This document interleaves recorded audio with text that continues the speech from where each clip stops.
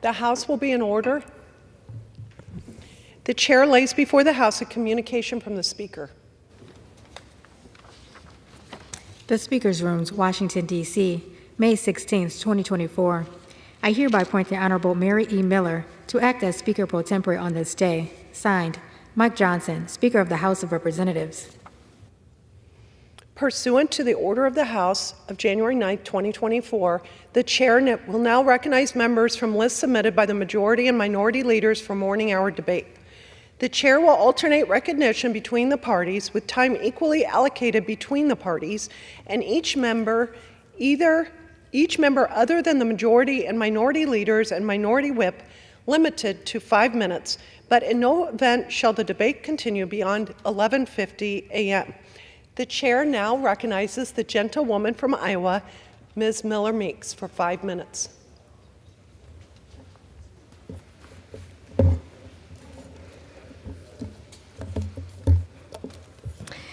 Thank you, Madam Speaker. I rise today to recognize Iowa's very own Julie Zerwick, recipient of the American Association of Colleges of Nursing's Advocate of the Year Award.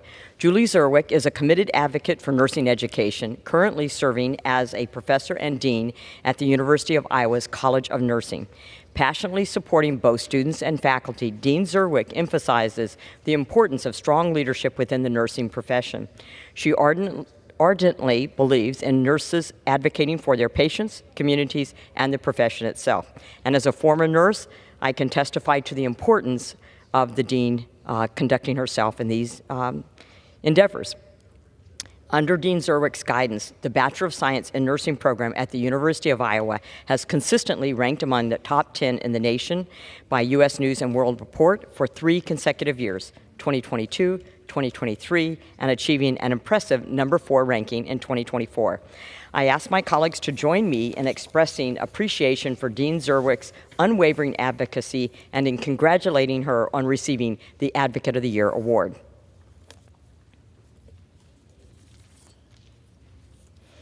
Thank you, Madam Speaker. Today we celebrate the exceptional achievement of Maharishi School students moving on to the finals in the American Rocketry Challenge. Among 5,500 talented students competing, Maharishi's team has risen to the top, showcasing unparalleled dedication and skill. Their mission is no small feat: carting a large egg to 820 feet, maintaining flight for 43 to 46 seconds, and safely returning. But I'm confident in their design and precision. The Maharishi students' rocket journey has been marked by hours of hard work, creative problem solving, and an unwavering dedication to STEM excellence. Iowa's aerospace partners stand behind you, cheering you on. And for those that are interested, today in the Rayburn foyer, there will be some demonstrations. Tomorrow, on Friday, Ms. Speaker. They are not just competing for prizes, they are shaping aerospace innovation. Once again, congratulations on the bright minds of the Maharishi School. Your achievements inspire us all. Best of luck in the national finals. With that, I yield back. The chair recognizes the gentleman from New York, Mr. Espaillat, for 5 minutes.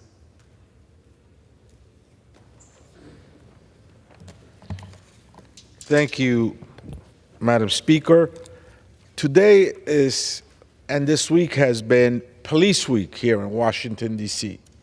We saw how hundreds of police officers came to the nation's capital to be recognized, to be honored for their service across neighborhoods and cities and states of this great nation.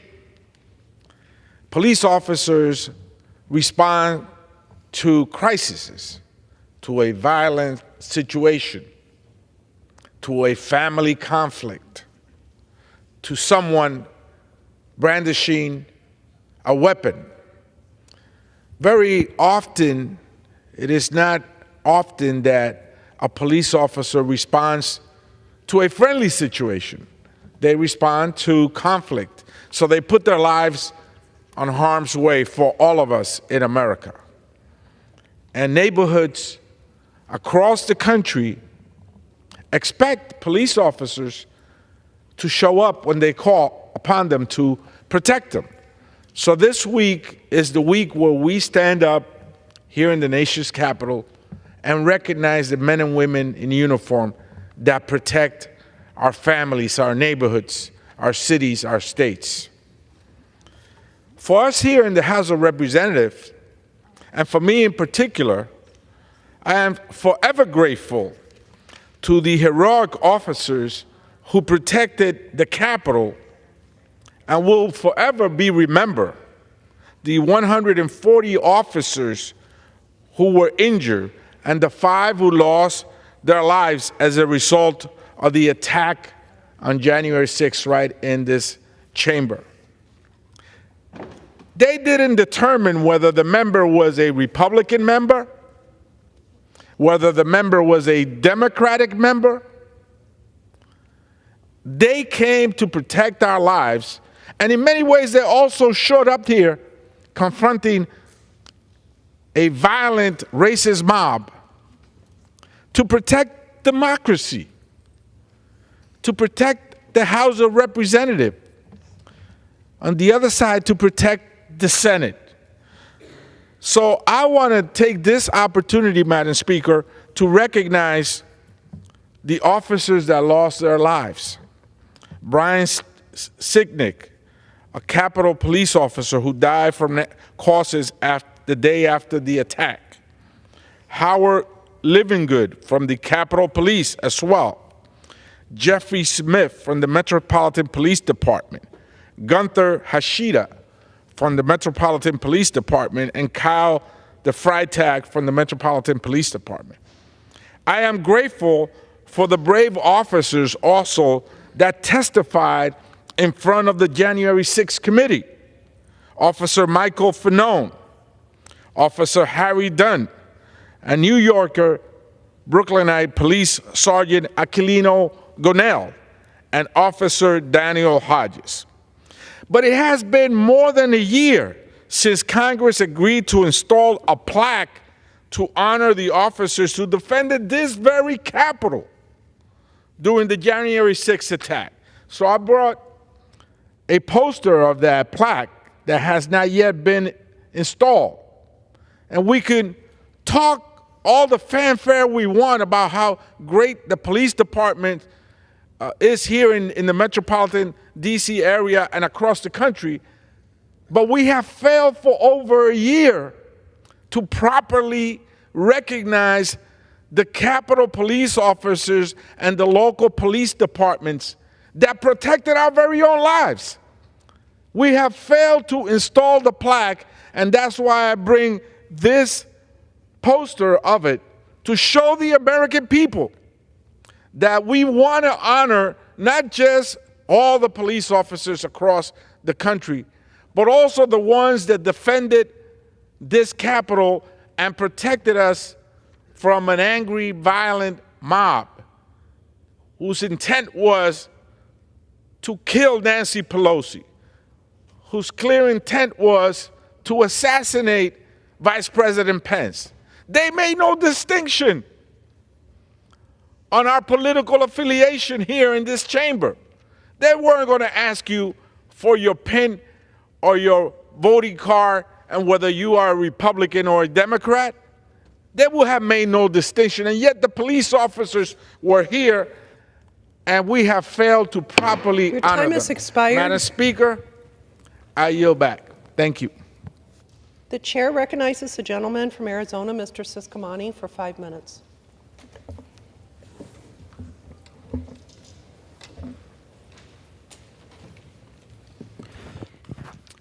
Thank you, Madam Speaker. Today I rise with grave concerns over another border record shattered by this administration. We know that the border crisis has national security consequences and also humanitarian consequences. Just recently, the Washington Examiner reported that under the Biden administration, nearly 500,000 migrant children arrived to the United States without a parent. The administration's open border policies are incentivizing parents to send their children on the dangerous journey to the United States, oftentimes putting them in the hands of ruthless drug cartels and human smugglers. Sadly, due to the lack of oversight and protection by the Department of Health and Human Services, many of these innocent children end up in sickening situations where they are trafficked forced to work in unsafe conditions, or even worse. As an immigrant myself, who moved to the United States as a young boy, and now a father of 6, this breaks my heart. We must protect these vulnerable children and treat them with the care they deserve. There is nothing fair, humane, or compassionate about this.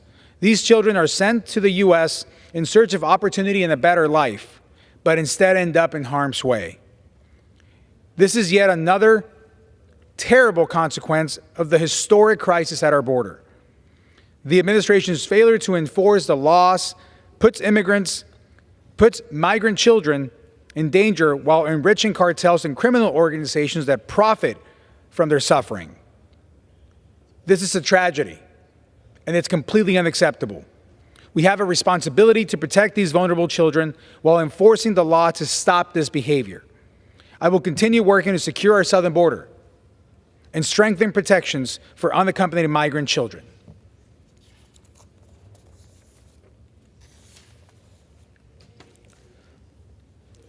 Madam Speaker, I rise today to congratulate Mandy Rhodes on the well-deserved retirement after 18 years of service to the students and community at Pusch Rich Christian Academy.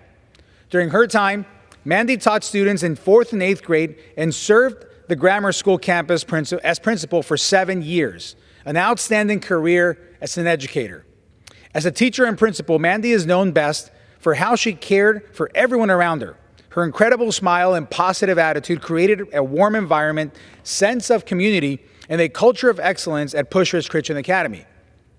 She empowered her students to be the leaders and innovators of tomorrow. And I know this firsthand because my own kids experienced it. She has been a force for good for our students and our community and our family. Mandy has truly embodied the mission of Pusch Rich in her sacrificial service to others. I strongly believe that no profession means more to our future generation than our educators. Education is a pillar of the American dream, and our teachers are its architects. And so, thank you, Principal Rhodes, for all you have done and all you have given to the students and community of Pusch Rich Christian Academy. May God continue to bless you in your new journey.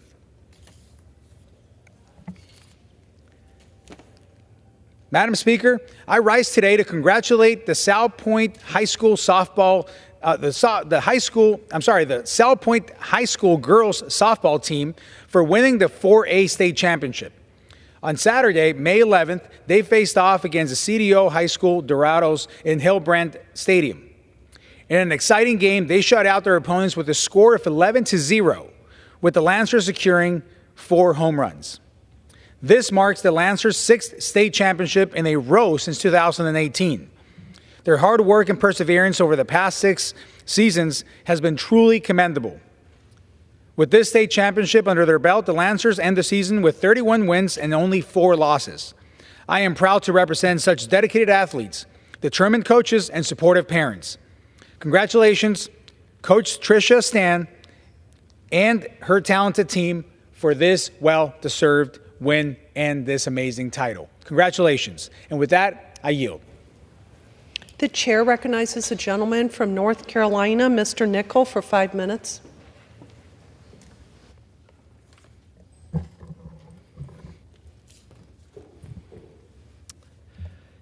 Thank you, Madam Speaker.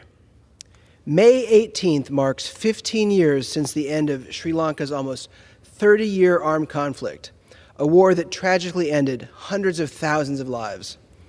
This conflict shattered families and communities, leaving deep scars that are still felt to this day. This week, I'm introducing a resolution that commemorates those lost and aims to protect the Tamil community from future violence and discrimination. My resolution recognizes the genocide in Sri Lanka and affirms the right of Tamils to self-determination through a democratic process.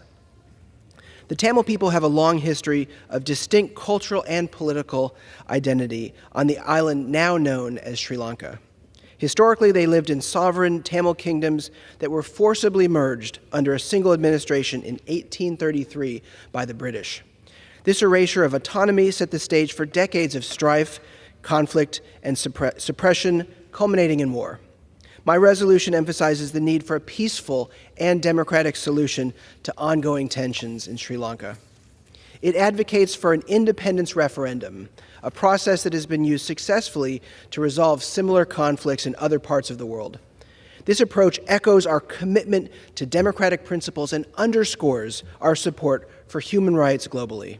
Additionally, my resolution calls on the United States to strengthen diplomatic ties and support the Tamil people's pursuit of justice and self-determination. It highlights the ongoing challenges in the region, including the militarization of Tamil areas, the appropriation of land, and the destruction of cultural heritage, which continue to exacerbate the grievances of the Tamil community. Today, as we remember the end of a dark chapter in Sri Lanka's history, we should also look to the future, a future in which the rights and dignity of all people are upheld and respected. Let's stand together in advocating for a peaceful, democratic solution that respects the Tamil people's right to decide their own future. This resolution is not just symbolic, it's a crucial step towards healing, justice, and a lasting peace. We are seeing recognition and support grow, slowly but surely, for this issue. Thanks to the Tamil community's continued advocacy and partnership, members of Congress are now discussing this issue. We have a caucus called the Ethnic and Religious Freedom in Sri Lanka Caucus, specifically to address the federal government's role in righting this wrong. We're making real progress, and I'm proud to co-chair this caucus.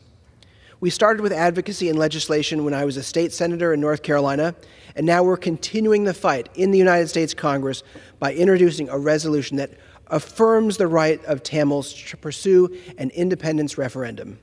I urge all of my colleagues in the House to support this important legislation.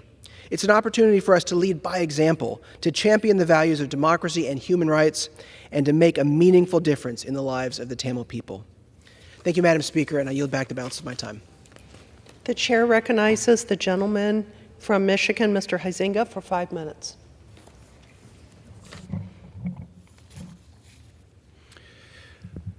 Thank you, Madam Speaker. I rise today to honor the men and women serving as first responders in our communities across Southwest Michigan. These brave individuals put on their uniforms every morning with no guarantee that they will make it back home. We must remember there is no such thing as a routine traffic stop these days. The tragic reality is that our police and law enforcement officers are being targeted and killed at an alarming rate. Yesterday, here at the Capitol and in Michigan, we honored those who have fallen in the line of duty while serving our communities, including Berrien County Deputy Sheriff Elton C. Stover, Officer Scott A. Bierstead with the Matawan Police Department, and more recently, Ryan Joseph Proxmire with the Kalamazoo County Sheriff's Office. Over the last several years, increased support for the defund the police movement and anti-police legislation has led to a complete lack of appreciation for the work officers do every day. To these men and women serving our communities, please know that I support you, the vast majority of us here in Congress support you, and we thank you for your effort to make Southwest Michigan a safer place and an even better place to call home. Madam Speaker, President Biden's immigration policies continue to wreak havoc on our borders. According to the Department of Homeland Security, over 9 million individuals have illegally entered the United States over the last 3 years. That alone is unacceptable, but just this week it was revealed that there have been more individuals who have evaded Border Patrol and illegally crossed into the United States since President Biden took office than in the previous decade combined under Presidents Obama and Trump. Madam Speaker, it's clear President Biden's open border policies are the problem. The Biden administration must implement the border reforms I voted for and the House passed that include restarting construction on the border wall, ending catch and release, and making sure our men and women serving on the border have the manpower and the resources they need to secure our border. Border security is national security, and I will continue to fight for border security and make West Michigan a safer place.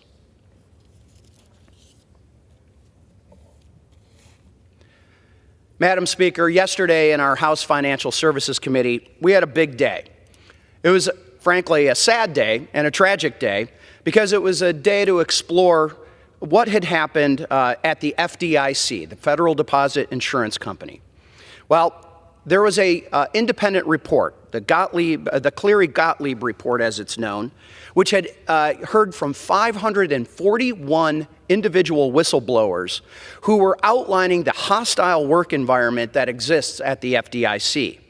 Sexual harassment, racial discrimination, general temper tantrums, and bad behavior abound. Some say that, well, this has been happening for a long time. That is true.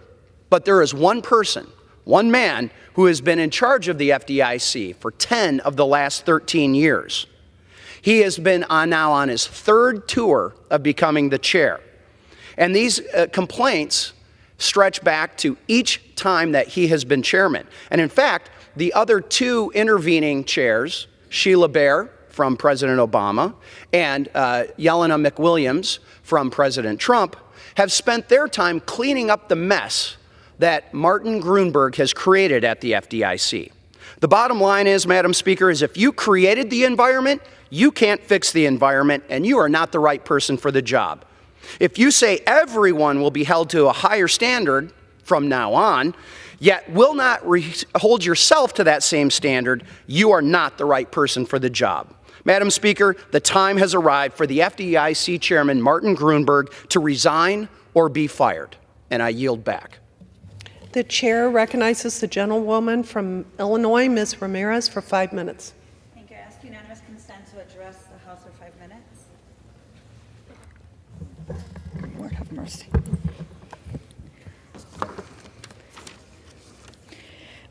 Mr. Speaker, in recognition of Jewish American Heritage Month, I rise today to honor my constituent, a longtime defendant of our multicultural, multiracial democracy, Marla Bramble. Marla has dedicated her entire life to organizing multicultural interfaith coalitions for economic and racial justice. And for the last 10 years, Marla has been a passionate voice for our Jewish neighbors, leading the community organizing team at the Jewish Council on Urban Affairs. Through these efforts, she has helped achieve significant victories for our community, for our city, and for our state. Ending cash bail in Illinois, protecting affordable housing units across the city of Chicago, expanding Medicaid coverage for undocumented immigrants, and making sure that our communities understand the importance of affordable housing. Marla has lived in the beautiful Humboldt Park community for over 20 years, and I've had an opportunity to see her work, how she organizes from a place of love, from a place of justice, and from a place of peace. Marla has devoted herself to mentoring young Jewish leaders and people of all backgrounds like me, demonstrating how through solidarity we can unite across faith communities for our fight for justice and for peace. On behalf of the Illinois 3rd Congressional District, it is the greatest honor of my life to commend Marla Bramble for being a guiding light for the Jewish community and for all of us in Illinois 3. Thank you, Marla. Congratulations. Mr. Speaker, in recognition of Asian American, Native Hawaiian, and Pacific Islander Month, I rise today to commend two essential Asian American organizations serving families in Illinois 3. Albany Park, Illinois 3 is home to the Hannah Center and Alliance of Filipinos for Immigrant Rights and Empowerment, or as we call it, AFIRE. Both organizations are central to serving families of Korean, Filipino, and Asian American heritage through social services, education, culture, and community organizing. By hosting citizenship workshops, health fairs, and other events to engage the community in culturally competent ways, Hannah Center and AFIRE demonstrate the strength and cultural richness of the Asian diaspora and the immigrant community overall.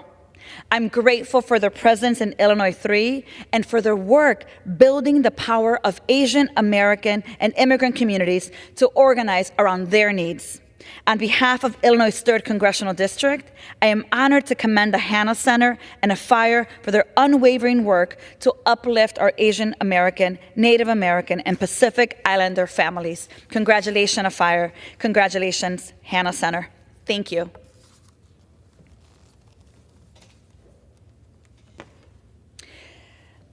And Mrs. Speaker, I rise today to honor the life and the legacy of Dr.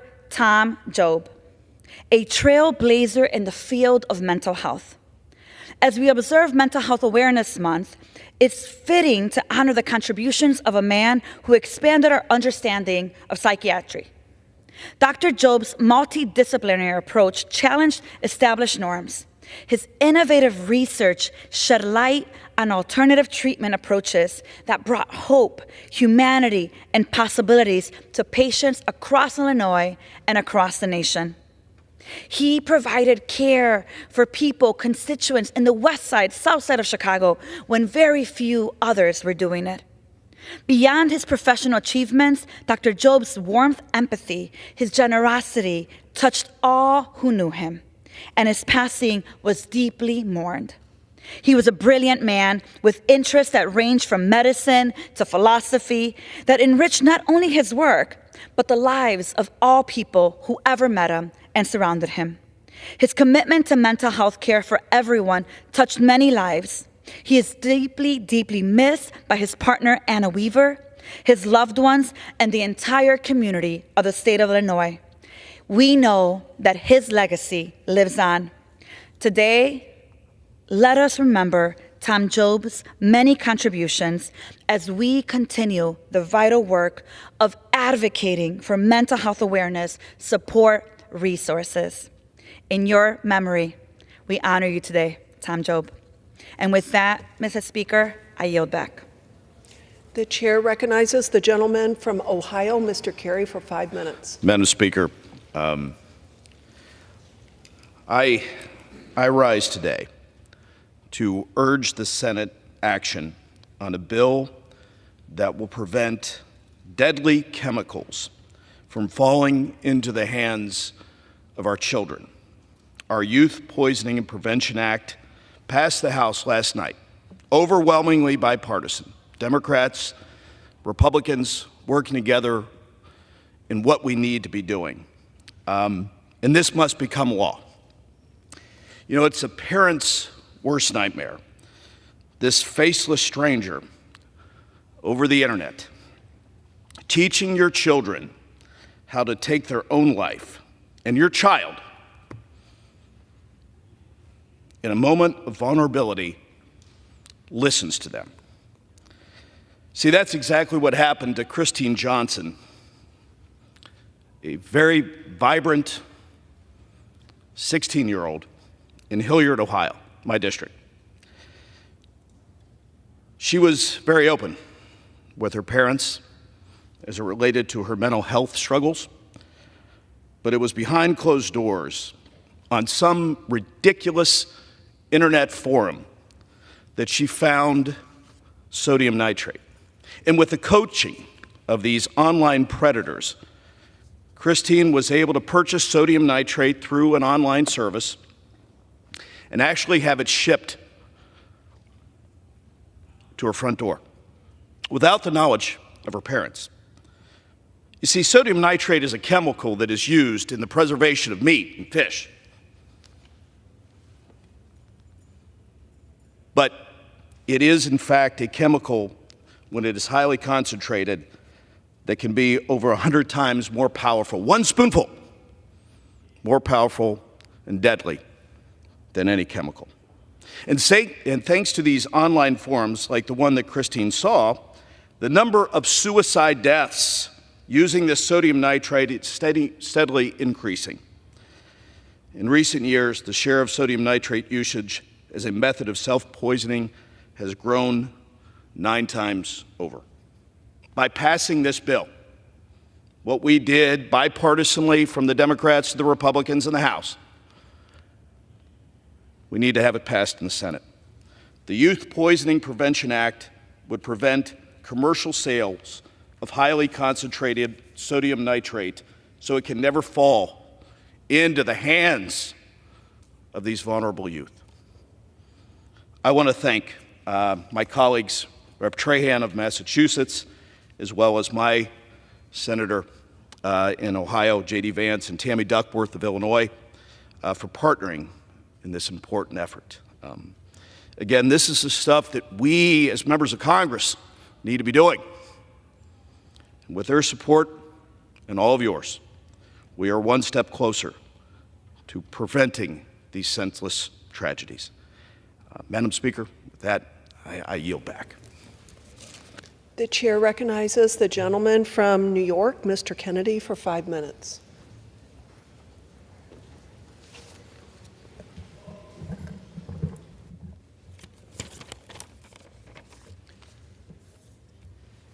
Thank you, Madam Speaker. I rise to honor a great American, a dear friend of the Western New York community, the city of Buffalo, and my family, Tommy Cowan. Tommy passed away unexpectedly last Monday, May 6th, at the age of 44, leaving an irreplaceable hole in our hearts. Tommy was a one-of-a-kind soul, friendly, charitable, hardworking, and caring, with a vivacious personality and a beaming smile. His love for life and his community was constantly on display through his generosity for others. He always looked out for the little guy and would lift up anyone who needed a helping hand.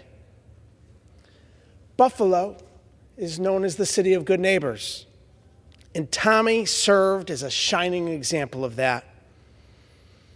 In 2022, Buffalo was struck by one of the worst blizzards in our history, paralyzing the city and costing the lives of dozens of Buffalonians. During this terrible storm, Tommy strapped on his skis, made his way to one of his restaurants, and got cooking for the first responders.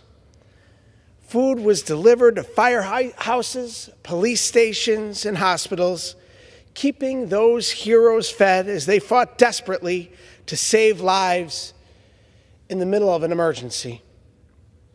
He didn't have to do that, put his own safety at risk for the betterment of others, but for Tommy, that was just something that you do for the community. His service to the community and dedication to others earned him recognition from the Buffalo Police in 2019 when they presented him with the William Riemann Citizen of the Year Award.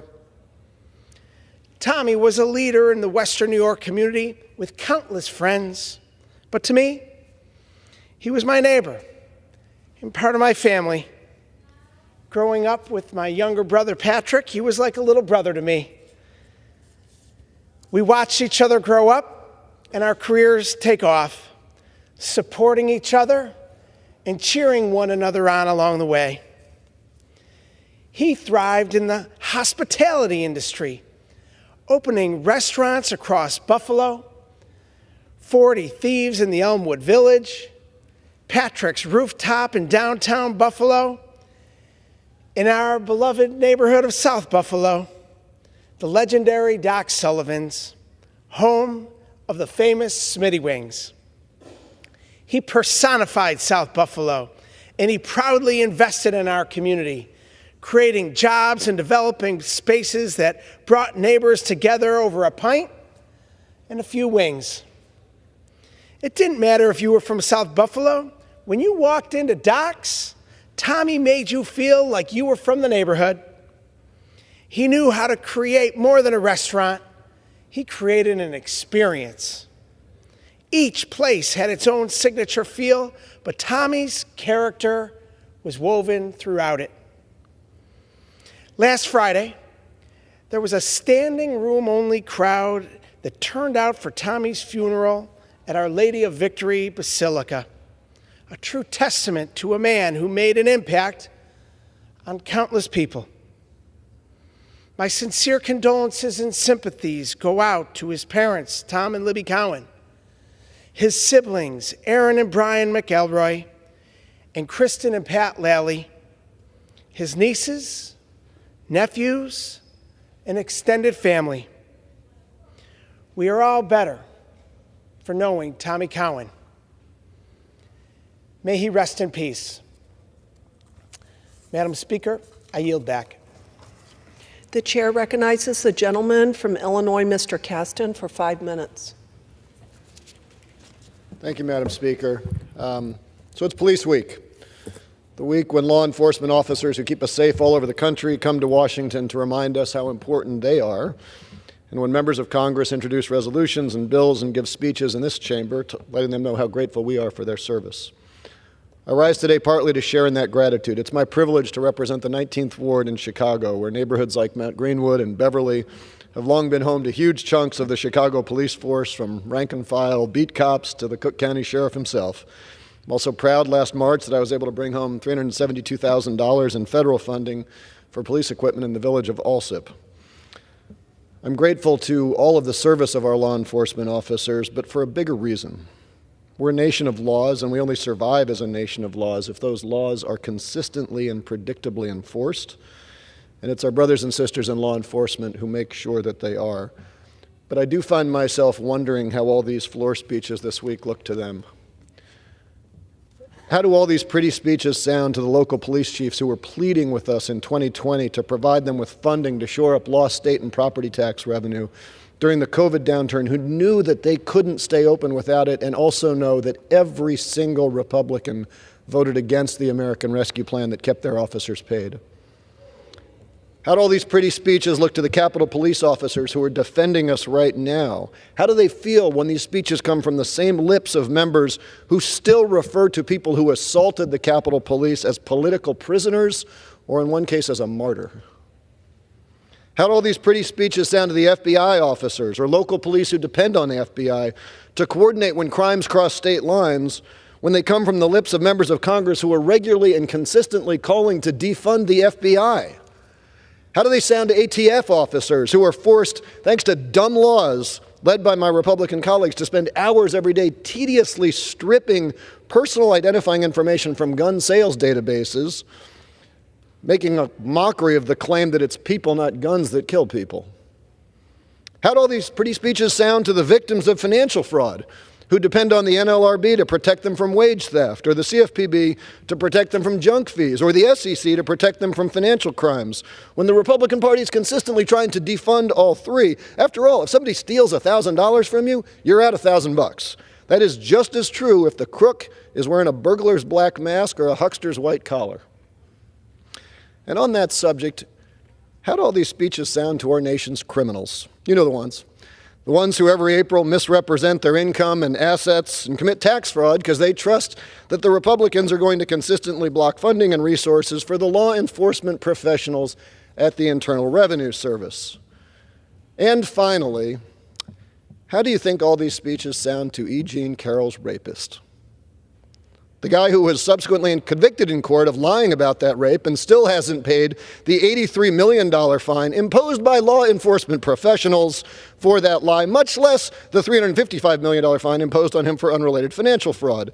The guy who most of you wouldn't trust with your retirement savings, the guy who none of you would trust for an evening alone with your teenage daughter, but who all of my Republican colleagues think should be the next president of the United States. Oscar Benavides, the former president of Peru, famously said, "For my friends, everything; for my enemies, the law."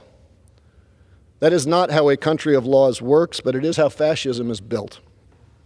It's not the way that you ensure that everybody has equal protection under the law, nor is it the way to honor the men and women who dedicate their life to that principle.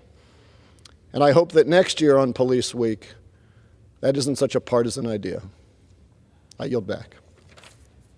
Would like to remind members to refrain from engaging in personalities toward presumptive nominees for the office of president.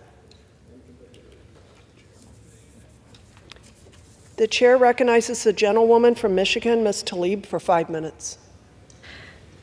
My office is bringing home over $17 million in federal funding for 15 community projects throughout the 12th Congressional District this year.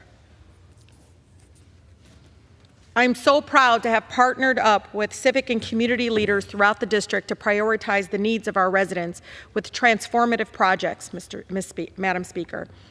From home repairs to affordable housing, to removing lead out of our water, to helping our seniors with flood recovery resources, to workforce development, to neighborhood revitalization, and also to help decrease pollution in our neighborhoods because our residents deserve to breathe clean air. We got $4 million for Wayne County, our largest county in the district, and $3 million to the city of Detroit to facilitate lead service line replacement. We all know that our children cannot learn if they're being poisoned with lead-contaminated water. Over $1.9 million to our Lathrop Village and our village of Beverly Hills for water main replacement and reliability, which is so critically important for their water infrastructure. We also got $1 million for our incredible, beautiful neighborhood in Cody Rouge, as well as Detroit's Aviation Sub and Far West neighborhoods. Cody Rouge Action Alliance is prepared to help hundreds of seniors and those in need for home repairs. We also helped secure $1.1 million, Madam Speaker, to Alternative for Girls to construct the Dr. Maya Angelou Village to create 45 housing units that are affordable and permanent support housing for at-risk families, mothers with children. We also was able to recover $1 million to After the Storm for the Metro Detroit Flood Recovery Project, again helping many of our seasoned residents struggling with flooding. We also was able to obtain $1.5 million to the City of Inkster and the City of Dearborn Heights for their fire station as well as firefighting resources. We were able to secure $500,000 to the City of Dearborn for their Dearborn Industrial Green Belt way to fight pollution. And again, this is one of our neighborhoods that is facing some of the worst air pollution in the district throughout. Over $1.2 million to the City of Livonia for their new Livonia Wellness Center for seniors. Again, really incredibly important project. The $17 million builds on the tireless work we all have done in each of these previous two budget cycles to invest in our communities. With the hard work and the incredible partnership and dedication of my team, but especially our 12th Congressional District Chief of Staff, because she's not just my Chief of Staff, she's my district's Chief of Staff. Larissa Richardson helped over the last 3 years in partnership with me to get $52.1 million in community projects throughout our district. And we're just getting started, Madam Speaker. To our families and our communities throughout the 12th Congressional District, you deserve your fair share of resources. You deserve not just to be able to survive, but also thrive. Madam Speaker, I'm thrilled to announce that Redford Township is getting a new recreation and wellness center. I would like to congratulate our incredible supervisor, McCray, and the township's administration and trustees on the groundbreaking ceremony for this new community safe space in our district. Our team was able to provide $2 million in federal funding for the community project there. The event marks a significant milestone for our community, as it will be the first new building focused on recreation and wellness in the township in over 50 years.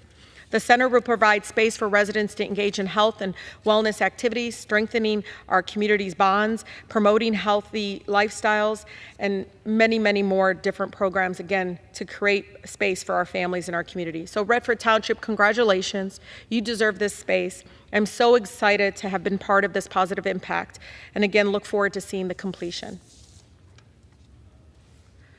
Madam Speaker, as the only Palestinian American serving in Congress, I'm a reminder to many of my colleagues in this chamber that Palestinians do indeed exist. We are human beings, that we deserve to live, that we have dreams of freedom and human dignity. I read this quote, "When you tell a people to forget its past, you are not proposing peace, you are proposing extinction." This is from Peter Burnett.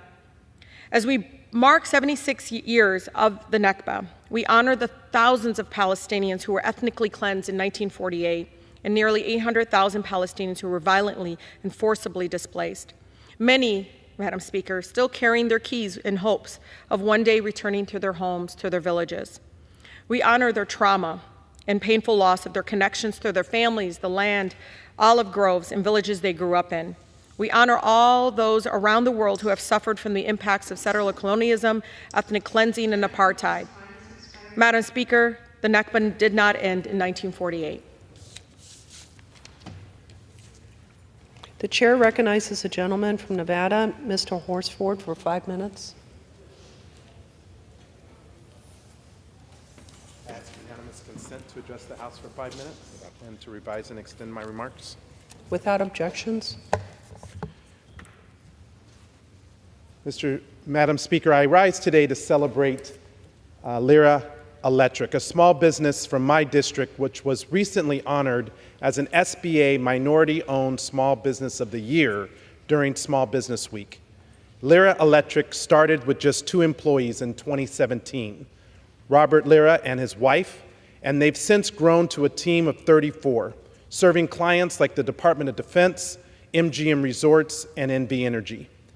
Their journey shows the important role that small businesses play in our economic growth. The success that they've achieved highlights the importance of initiatives like the Small Business Administration's funding programs, which empower minority-owned businesses to thrive and contribute significantly to our economy. Congratulations to Robert Lyra and to the entire team at Lyra Electric for this well-deserved recognition. Your hard work inspires us all. I'm proud to represent communities with businesses like yours.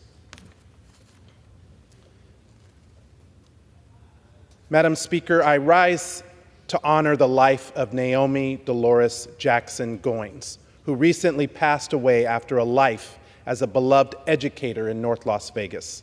She was born in Memphis in 1933 and pursued her passion for education at the University of Arkansas Pine Bluff, Northern Arizona University, and UNLV. In 1964, she and her husband, Theron, moved to Las Vegas, where she worked for 36 years in the Clark County School District before retiring as an assistant principal. For their collective contributions to our local education landscape, they were honored as the namesakes of the Theron H. and Naomi D. Goins STEM Academy in North Las Vegas. Mrs. Jackson Goins' strength, perseverance, and commitment to education will be remembered by her loved ones and everyone who knew her.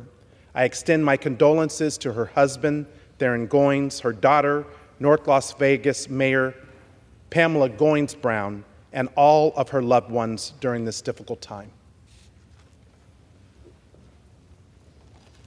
Madam Speaker, I rise to recognize one of the greatest heavyweight boxers in history, Joe Louis. Tomorrow, he's being recognized in Nevada in a tribute to celebrate both his professional and personal contributions to our communities. Louis was one of the first black men to be elevated to national hero status after he broke many racial barriers and advocated for civil rights. Known as the Brown Bomber, he held the heavyweight title for almost 12 years, defending it a record 25 times, despite a 4-year hiatus from boxing to serve during World War II. In addition to his boxing career, Louis was instrumental in breaking the color barrier in the PGA and paved the way for the first generation of black professional golfers. His legacy left an enduring impact on sports and civil rights, helping inspire future generations to fight for justice. I'm proud to honor his memory and celebrate his lasting influence.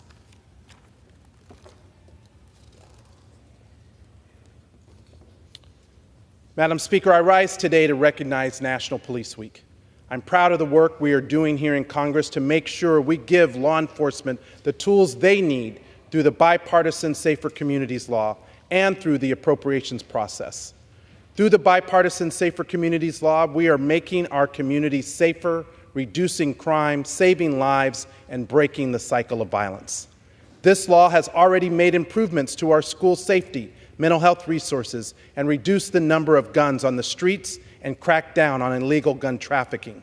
Historic investments in student mental health for states and school districts, including $1 billion to hire and train more than 14,000 school mental health professionals. More than 750 prohibited individuals denied firearms under BSCA's enhanced background checks for gun purchasers under 21 years old. More than 430 gun traffickers charged under BSCA's expanded federal enforcement efforts to crack down on gun trafficking. And through community funding projects, Democrats, putting people over politics, have delivered more direct funding to our local law enforcement than our colleagues on the other side of the aisle. Third Way just released a report this week highlighting that House and Senate Democrats, through our community project funding, have secured nearly $400 million this year to fund public safety projects in our districts and states. This is compared to Republicans that secured around $272 million. Gentleman's time has expired. I'm proud to have delivered $4.4 million to law enforcement programs in Nevada's 4th Congressional District, including to North Las Vegas, Gentleman, the time Las has Vegas expired. Metropolitan Police Department, the Las Vegas Metropolitan Police Department's Emergency Command Vehicle, the Judicial District Court's Special Advocate Program, and $1.6 million to North Las Vegas Public Safety Enhancement. These are true investments to public safety. The gentleman is no longer recognized. The chair now recognizes the gentleman from Nevada, Mr. Horsford. I'm sorry. The chair now recognizes the gentleman from New Mexico, Mr. Vasquez, for 5 minutes.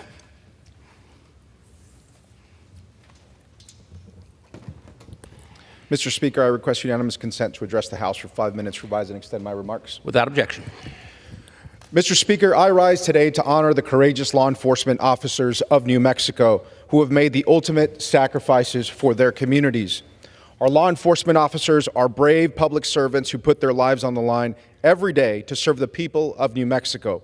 Through their bravery, they make our community safer and serve as models of justice, strength, and integrity. This National Police Week, I want to recognize and honor the New Mexico officers who have lost their lives in the line of duty just this year. Curry County Sheriff Michael Reeves, Alamogordo Police Department Officer Anthony Ferguson, Alamogordo Police Department Patrolman James Sides, New Mexico State Policeman Justin Hare, and Las Cruces Police Department Patrol Officer Jonah Hernandez. As we reflect on the bravery and service of these officers, I would like to recognize the loved ones that they left behind, their families, friends, and colleagues. Just as we won't forget the sacrifices made by these officers, we will not forget the loss that so many feel in their absence. To their families who grieve their loss today, we owe you our immense support and gratitude. Choosing a career in law enforcement is not an easy choice. In fact, it comes with unimaginable risks and challenges that the majority of the American public will never have to face. They are our peacekeepers, our first responders, and the protectors of civil society. And there's still more that we can do to support our police officers, their mental health, their physical health, and their well-being, as well as that of their families. I will continue to support measures in Congress to ensure every officer has the tools and stability that they need to serve our communities. I urge all of my colleagues on both sides of the aisle to do the same. On behalf of all New Mexicans, I thank our fallen officers again for their service and sacrifice. Part of the reason that folks look to the United States as a beacon of democracy and justice is because we honor, respect, and follow the rule of law. Assault in this nation is never acceptable, no matter the perpetrator or the cause. Never. When it comes to our police officers and first responders, that's especially important. My colleagues on the other side of the aisle have introduced a bill meant to address this issue and specifically target immigrants in this country. And unfortunately, they could not help themselves but to introduce inflammatory and anti-immigrant language that distorts what we could accomplish if they were actually willing to work together to find real solutions to our nation's broken immigration system. That's why I introduced amendments to ensure what we all can agree on: due process, justice, and the rule of law to which we are all entitled to in this country. Let me be clear, if anybody is convicted of an offense involving assault of a law enforcement officer, they should be held accountable. But that's not the case in the bill that Republicans have proposed. I remain committed to finding solutions based in truth and justice that address public safety concerns with legislators on both sides of the aisle that also support law enforcement and their families. Thank you, Mr. Speaker. I yield back. Gentleman yields back. For what purpose does the gentleman want? The chair recognizes the gentlewoman from New Mexico, Ms. Liger Fernandez, for 5 minutes.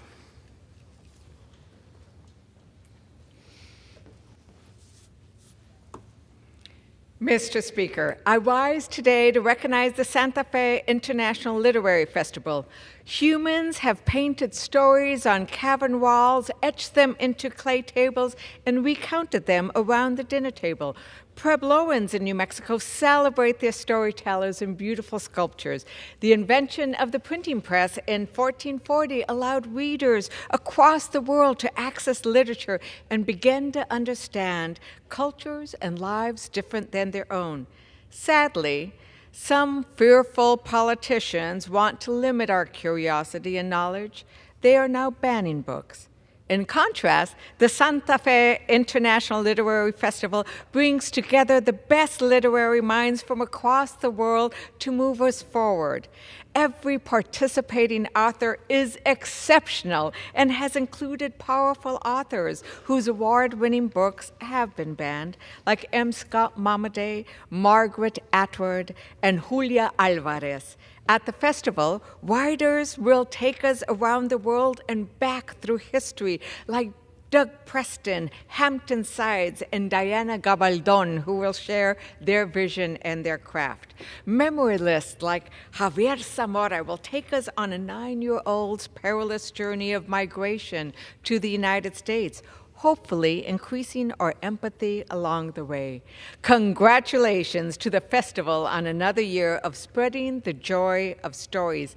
Felicidades to the authors.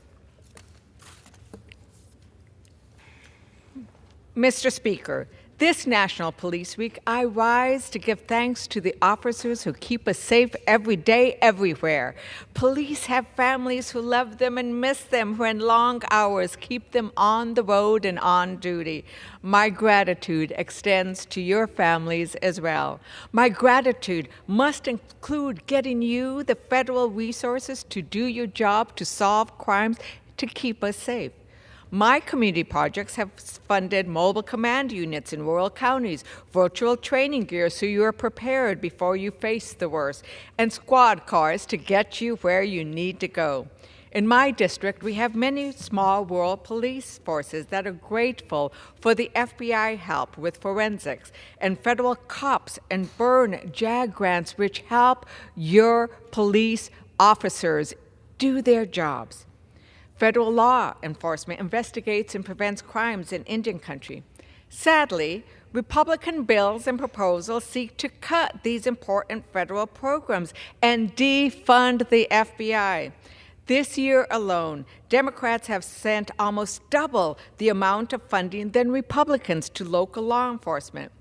I will fight to keep these federal funds flowing so my rural and tribal police forces have access to these important federal grants and to an FBI that can be their partner when the worst happens.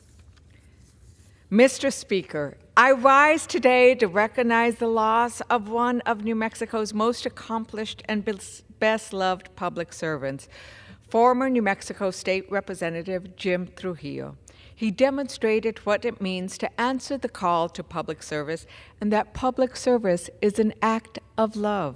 I am grateful for the love Representative Trujillo gave to the people of his district and our state. His legacy now lives on in countless lives he touched in our beautiful state through both his important career as a financial professional and his broad public service in New Mexico Human Services Department, 6 years in the New Mexico National Guard, and his outstanding 17 years in the New Mexico legislature. I met with Representative Trujillo numerous times when I was working on voting rights and tribal intergovernmental affair matters. He always listened with deep attention and gave clear direction and support. He was a man of his word. His tireless dedication to the people of New Mexico proved how much we can accomplish when we work together for our beloved communities. I carry his inspiration with me as I continue my own service in the beautifully diverse 3rd District of New Mexico. I offer my deepest condolences to his wife, Virginia, their children, and the entire extended Trujillo family. I yield back. Woman yields back. The chair now recognizes the gentlewoman from California, Ms. Porter, for 5 minutes.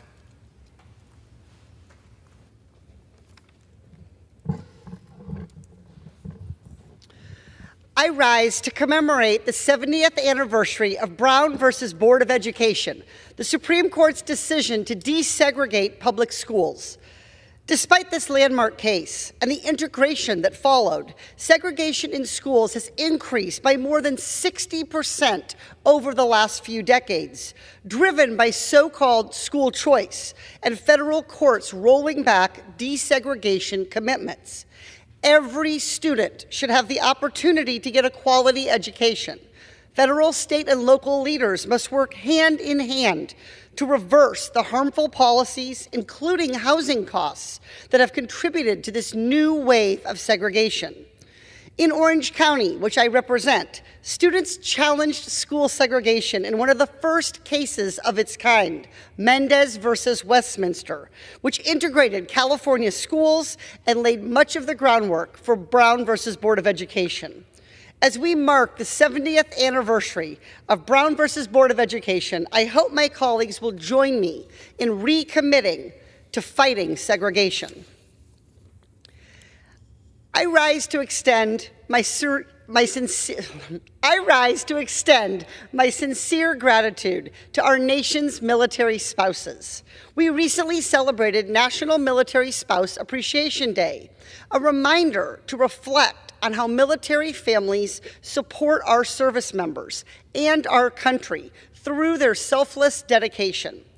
The Biden administration recently came to an agreement with the Department of Defense and State Department to strengthen the federal domestic employees teleworking overseas program for military spouses working for the federal government. This agreement will help military spouses keep their jobs and advance their careers while their partners are stationed overseas. Yesterday, I joined my Oversight Committee colleagues to build on this success and advance a bill that would codify these protections into law. Our military is stronger, is more capable when military spouses can build their careers because families choose to re-enlist. I applaud their service and selfless dedication to our country.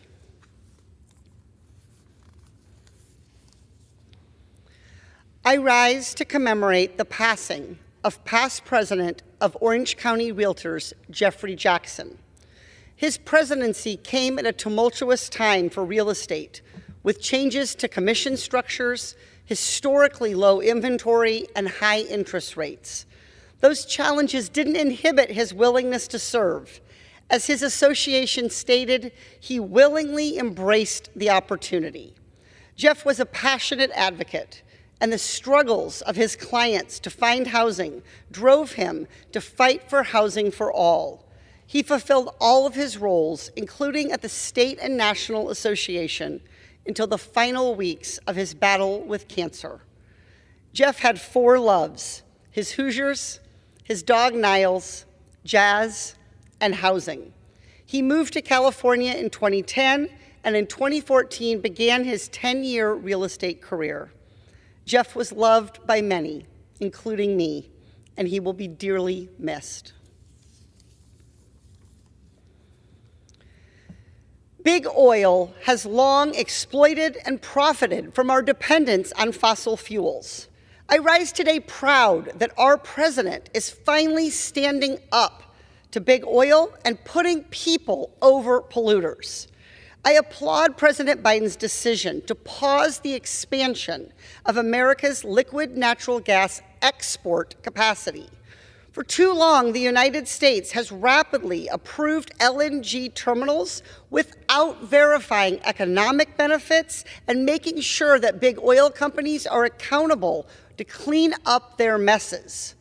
The United States is already the top exporter of LNG, and future projects are not expected to go online for several years, handcuffing future generations with the harms of pollution. We need rigorous oversight of LNG exports to protect families, communities, the environment, and our national security.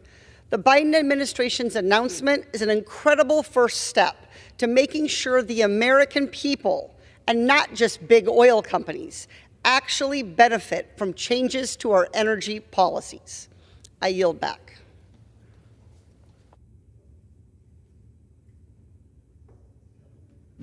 Gentlewoman yields back. The chair recognizes a gentlewoman from Ohio, Ms. Sykes, for 5 minutes. Thank you, Mr. Speaker. Today I rise to recognize the Talmadge Blue Devils co-ed wheelchair basketball team as Ohio's 13th District Champions of the Week.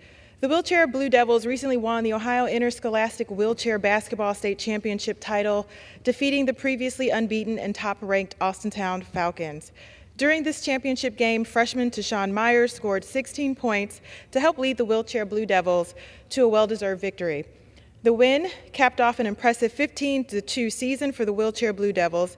In addition to the hard work and determination of these outstanding student athletes, I'd also like to recognize head coach Monica Curry and assistant coach Greg Michelik for guiding and supporting the team throughout this impressive season.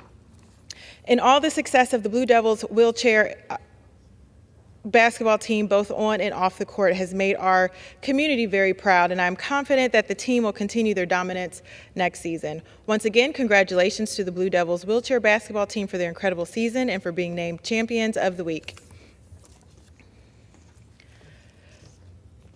Mr. Speaker, today I rise to recognize Lulu Emanuel as Ohio's 13th Congressional District Champion of last week, but Champion of this week. Lulu is a sophomore from Firestone Community Learning Center in Akron, and she is my district's first place winner for this year's Congressional Art Competition. I had the opportunity to view Lulu's winning piece at the Community Art Show hosted at the Summit Art Space in Akron, and I can truly see that her piece, titled Neon Dreams is captivating. As you can see, Lulu uses bold, dramatic neon colors that immediately catch your eye and show off her impressive technical expertise. As the winner of our district's congressional art competition, her work will proudly be displayed on the walls of the United States Capitol, where visitors from across the country and the world can see our community's artistic talent and creative abilities. I personally can't wait to see her piece each time we walk past the Capitol Arts Challenge and on our way to the House floor. In addition to recognizing Lulu's exceptional artistic talent, I'd like to also thank her teachers and her family for supporting her in her endeavors. I'd also like to make sure we recognize all of the students who participated in the Congressional Art Challenge, because you all made this year's Art Challenge especially fantastic, and we are very proud of you as well. But again, I would like to say congratulations to Lulu on being the winner of Ohio's 13th District Art Champion and this week's Champion of the Week. Mr. Speaker, this is National Police Week, and I rise to recognize the courage and dedication of police officers in Ohio's 13th Congressional District and honor those who have lost their lives while serving our communities. Being a police officer is already a tough and dangerous job, but in recent years, staff shortages have made this job even more difficult. As I've talked to law enforcement agencies across Ohio's 13th District, the number one thing I continue to hear is that they are having a hard time keeping and retaining officers. Our police officers are constantly overworked, overburdened, and tired, and this constant strain on law enforcement agencies simply does not create an environment where police officers can perform to the best of their abilities to keep our communities safe. That's why I joined several members of the Ohio delegation to introduce the Enhancing Cops Hiring Program Grants for Local Law Enforcement Act. This bipartisan common sense piece of legislation would expand the current cops hiring program to allow local law enforcement agencies to utilize these grants for recruitment and retention bonuses, and also modify the program to reduce costs and administrative burdens associated with the annual applications. Giving law enforcement agencies the resources they need to provide recruitment and retention bonuses will ensure these departments can hire the best, most qualified and responsible officers to protect our communities. In all, this bipartisan legislation will simultaneously improve our safety, the safety of our communities, and increase the trust between police officers and the people they have sworn to protect and serve. When I came to Congress, I promised I'd put the people of Ohio's 13th Congressional District first, and that's exactly what I've continued to do. I'll keep working with anyone, from anywhere, on real solutions, just like my Enhancing Cops Grant legislation that will provide our law enforcement with the resources they need to keep our communities safe. Thank you, Mr. Speaker. I yield back. The gentlewoman yields back. Pursuant to Clause 12A of Rule 1, the chair declares the House in recess until noon today.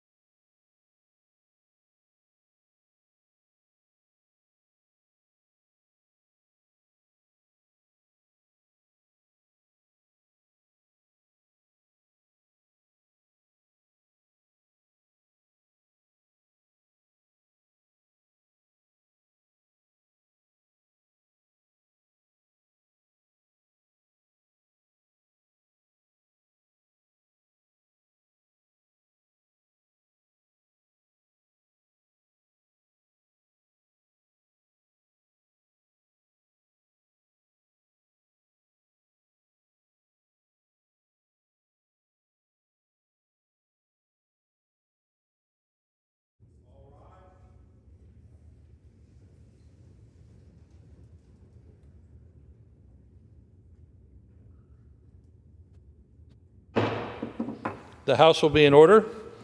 The prayer will be offered by Chaplain Kibben. Would you pray with me?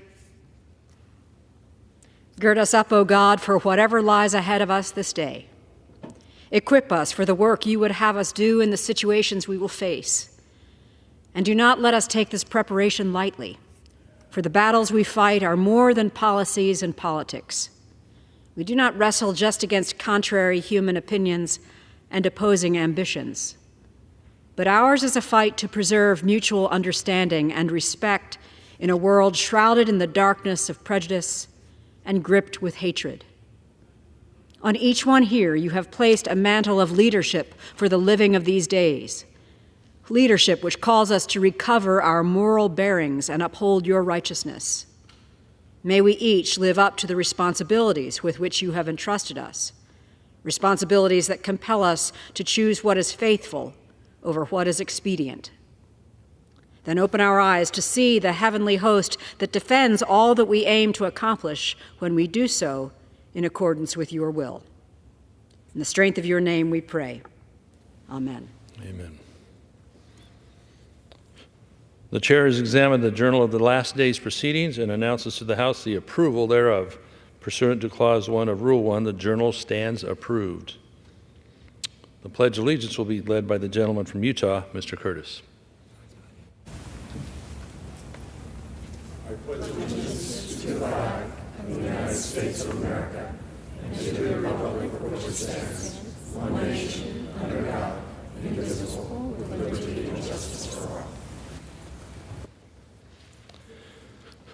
The chair will entertain up to 15 requests for 1-minute speeches on each side of the aisle. For what purpose does the gentleman from Utah seek recognition? Without objection, the gentleman is recognized for 1 minute. Mr. Speaker, I rise today in recognition of National Police Week.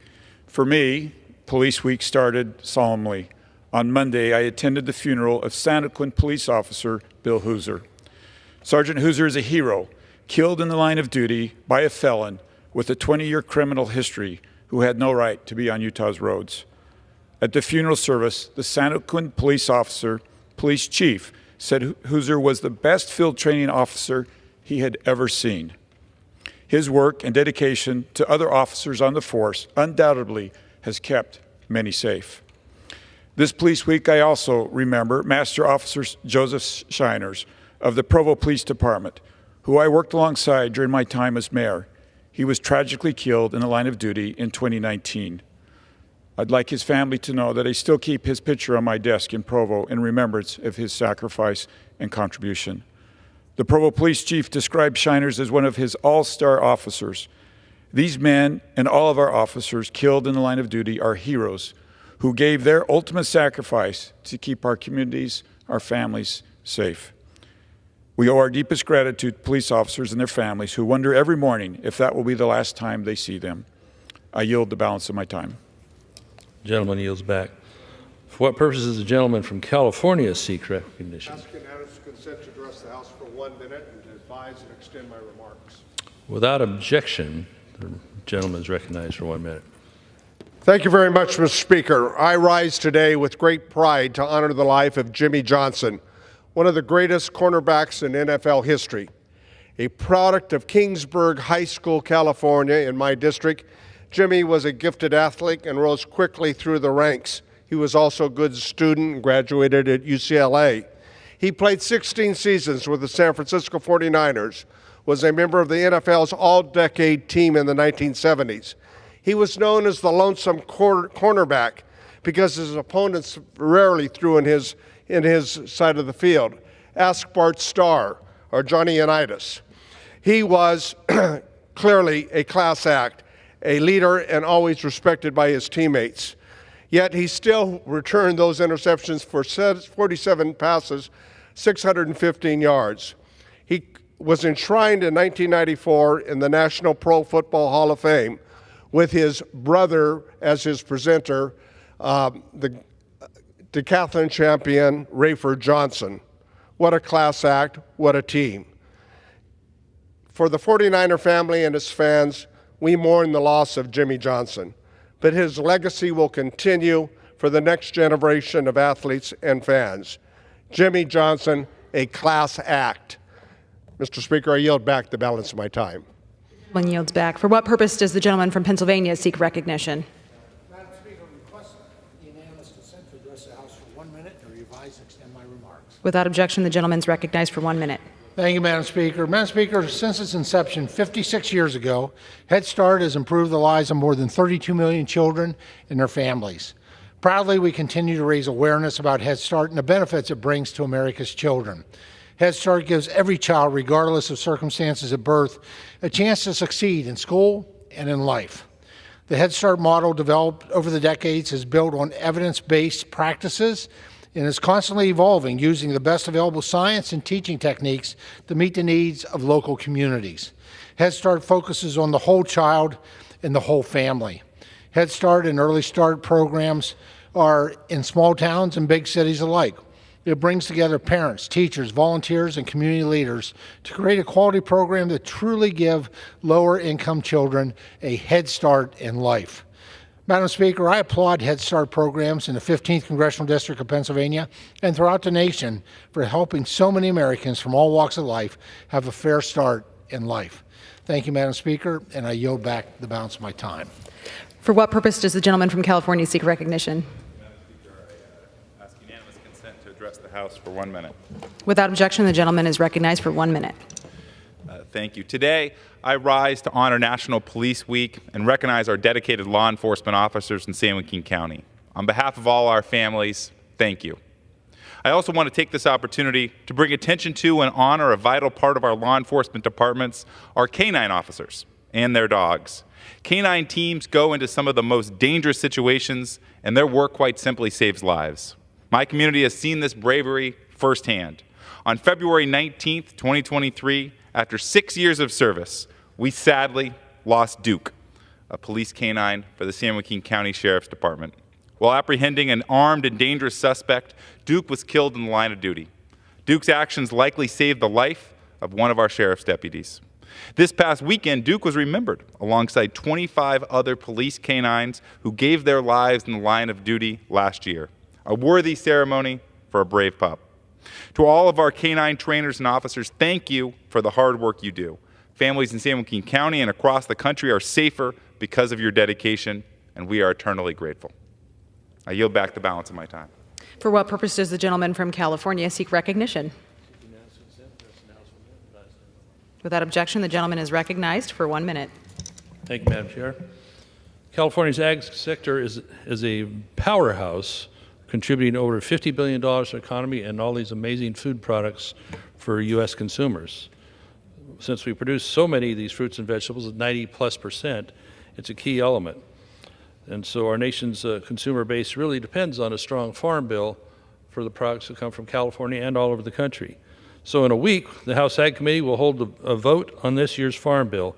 I can say from personal experience, the committee has spent countless hours going around the country, listening to people, and taking into account all the things it takes to make our food supply strong and a domestic supply. It aligns our farm safety net with the needs of producers as well as folks in need. The incentive for conservation and market access are all elements of that. I also have the privilege of chairing the subcommittee on forestry. We're focused on making our forests safer from devastating fire as we've experienced in Northern California, to the loss of many lives, as well as my dear friend Representative Takuda in Hawaii with Lahaina. We have to do much better on making our communities and our lands fire safe for unnecessary loss of life and unnecessary damage. So the Farm Bill is going to be a big element in going forward and improving upon that situation. So I look forward to a positive vote and success next week. I yield back.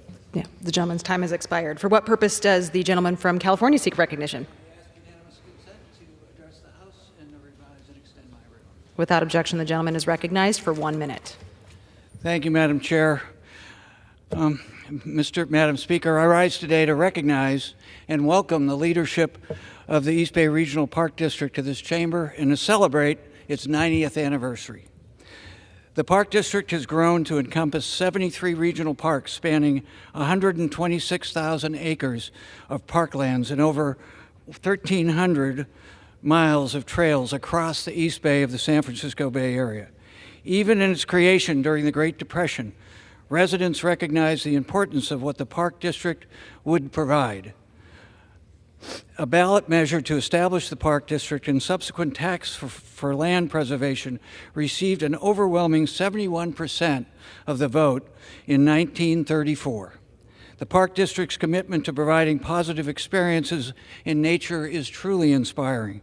I am very proud and grateful for the constituents that I represent that they can benefit from the largest regional park district in the United States.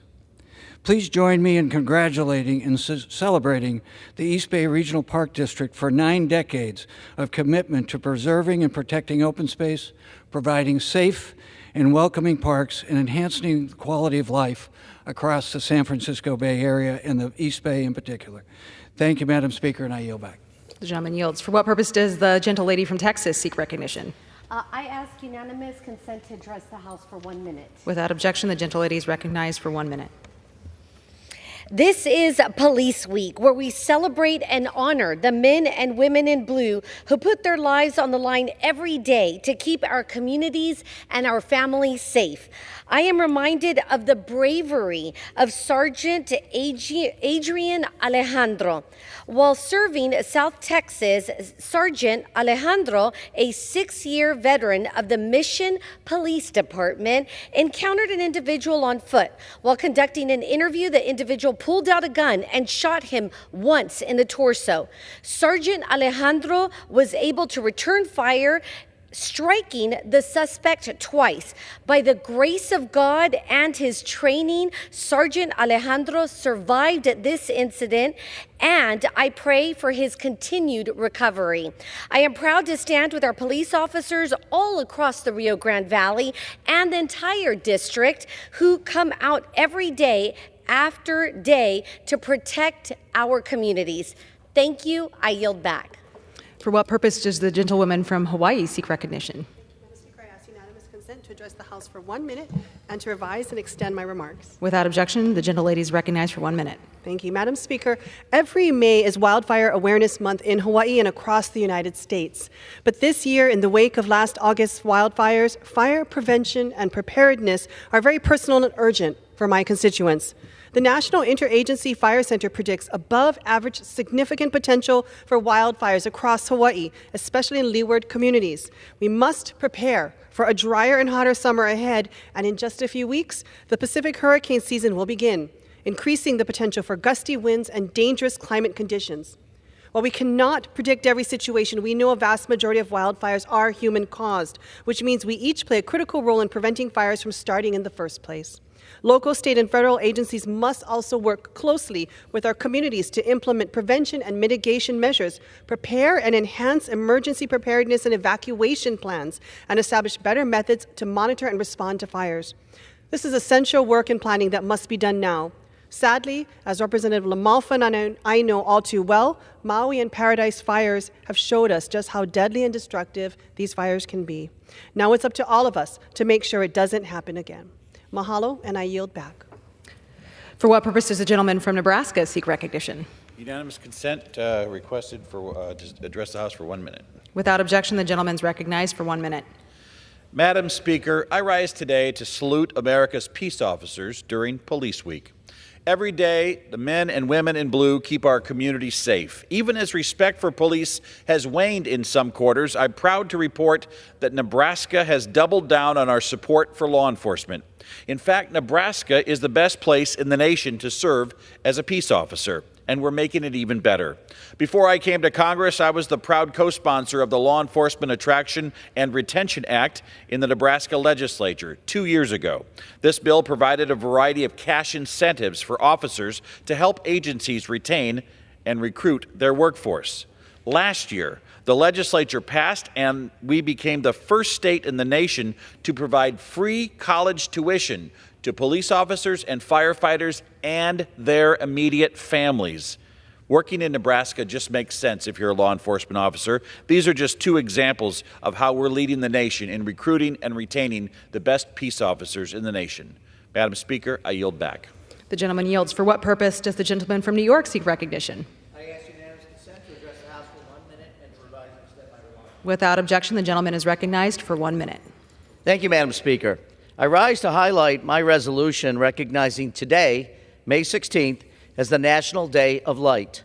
64 years ago, Theodore Maiman, an American physicist, invented the first light amplification by stimulated emission of radiation, or laser.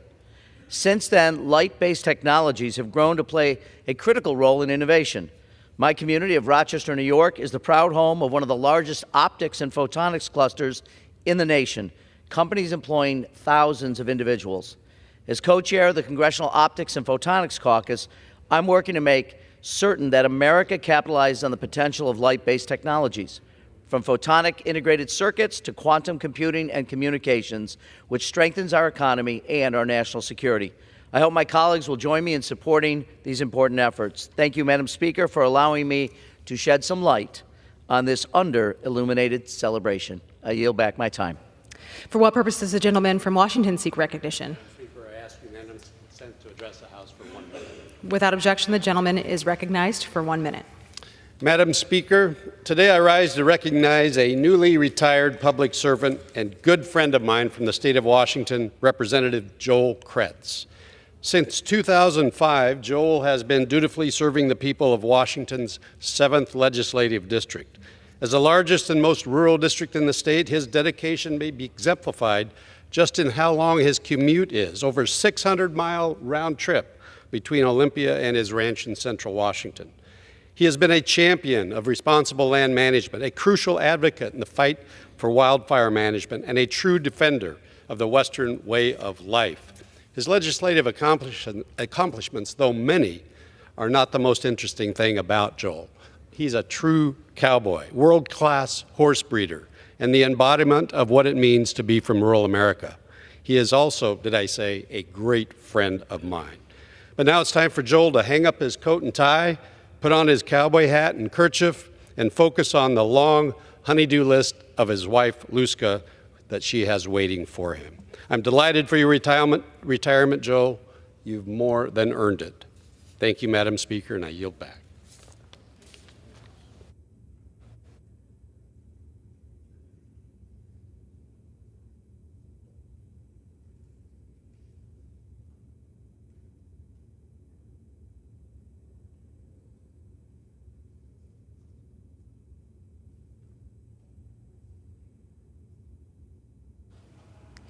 For what purpose does the gentleman from Texas, Mr. McCall, seek recognition? Madam Speaker, pursuant to House Resolution 1227, I call up the bill H.R.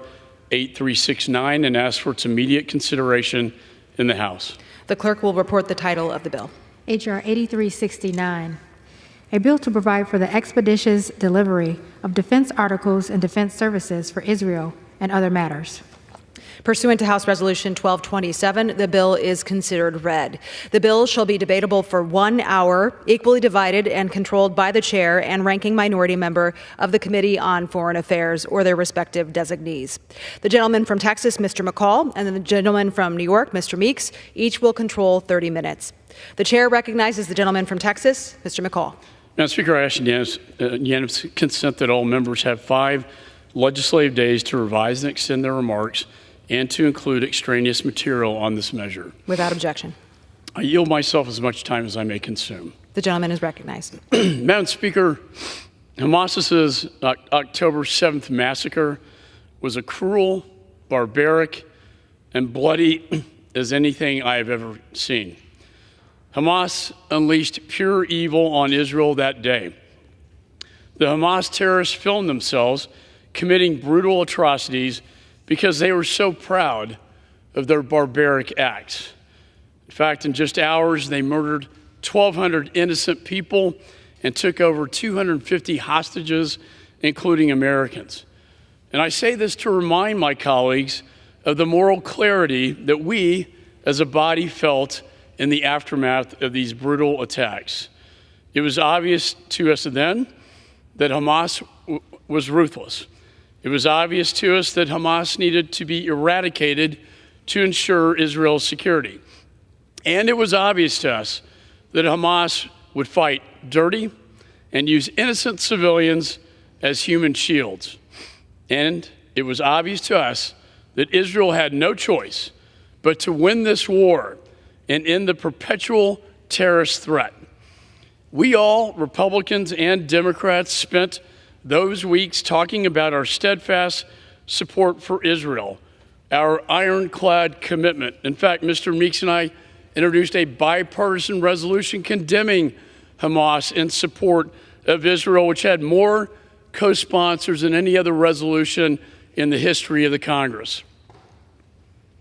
However, today, I'm deeply disappointed that for some in this country and for the administration, that moral clarity has faded, that their ironclad commitment apparently is not, in fact, ironclad.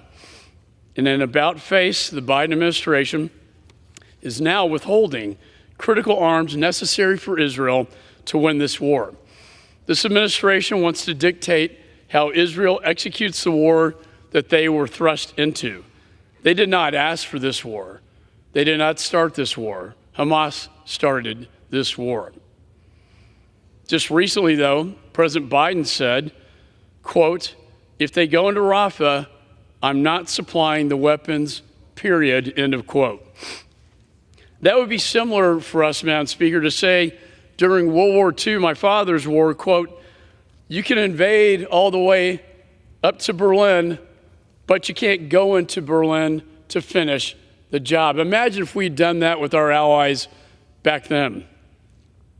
Israel is in a fight for its very existence, and this administration's public break with Israel has only made negotiations and victory more difficult. Rafah is the final key military objective to complete the mission against Hamas. Israel has effectively eradicated 19 battalions throughout Gaza, yet 4 remain in Rafah. This is the last stage of the military operation, and it keeps getting delayed and delayed and delayed. We know that Hamas is exploiting the ceasefire and using the negotiation process just to buy more time. Hamas has established a network of tunnels that total over 300 miles in Gaza. These tunnels of terror are where they are holed up, ready to strike Israel at the first opportunity. Their use of tunnels is why Israel must use these larger bombs to destroy their command and control centers and eliminate the terrorists that find refuge in them. And by the way, contrary to what's been said publicly, these bombs, when applied with the JDAM kits, can become precision-guided weapons. Precision means just that, precise. It goes straight to the target without collateral damage. And it does indeed protect innocent civilians.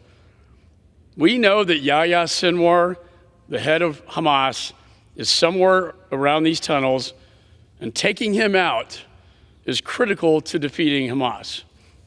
Madam Speaker, as the saying goes, war is hell. War is horrific. War is messy. Nobody wants war. But Israel did not start this war. Hamas did. And sadly, civilian casualties are part of urban warfare.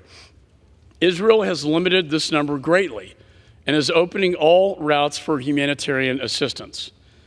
This, despite the fact that Hamas are the ones who use human shields, hide behind hospitals and schools, and put civilians in harm's way. It was Hamas that destroyed the Erez checkpoint on October 7th, significantly impeding aid from getting into Gaza. And since then, they have repeatedly attacked another checkpoint that serves as a major artery of aid into Gaza. Egypt also is currently delaying aid through the Rafah checkpoint. But just the other day, I saw a video of Hamas killing their own people, Palestinian children, simply trying to get food out of the trucks as they gunned down their own people.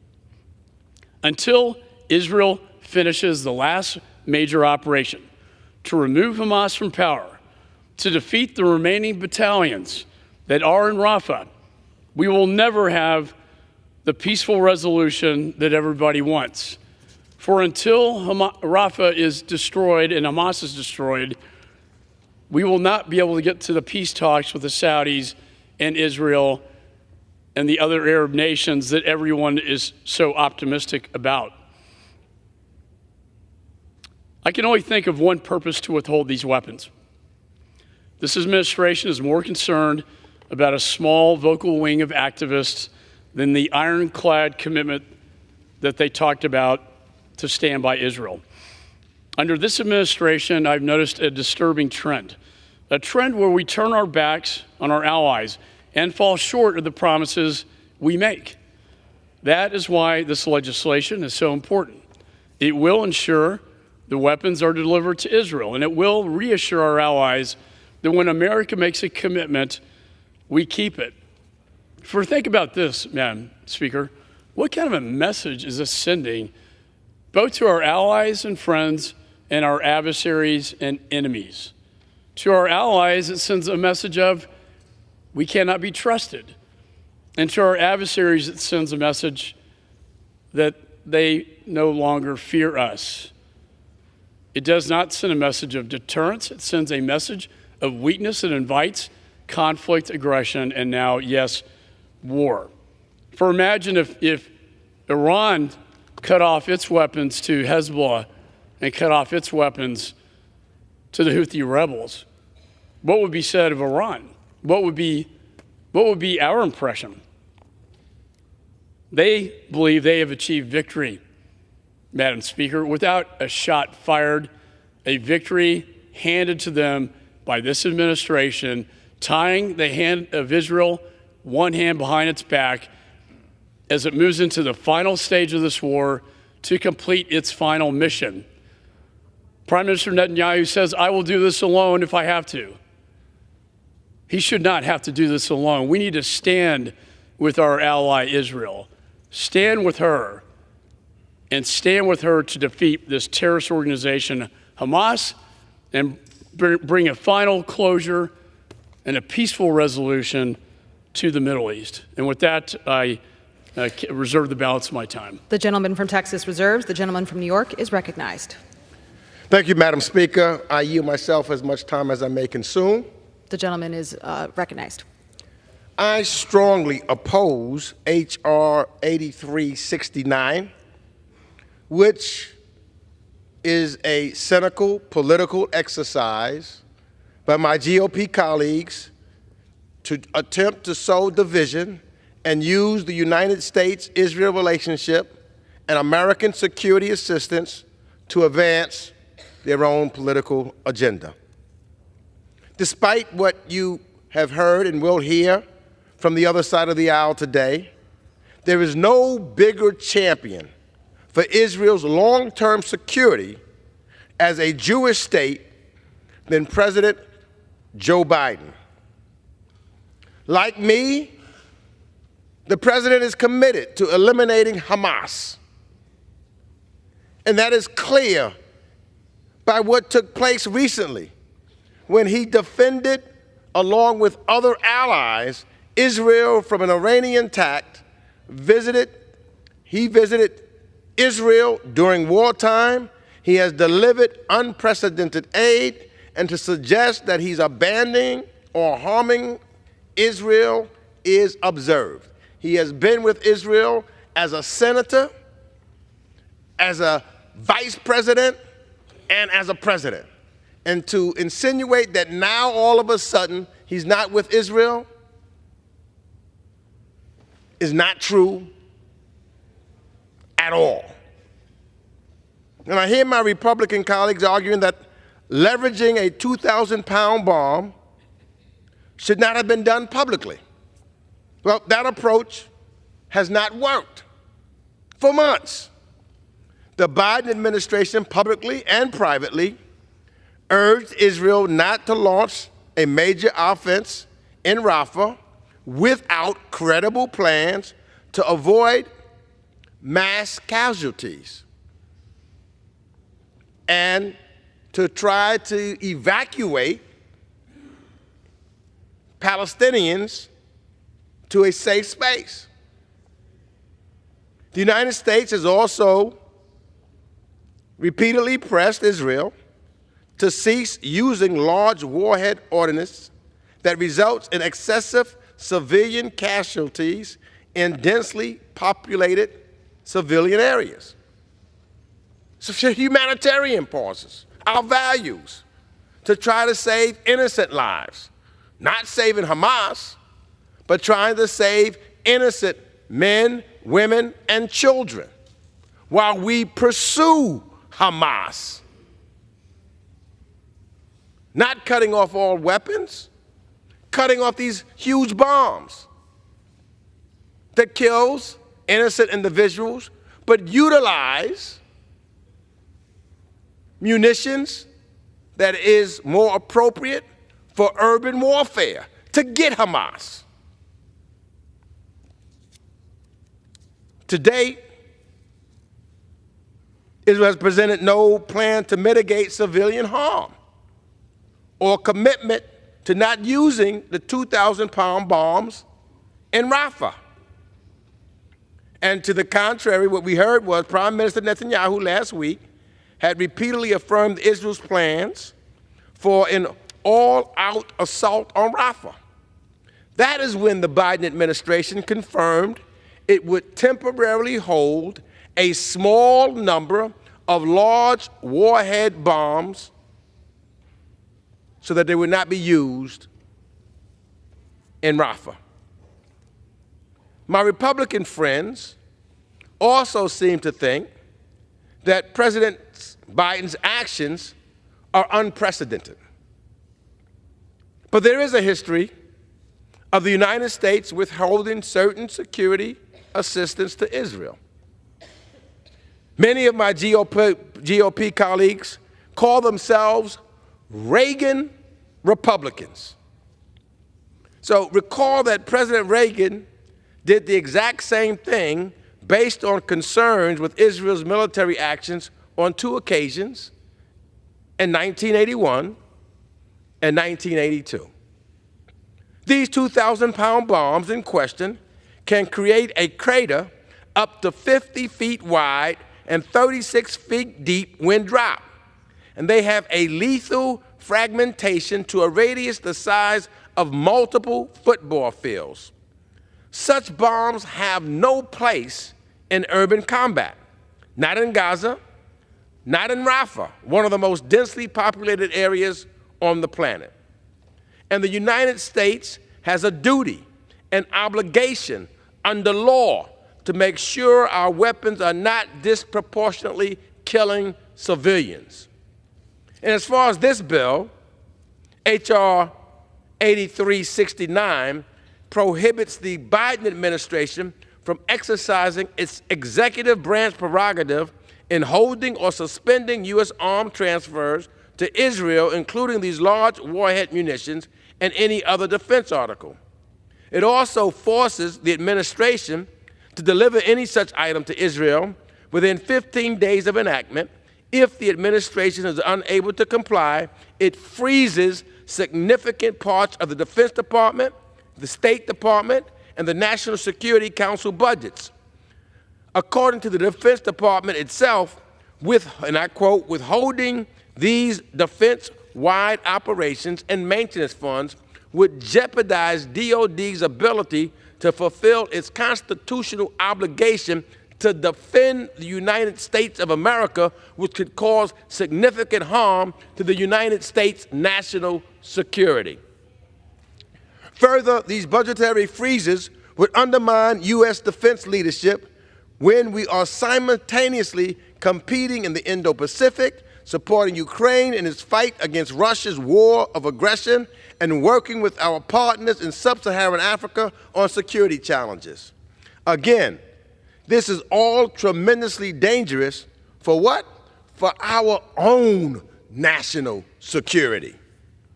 The bill also includes a blatantly political attack on military officers, hardworking civil servants, and U.S. government employees by mandating Inspector General investigations into individuals, not agencies or departments, and orders the withholding of their salaries in a brazen and politicized witch hunt. All of these concerns would have been made clear had my Republican colleagues not rushed this bill through without any kind of regular order. Had it been marked up in the Foreign Affairs Committee, we would have been able to highlight that this legislation undercuts a number of crucial existing United States laws that are in the Foreign Affairs Committee's jurisdiction, including the Arms Export Control Act, the Leahy Law, the executive branch policies, including the Conventional Arms Transfer Policy and the National Security Memorandum 20. So let me repeat. President Biden paused one arms shipment, one. And the president continues to focus on freeing the hostages. Put the onus on Hamas to reach a deal and supports Israel's right to eradicate Hamas. That is the position of President Joseph R. Biden. Let's be clear about it. So in conclusion, consider the facts and the context. We should oppose this bill moving forward because it is not good for Israel and it's not good for the United States of America. And I reserve the balance of my time. The gentleman reserves. The gentleman from Texas is recognized. Thank you, Mr. Speaker. Let me just say first, with respect to first president I had the honor to vote for, Ronald Reagan. In 1982, it was concluded that Israel was violating U.S. and international laws by their use of cluster munitions. In this case, the Biden administration actually concluded in a national security memo that Israel was not violating U.S. and international laws. Yet the president still announced his plan to withhold all offensive weapons to Israel. Very different situation, and I wanted to rectify and clarify the record on that. With that, I yield 5 minutes to the author of this bill, the gentleman from California, Mr. Calvert, the chairman of the Defense Appropriations Subcommittee. The gentleman from California is recognized. Mr. Speaker, I rise today in support of the Israel Security Assistance Support Act. This bill reverses President Biden's misguided attempts to withhold vital security assistance to Israel as they fight to defend the citizens from terrorists. Just last week, we observed Holocaust Remembrance Day, commemorating the 6 million Jews who were murdered by Nazi Germany. The memory of those lives horrifically taken endures 80 years since the end of the Holocaust. A plaque at Auschwitz states, "Those who cannot remember the past are condemned to repeat it." Mr. Speaker, we can never forget. On October 7, 2023, Hamas terrorists launched a massive, unprovoked war on Israel, killing 1,200 innocent people, taking 240 hostages, including American citizens. It was the worst attack on the Jewish people since the Holocaust. The Israeli people are still reeling from the barbaric attacks on that day. Unable to begin healing while still separated from their loved ones taken hostage, and determined to ensure no further innocent Israeli lives are taken by radical terrorists. Over the past 6 months, Israel has been repeatedly attacked by Iran, terrorist proxy groups, Hezbollah, Hamas, and the Houthis. Each one of these groups has vowed repeatedly to destroy the state of Israel. The only reason these attacks have been unsuccessful is because of Israel's robust military and because of their missile defense capability, honed by years of defending itself from attacks. Hamas and others who seek the end of the Jewish state have not run out of weapons, resources, or willpower. In this unprovoked conflict they started, they are using none of these things to defend innocent civilians, preferring to use them instead as human shields. Hamas has made a choice to continue the conflict by tormenting their hostages and hiding behind civilians. It is time to stop appeasing terrorists and provide Israel with the weapons and support necessary to end this war. The United States affirmed our resolve to stand with Israel less than a month when we passed the supplemental appropriations for Israel just last month with strong bipartisan support. This message could not have been clearer. Astoundingly, last week, the Washington Post reported that President Biden ordered a pause on weapons ready for delivery to Israel, literally on the truck, ready to be sent to Israel, to the airport and flown out to Israel immediately. Weapons that were previously approved by Congress and the administration. These include 1,800 2,000-pound bombs and 1,700 500-pound bombs that are intended to strike Hamas' extensive tunnel network. It was also reported that the administration was reviewing planned transfer of 6,500 joint direct attack munition kits, which would bring precision to the fight and help minimize civilian casualties. The Biden administration is ignoring the fact that the state of Israel is surrounded by people who want to destroy them. Iran does not recognize Israel and called for its elimination. Hamas is committed to destruction of Israel, and Hezbollah's primary goal is the elimination of Israel. Iran and its proxies are deterred through strength, which is why the U.S. must continue to provide weapons to Israel. Unable to deter Iran, Hamas, Hezbollah, or any other nefarious actor seeking to attack the Jewish state, the Biden administration instead is suppressing a close ally. Members on both sides of the aisle have called for President Biden to reverse his decision. The administration should not ignore the will of Congress, as evident through the overwhelming bipartisan legislative action. Unfortunately, the Biden administration decision made it necessary for me, along with the Appropriations Committee Chairman Tom Cole, State and Foreign Operations Subcommittee Chairman Mario Diaz-Balart, Financial Services and General Government Subcommittee Chairman David Joyce, to introduce the Israel Security Assistance Support Act. This bill prevents the Defense and State Department from withholding the delivery of weapons to Israel, requires the administration to ensure prompt delivery of weapons to Israel, mandates that anything withheld from delivery to Israel be delivered within 15 days and withholds funds until they are delivered, requires all assistance for Israel be obligated within 30 days, requires the Inspector General to report on actions by executive branch officials to withhold security assistance to Israel. It also includes comprehensive reporting on weapons deliveries to Israel to ensure congressional additional intent 30 seconds. is met. Mr. Speaker, it's appalling that this legislation is necessary. The reaction of the Biden administration proves that it is. A veto threat, $1 billion of unrelated aid package was announced almost simultaneously once it became clear that the House intended to take action on that this week. With that, Mr. Speaker, I urge support, and I yield back. The gentleman reserves. The gentleman from New York is recognized. Thank you, Mr. Speaker. Let me just correct the record. The President Biden never said, as I hear my colleagues saying, that he is suspending all weapons to Israel.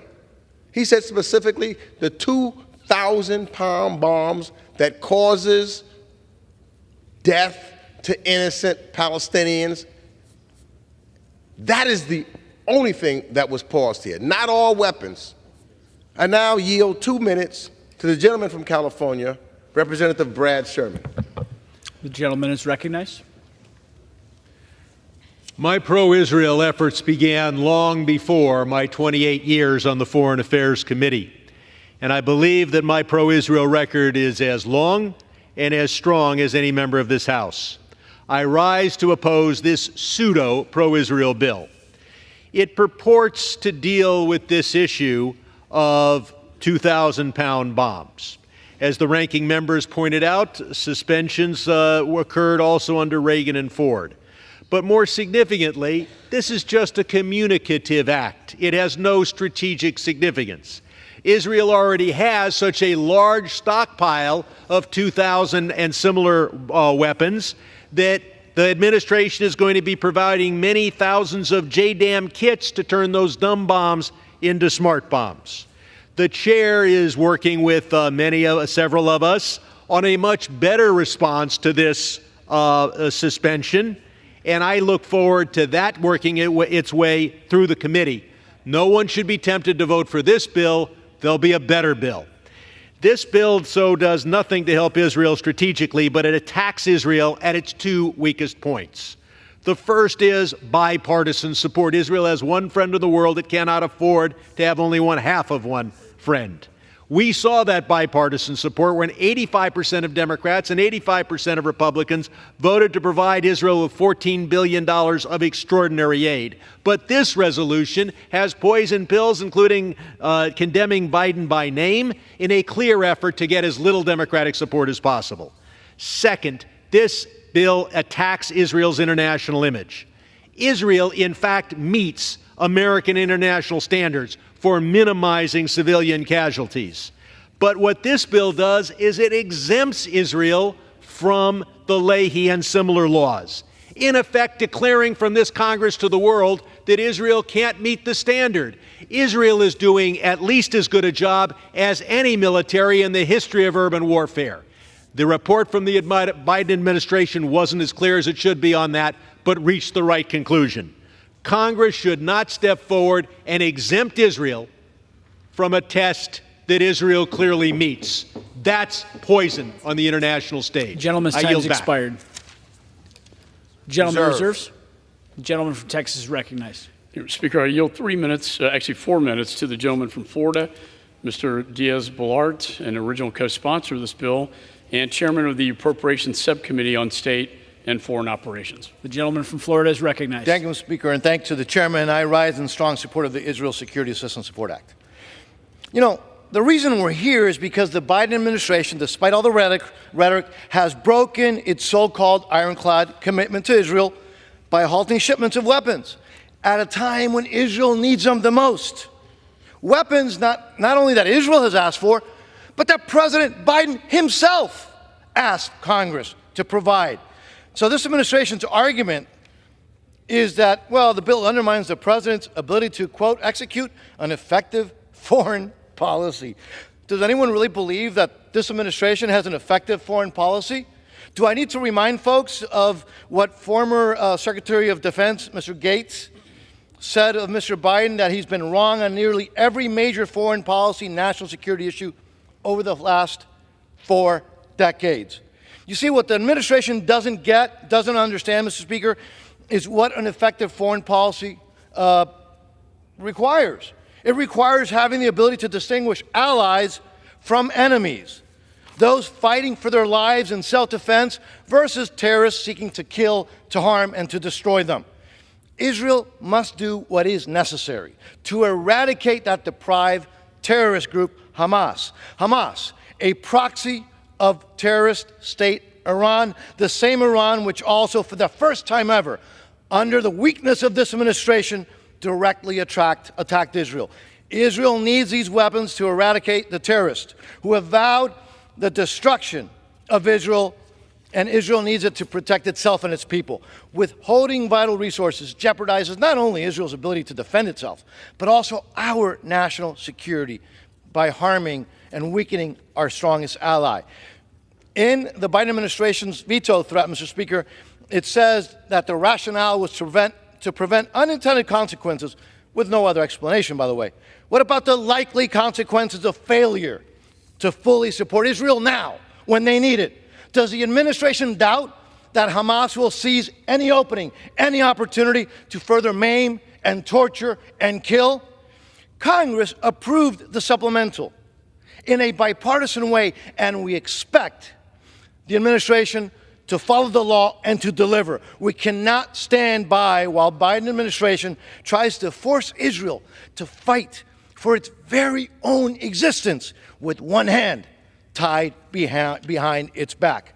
I want to thank my colleagues, Chairman Calvert, Chairman Cole, Chairman Joyce, and I want to also thank the Speaker and Leader Scalise for bringing this very important bill to the floor. It is time to tell the administration, keep your word, support Israel, follow the law, send the weapons that you, Mr. President, and Israel has requested. I yield back. The gentleman reserves. The gentleman from New York is recognized. I now yield proudly 2 minutes to the gentleman from the great state of Maryland, Representative Steny Hoyer.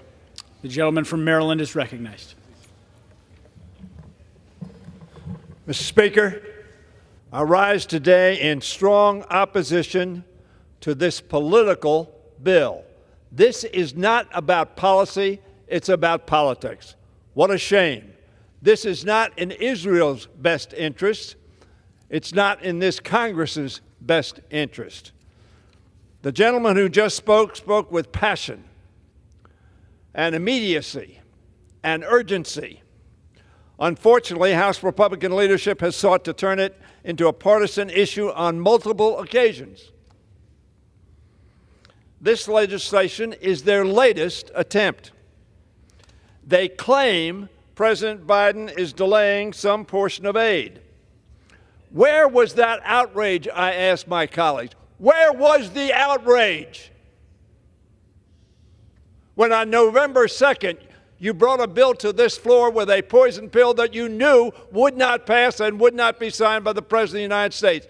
If it had been a clean bill, as I told you then, it would have passed with over or approximately 400 votes. But you waited 7 months, not 20 days, 7 months. Where was the outrage when we waited 7 months to give Israel aid? And by the way, we delayed on Ukraine as well. Where was the outrage? I was told over and over again, well, the Speaker's going to bring it to the floor sometime. He says he's going to bring it to the floor. 7 months. 1, 2, 3. Time went by. Where was the outrage then? This is a political bill that does not help Israel, does not help America, and should be defeated. I urge a no vote. And I yield back the balance of my time. Reserve. Members are reminded to direct their comments to the chair. The gentleman reserves. The gentleman from Texas is recognized. Speaker, I yield 3 minutes to the gentleman from Texas, Mr. Self, a member of the Foreign Affairs Committee. The gentleman from Texas is recognized. Mr. Speaker, as a special operator in the United States Army, our commitment to each other was to leave no man behind. Our Commander-in-Chief does not hold to that doctrine. President Biden has not only turned his back on our ally Israel, he has also abandoned the Americans still being held hostage by Hamas.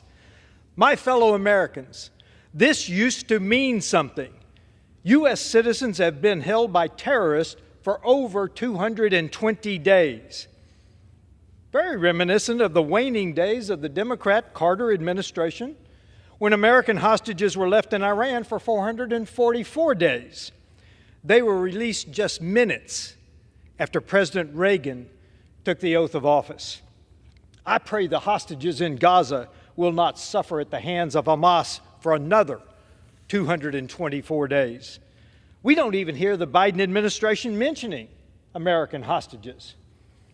Make no mistake, President Biden is aiding and abetting Hamas terrorists instead of supporting Israel. I can just imagine the terrorists playing an endless loop of Democrat sound bites to the hostages saying, "Your president is on our side," with headlines like, and I quote, "Biden just betrayed Israel and rewarded Hamas." U.S. withholding sensitive intelligence on Hamas from Israel. Biden admin wants Israeli forces to get out of Gaza. Pentagon chief confirms U.S. pause on weapons shipments to Israel.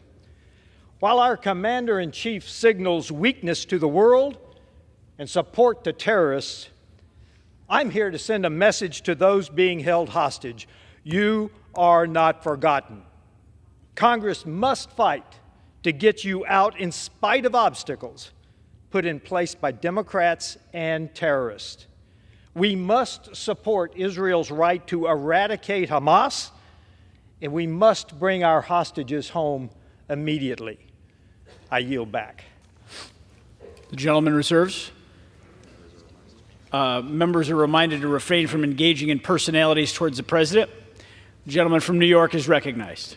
I proudly yield 2 minutes to the gentleman from Illinois, proud the member of the House Foreign Affairs Committee, Representative Brad Schneider. The gentleman is recognized. Mr. Speaker, today is the 223rd day since Hamas slaughtered more than 1,200 people, including 45 Americans. More than 250 people were taken hostage, 132 are still held, including 8 Americans. After October 7th, President Biden immediately stepped in to help the Jewish state. 11 days after the attacks, he traveled to Israel, the first president to do so in wartime. He dispatched 2 carrier strike groups and has sent hundreds of shipments of weapons to Israel. When Iran launched more than 300 drones and missiles at Israel, the U.S. worked with our allies to defeat that attack. President Biden and Secretaries Blinken and Austin have repeatedly clarified that U.S. support for Israel is ironclad, and they continue to match those words with action, this week approving another $100 billion in arms sales to Israel. While the administration is doing everything in its power to support our allies, Republicans in Congress play politics. In the early weeks of the Gaza war, they tried to condition aid to Israel on Republican cuts to IRS funding. It took fully 6 months after October 7th for Republicans to finally put the emergency security funding on the floor. It passed overwhelmingly with 366 votes. The delay was clearly partisan. Let me be clear. It is wrong to withhold even just one shipment of weapons to Israel in its fight as it fights an existential multi-front war. It is okay for friends to disagree, but we must not send mixed signals to Israel's enemy about U.S. support for the mission to end Hamas's reign of terror over Gaza, to eliminate the threat to Israel, and to bring the hostages home. Sadly, Speaker Johnson's approach is different. He drafted a partisan bill with no path forward. It didn't even go through the Foreign Affairs Committee where we could have fixed it. I can't imagine anyone in this body believes that automatically zeroing out the budget for the Departments of State, Defense, and the National Security Accounts in the case of delayed arms is a good idea. It is a terrible, dangerous idea, and it's the reason I must vote against this bill. The gentleman reserves? Reserve. The gentleman from Texas is recognized.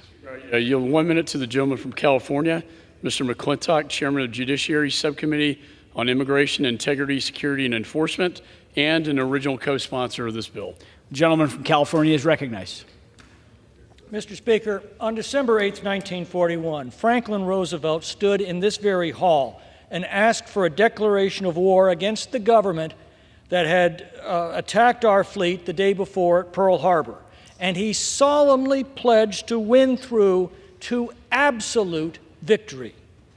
On October 7th, Hamas targeted and butchered innocent and unarmed women and children.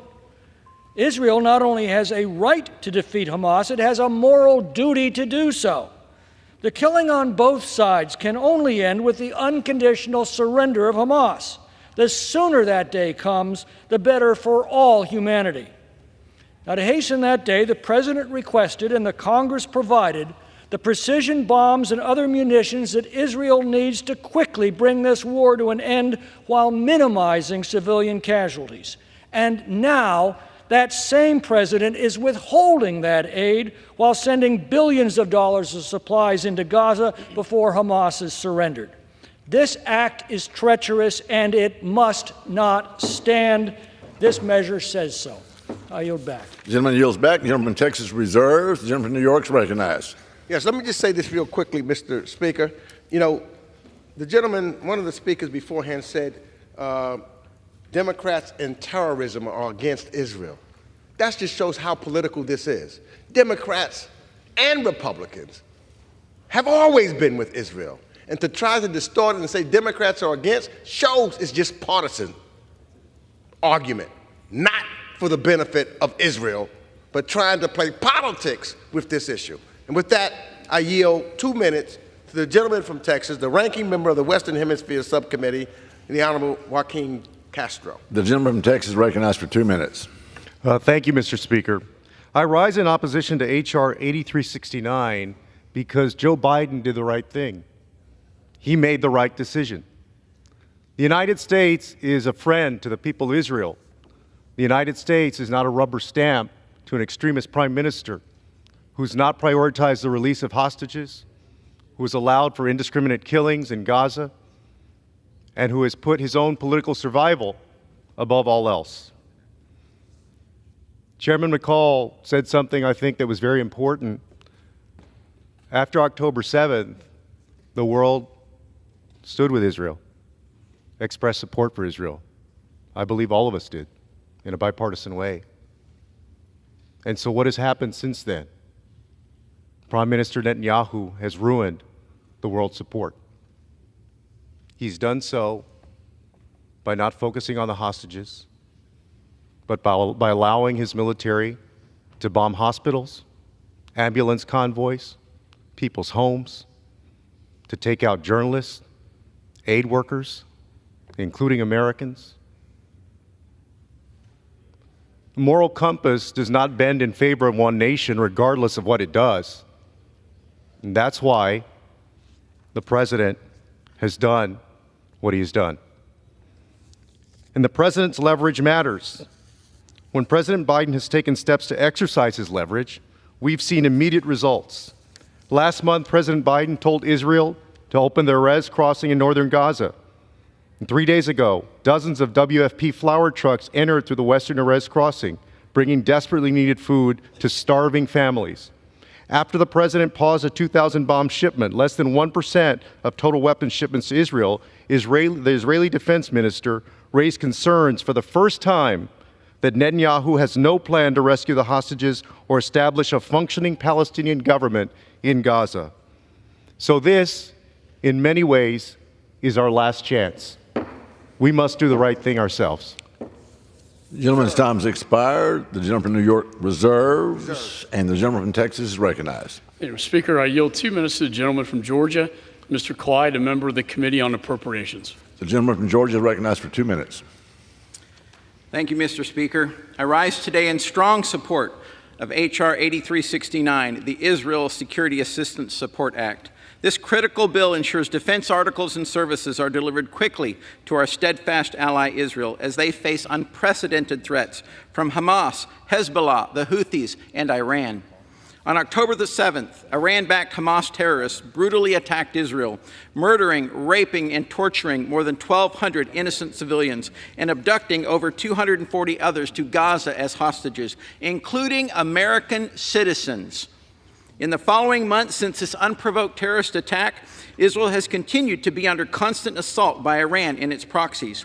We must support our ally, Israel, and ensure that they have the weapons they need to defend themselves, including the small arms, the 50,000 rifles that the Israeli government has on order that is being held up by our State Department, and the precision-guided munitions. You know, it's doublespeak, it's unconscionable that the Biden administration complains about civilian collateral damage when they are withholding the exact munitions that minimize civilian collateral damage.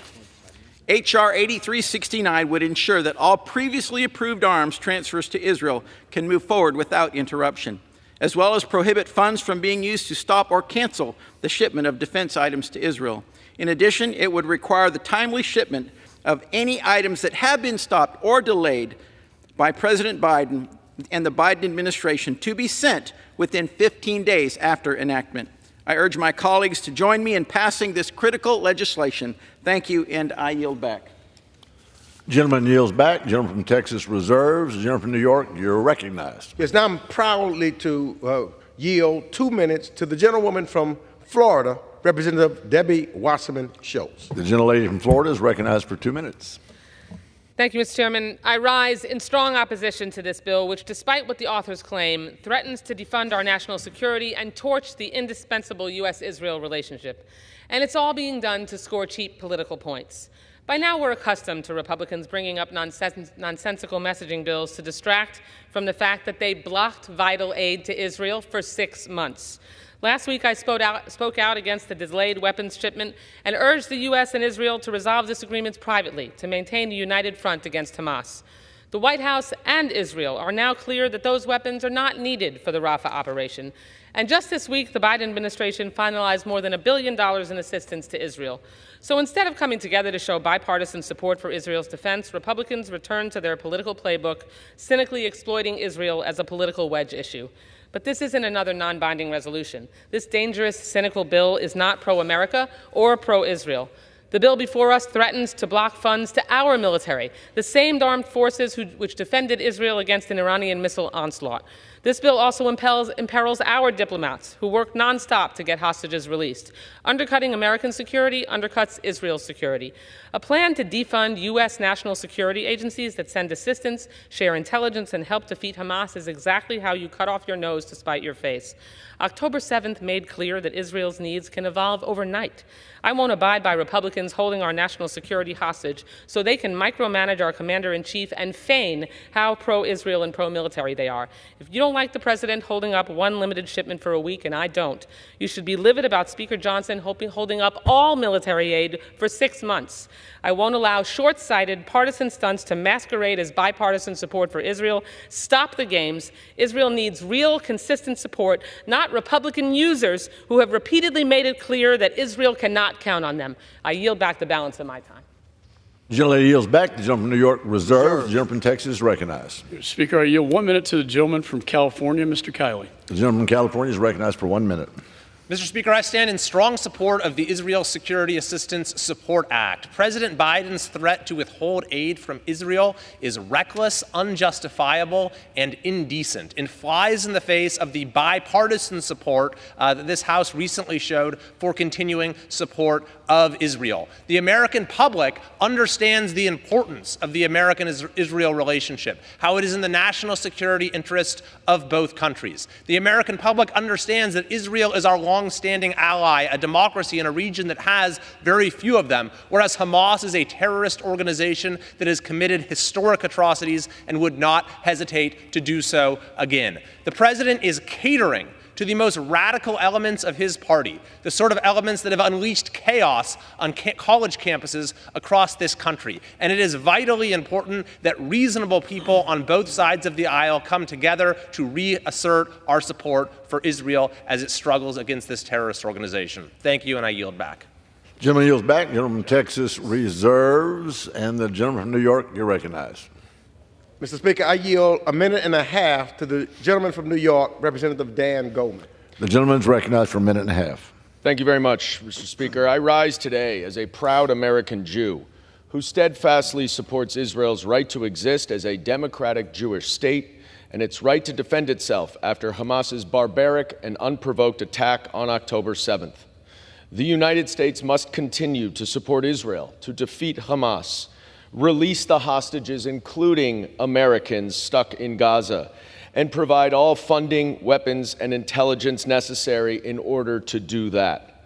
And that is President Biden's clear policy as well. This bill does not do any of that. It does not support Israel. It does not provide any additional funding, any additional weapons, nor any additional support for Israel.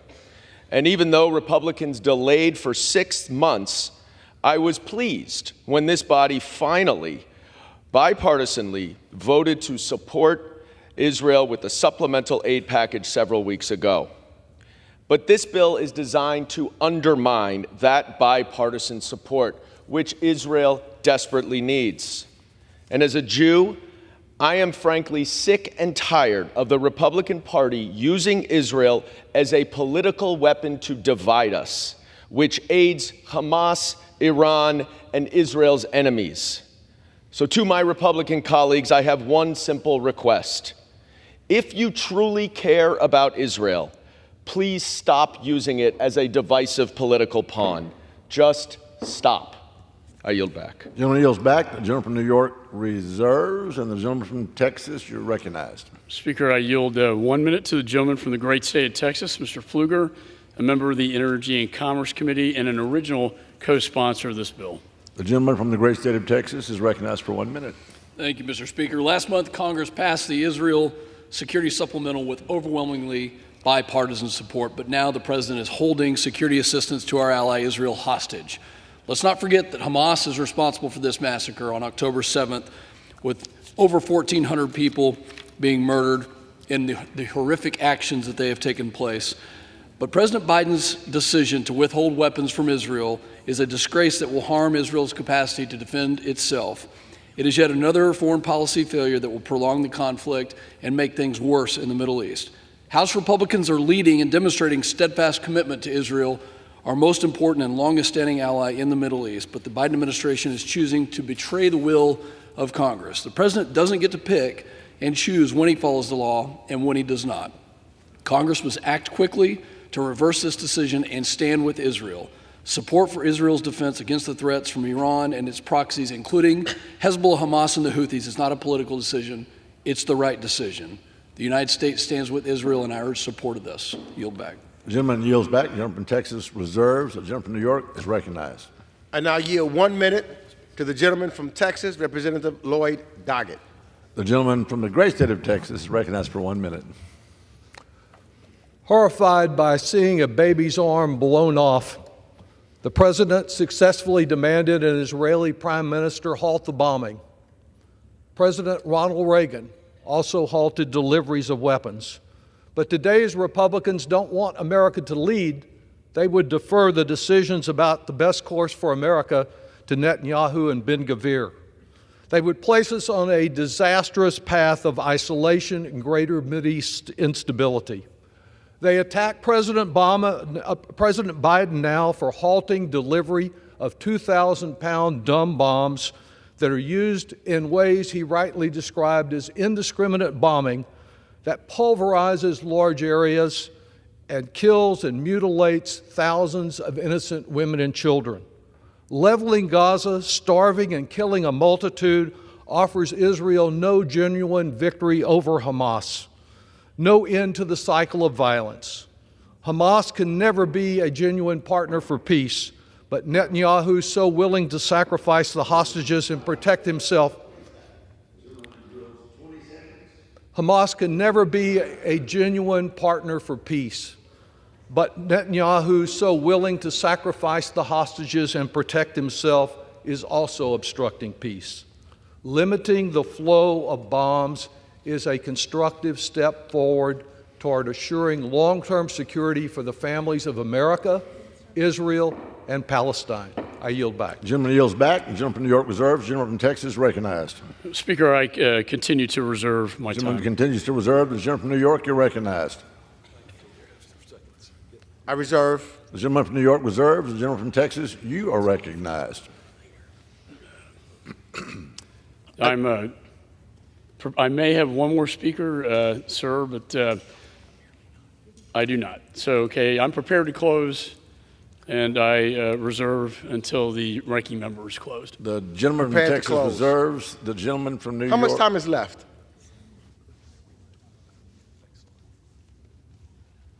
The gentleman has 7 3/4 minutes remaining.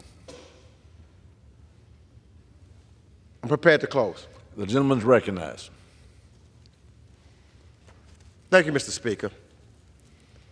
You know, I've said this in the beginning, that today in this debate is a cynical, partisan exercise by my Republican colleagues to attack the Biden administration and advance their political agenda. Mr. Speaker, I've been here for 26 years. And anytime Israel came up previously, we didn't play politics with it.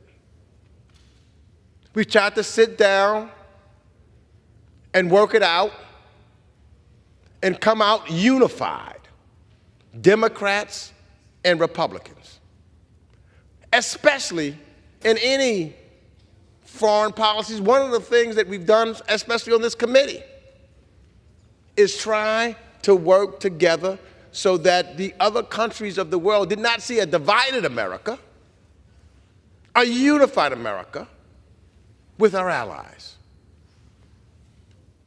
This is true with, for example, Ukraine. After many of my colleagues talked about the delay that took place to pass the supplemental. The whole idea even then was to negotiate together to try to come out with a bill that showed unity. Not play politics with it. Not try to say, oh, as we've heard in this debate by some on that side, oh, the Democrats are in cahoots with the terrorists. That's not who we are. That's not who we should be.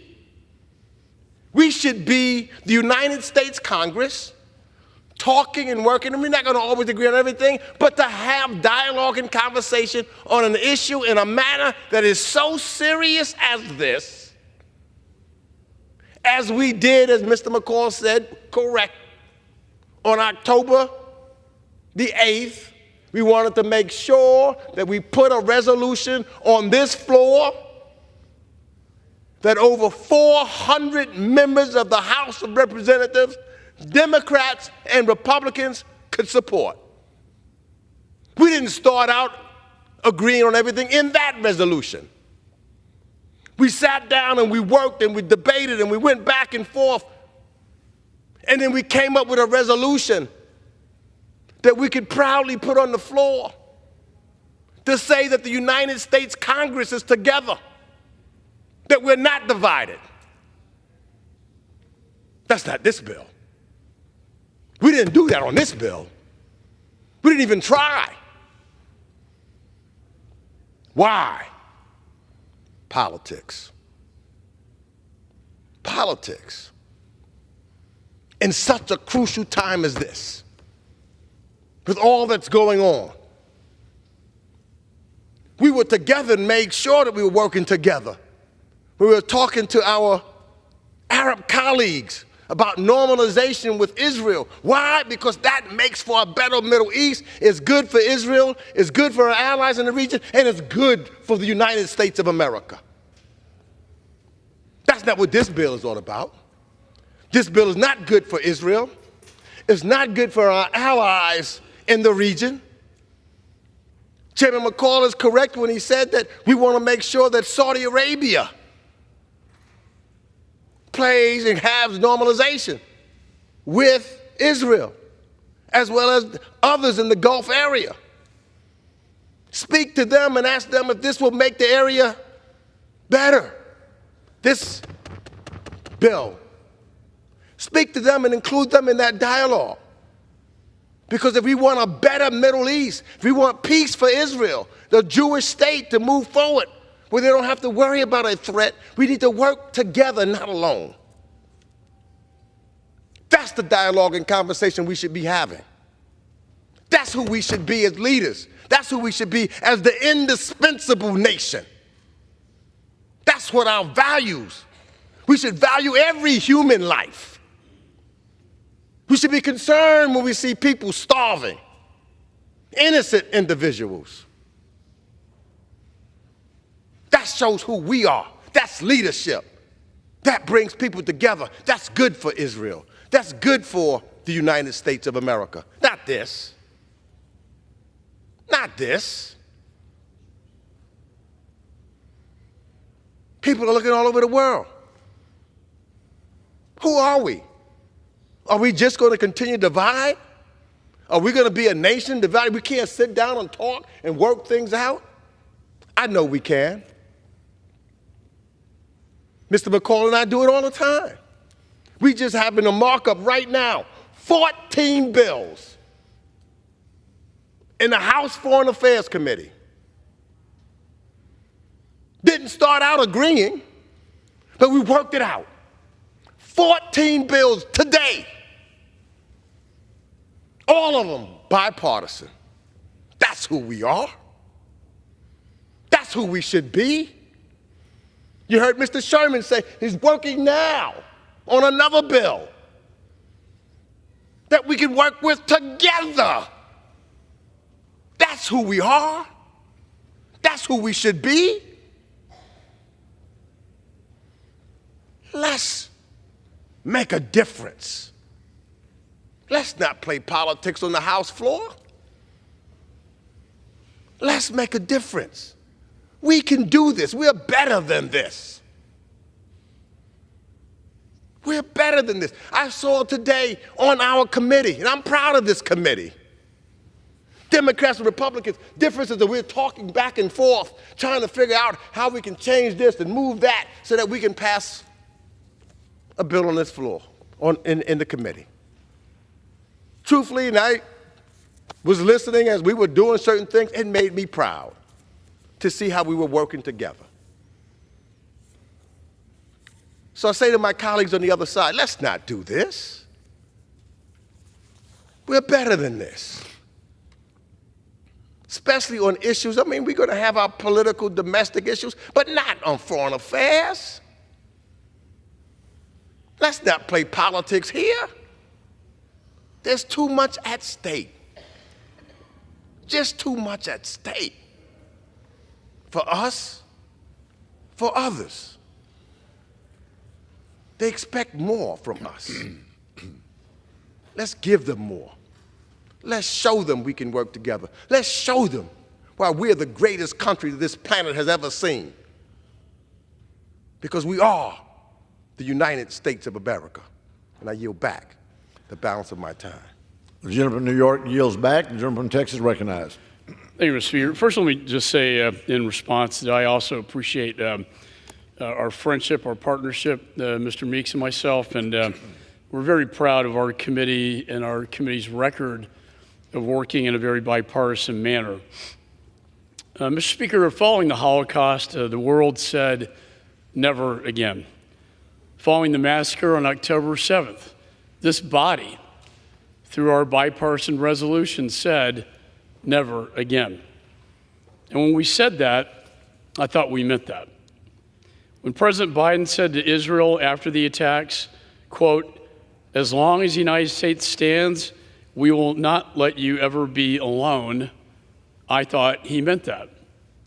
Now, in their moment of need, this administration has turned their backs on Israel, halting shipments of weapons they desperately need to win. This administration has sowed the seeds of doubt on this nation's commitments to our allies. We abandoned Afghanistan to the Taliban. We slow-walked weapons to Ukraine, giving them just enough to bleed out, but not to win. President Biden's decision to withhold weapons approved by myself, the chairman, and the ranking member, and appropriated by Congress, defied congressional intent and is tantamount to an arms embargo. Mr. Speaker, red lines are meant for our enemies. Red lines are not meant for our allies and our friends. But that's precisely what this administration is doing to Israel. And what a terrible message to send to our allies. And even more dangerous is the message that we are sending to our adversaries. This week marked the 76th anniversary of Israel's independence. Think about that and the timing of this. To mark this occasion, the State Department released a statement saying, quote, "The United States was the first country to recognize Israeli statehood when Israel declared independence in 1948. Our history of shared democratic values, trade, deep cultural ties, and commitment to regional security has provided the basis for our country's strong partnership and friendship," end of quote. A strong partnership and commitment to regional security means standing with our allies, not withholding vital weapons during an unprecedented war, and not withholding vital weapons after Iran, for God's sakes, for the first time in the history of the state of Israel, firing endless rockets from Iran directly into Israel. We all want peace and stability in the region, but that cannot happen as long as Hamas remains in power. Israel remains under attack, and as their closest ally and partner, we must give them the tools they need to finish the job. The time is now. We cannot wait any longer. It's been delayed enough.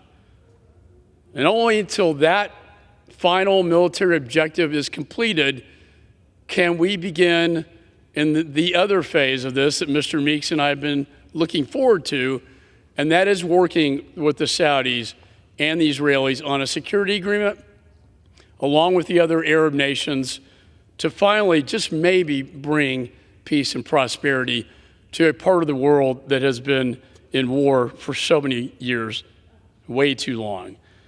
So I urge my colleagues to support this measure, to stand with Israel in its darkest hour. And with that, Mr. Speaker, I yield back the balance of my time. The gentleman yields back. All time for debate has expired. Pursuant to House Resolution 1227, the previous question is ordered on the bill. The question is on engrossment and third reading of the bill. Those in favor say aye. Those opposed, no. The ayes have it. Third reading. A bill to provide for the expeditious delivery of defense articles and defense services for Israel and other matters.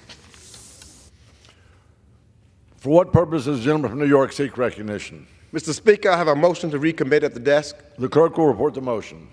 Mr. Meeks of New York moves to recommit the bill H.R. 8369 to the Committee on Foreign Affairs.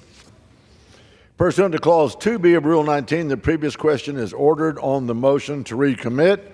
The question is on the motion. All those in favor say aye. All those opposed say no. The noes have it. The motion is not agreed to. On that, I ask for the yeas and nays. The yeas and nays are requested. Those favoring a vote by the yeas and nays will rise. A sufficient number having arisen, the yeas and nays are ordered. Pursuant to Clause 8 of Rule 20, further proceedings on this question are postponed.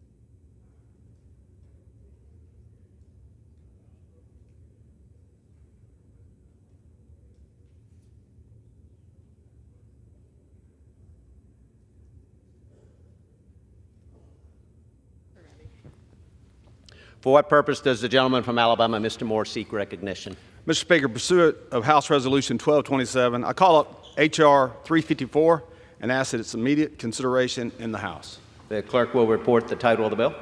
Union Calendar Number 418, H.R. 354.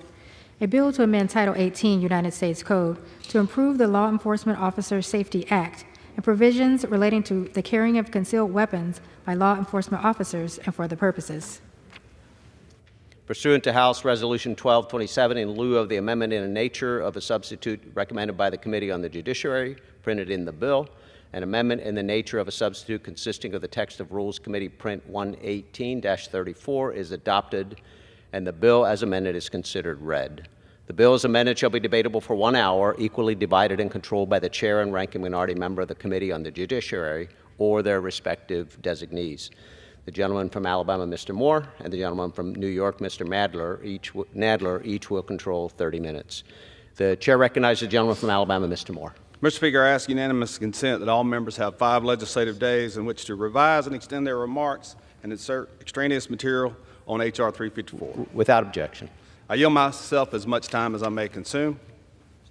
Gentleman is recognized. Thank you, Mr. Speaker. H.R. 354, the Law Enforcement Safety Act, or Reform LEOSA. Reform Act allows qualified, active, and retired law enforcement officers to carry a concealed firearm in national parks, school zones, public transportation, and some federal facilities that are open to the public. LEOSA was initially signed into law by President George W. Bush in 2004 to exempt certain active and retired law enforcement officers from local and state prohibitions carrying of concealed firearms.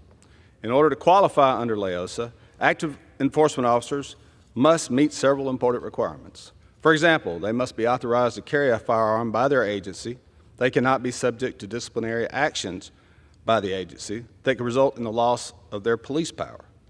They must meet certain firearm qualifications, standards. They cannot be under the influence of alcohol or other intoxicating substances.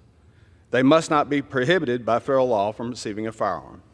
Retired law enforcement officers must also meet several requirements in order to qualify under LEOSA.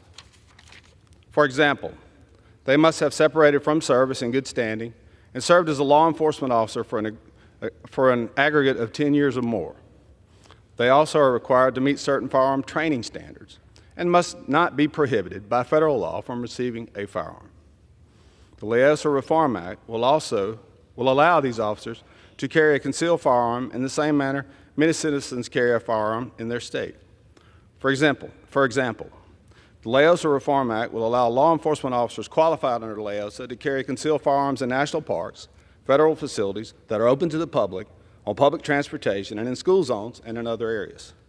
The bill also reduces the frequency that qualified retired law enforcement officers are required to obtain certain qualification standards. Many states allow state-licensed concealed carry permit holders to carry concealed firearms in gun-free zones or gun-free school zones and on public transportation in the state in which they are licensed. This bill affords certain law enforcement officers the same privilege. The legislation improves public safety. Our officers face greater dangers, and current restrictions hinder their ability to carry firearms. At a time when violent crimes continue to plague our nation, we must support our active and retired law enforcement officers and ensure that they are able to protect themselves and that others, no matter where they are in the United States.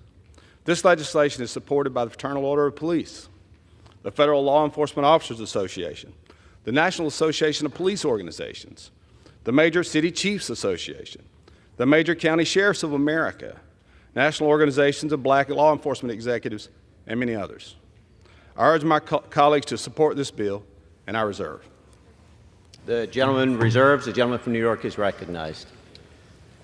Mr. Speaker, before I speak on the LEOSA Reform Act, let me express my deep disappointment in the behavior of the Judiciary Committee majority.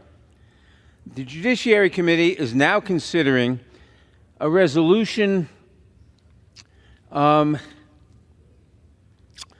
to hold in contempt the Attorney General of the United States for refusing to submit certain audio recordings to the committee. I think it's a deeply wrong request. I've expressed my opinion in committee. I'm not going to go through it here again, But the point is, we have a series of Judiciary Committee bills now, and the Judiciary Committee is meeting on that resolution now, so that members of the Judiciary Committee who may want to speak on this series of bills we're going to be considering now cannot, because they're trapped in the Judiciary Committee considering the the contempt resolution. And I cannot vote against the contempt resolution because I'm stuck here. It is normally the practice that when you have committee business on the floor, you suspend the committee meeting so that people can do their work. And I very much protest that the committee is still meeting while we have committee bills on the floor, so that I must choose between dealing with these bills or voting on the contempt citation, and other members of the committee cannot be here to debate these bills. Mr. Speaker, I rise in opposition to the LEOSA Reform Act. This bill threatens the safety of all Americans by advancing the Republican agenda of more guns for more people in more public places. In 2004, Congress enacted the Law Enforcement Officers Safety Act, or LEOSA, which forced states to allow off-duty and retired law enforcement officers to carry concealed weapons, even when doing so conflicted with that state's concealed carry laws. It garnered bipartisan opposition, including from the Republican chairman of the Judiciary Committee at the time, Mr. Sensenbrenner, because it supplanted the judgment of the states about the appropriate use of firearms. It was also opposed by organizations such as the International Chiefs of Police, which was concerned that it could endanger law enforcement by causing confusion among local police who might not be able to distinguish between a criminal and a retired officer using a firearm. Other organizations opposed it because it could put police agencies at risk for liability for an officer who misuses a weapon in another state, and because the requirements for retired officers were insufficient. Despite these objections, LEOSA became law. But importantly, it included exceptions for places like government buildings, gun-free school zones, and private property, where states have a special interest in retaining control of their gun safety laws. These exceptions have been in place for 20 years and have served as important protections. But this legislation tosses those exceptions out the window. It forces states to allow off-duty and retired officers to carry firearms on playgrounds, in government buildings, and on buses, trains, subways, and boats. It undermines state laws limiting magazine capacity. It reduces the rights of private property owners who may not want concealed weapons on their property or in their businesses. And it relaxes training standards so that some people will be able to carry a concealed firearm even though it has been 3 years since their last firearms training certification. In addition, this legislation unravels federal laws that have kept firearms out of federal facilities. It does this for federal facilities that are, quote, open to the public, and that are classified as, quote, facility security level 1 or 2, definitions that will create considerable significant confusion for those trying to abide by it and for those tasked with enforcing it. For example, if a federal facility is only partially open to the public or only open to the public during certain hours, does it fall within the bill's definition? We don't know. What about a facility that is open to the public so long as they are not carrying firearms? The bill does not say. And as the bill itself states, the facility security level is determined on a facility-by-facility basis and may not be publicly posted. So it is virtually impossible to know what federal facilities are included in this definition. We looked for a listing of federal facilities that are classified at these security levels, and we could not find one. Members may even have offices in federal facilities that will suddenly be forced to allow concealed firearms in their doors as a result of this legislation. Not only would this bill inject confusion into federal law, but it also intrudes onto private property rights and undermines states' careful determinations on how best to protect their citizens from gun violence. I urge members to join me in opposing this misguided legislation, and I reserve the balance of my time. The gentleman reserves. The gentleman from Alabama is recognized. Thank you, Mr. Chief. Mr. Speaker, I actually listed 4 organizations. There are 21 law enforcement agencies and organizations around the country that support this legislation. And with that, I'm going to yield to a friend of mine from Florida, one of the best shots I know, Sheriff Rutherford. I thank you, gentlemen, for yielding. For how much time? 5 minutes. Gentleman from Florida is recognized for 5 minutes. Thank you, Mr. Speaker. Thank you for yielding, my friend.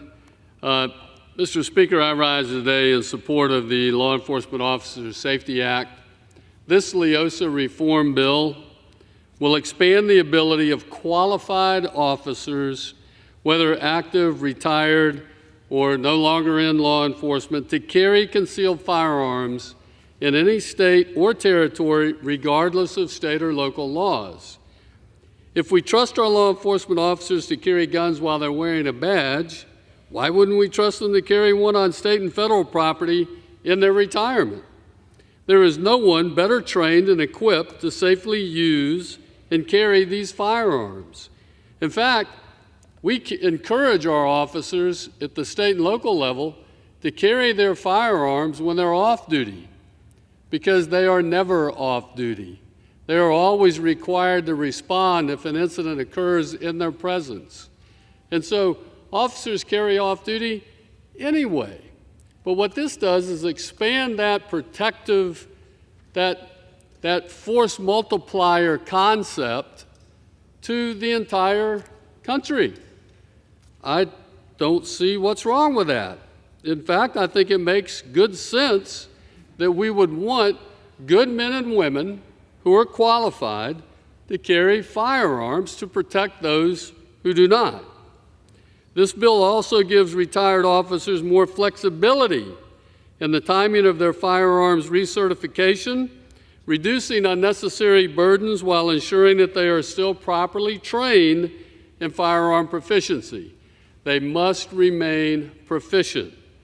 Now, officers would be able to carry a concealed firearm if they qualify yearly, or whatever their state may require, up to a 3-year limit. Now, the LEOSA Reform Act also extends concealed carry rights into, as you heard earlier, certain federal facilities, such as post offices and Social Security Administration offices, whether or not they are there in an official capacity. I'm not sure how that would create a lot of confusion. We carry firearms into all sorts of facilities now. This simply makes it open to these federal facilities now. This legislation, importantly, very importantly, will also exempt LEOSA certified officers from state magazine capacity limits, which is very important. This will simply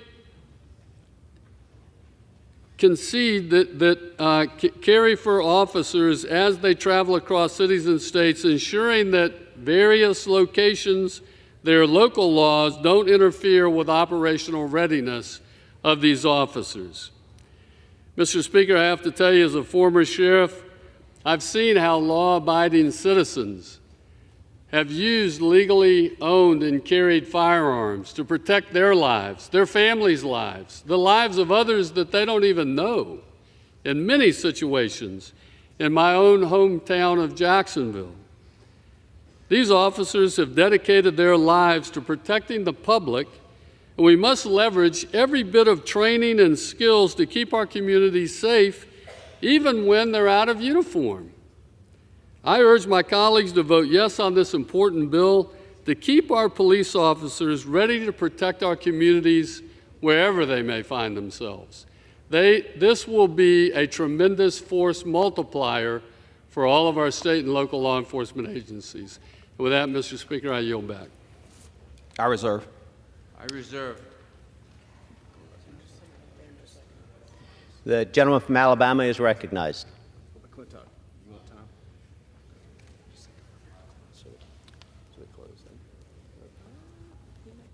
Mr. Speaker, we're prepared to close. The gentleman from Alabama reserves. The gentleman from New York is recognized. I'm prepared to close. The gentleman from New York is recognized to close. Mr. Speaker, I yield myself the remainder of my time. Mr. Speaker, this legislation intrudes on the state's ability to make their own judgments about public safety, concealed firearms, and the regulation of their own law enforcement, and would make us all less safe. We hear from the other side of the aisle all the time about states' rights.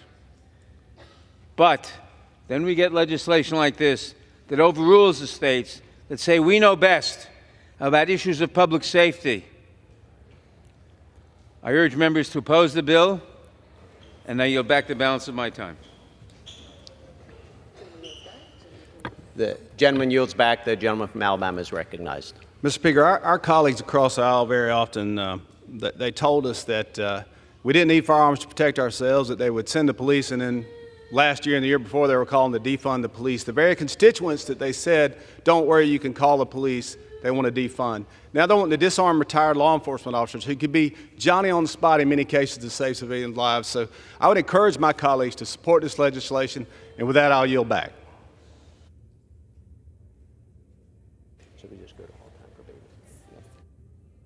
Time for debate has expired pursuant to House Resolution 1227. The previous question is ordered on the bill as amended. The question is on engrossment and third reading of the bill. Those in favor say aye. Those opposed, no. The ayes have it. Third reading.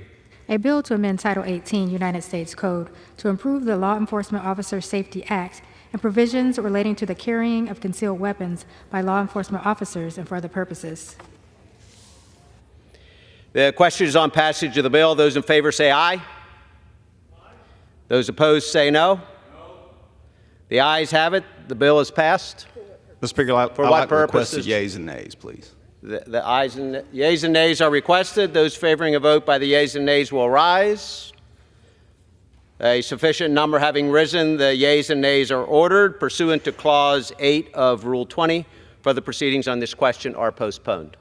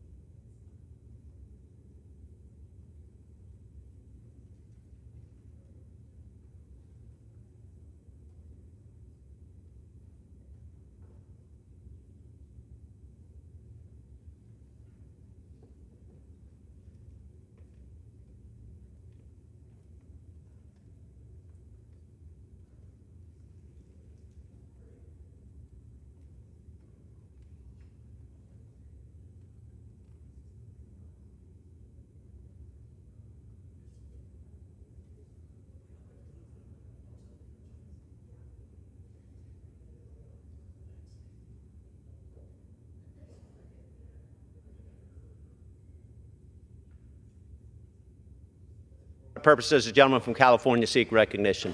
Mr. Speaker, I'd ask unanimous consent that all members may have 5 legislative days in which to revise and extend their remarks and insert extraneous material into H.R. 8146. Without objection.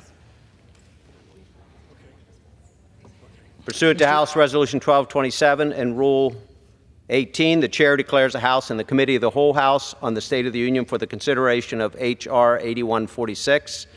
The Chair appoints the gentleman from Florida, Mr. Rutherford, to preside over the Committee of the Whole.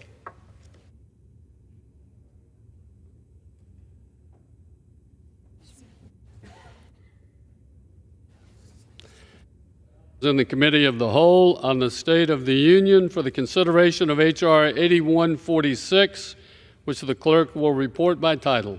A bill to require a report by the Attorney General on the impact of the border crisis is having on law enforcement at the federal, state, local, and tribal level.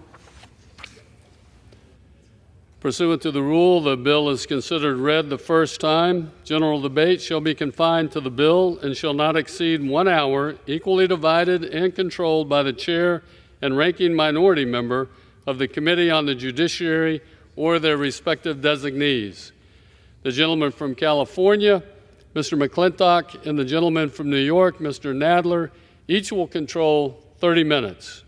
The chair recognizes the gentleman from California. Thank you, Mr. Speaker. I yield myself such time as I may consume. Objection? Mr. Speaker, on Inauguration Day of 2021, our borders were secure. The Trump Remain in Mexico policy had cut phony asylum claims to a trickle. The border wall was nearing completion. Court-ordered deportations were being enforced. But by the end of that day, President Biden had reversed these policies and thus began the greatest illegal mass migration in history.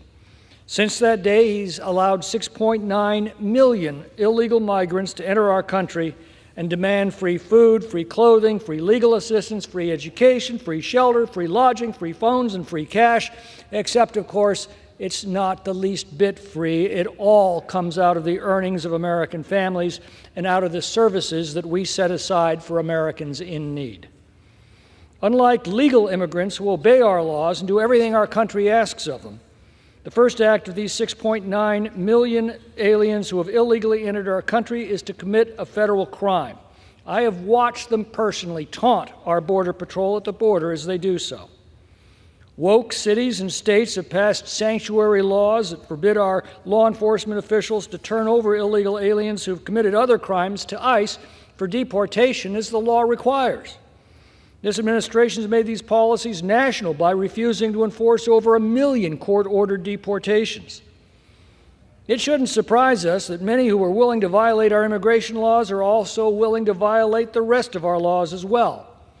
The number of terrorist suspects that the the Border Patrol has encountered has ballooned exponentially, and law enforcement officials are warning that among the 1.9 million gotaways, mostly single military-aged men, is likely a dangerous fifth column which could soon launch devastating attacks within our borders. Fentanyl brought in through the open border is killing hundreds of Americans every day.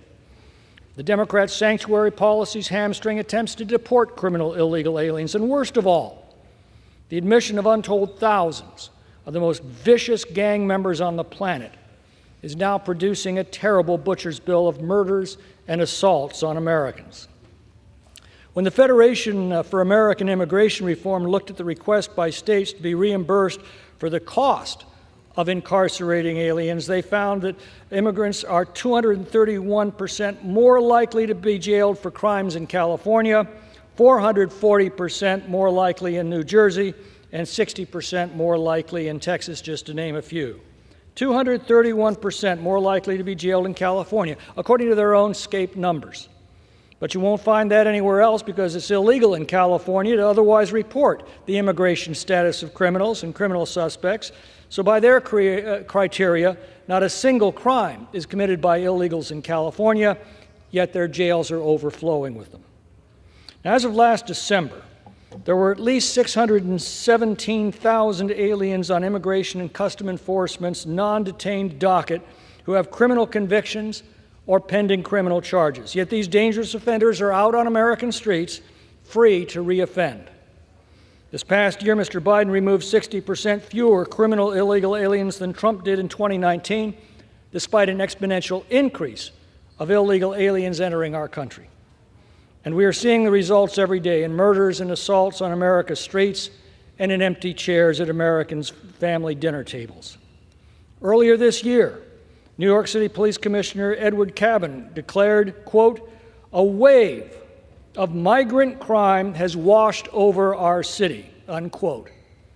He should know because earlier this year, a group of illegal aliens brutally assaulted 2 NYPD officers.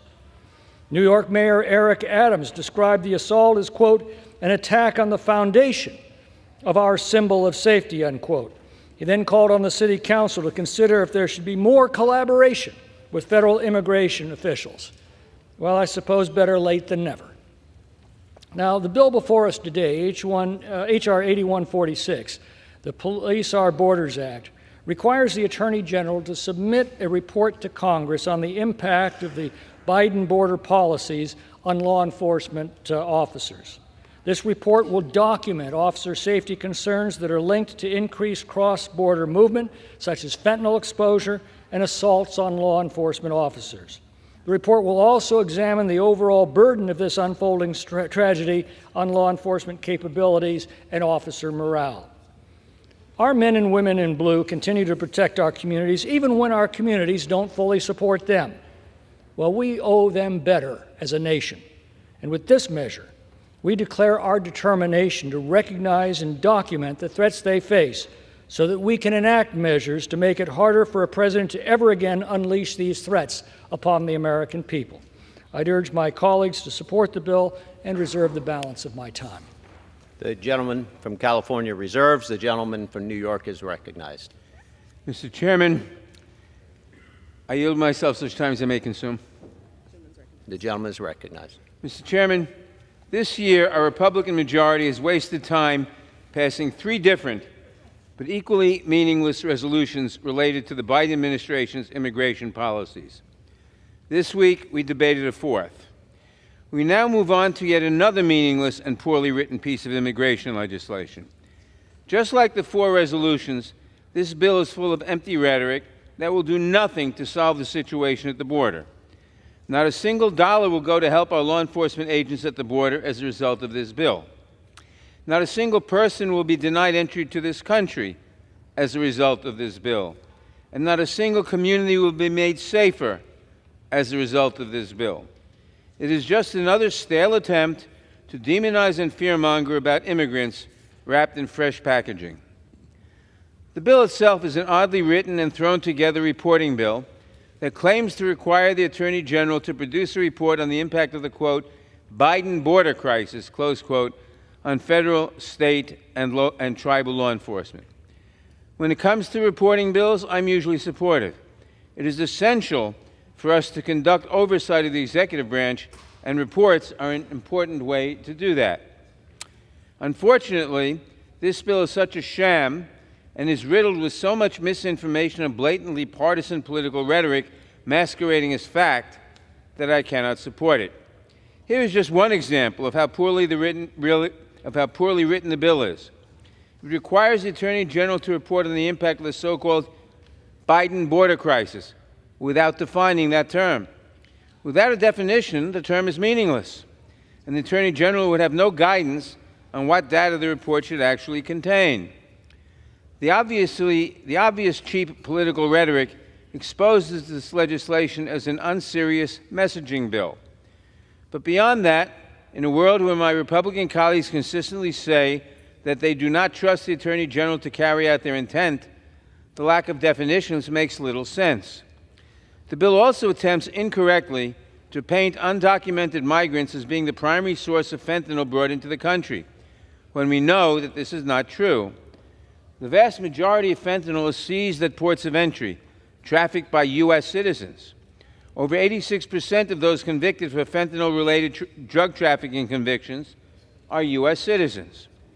Furthermore, cartels are not risking their product on people who illicitly cross the border between points of entry.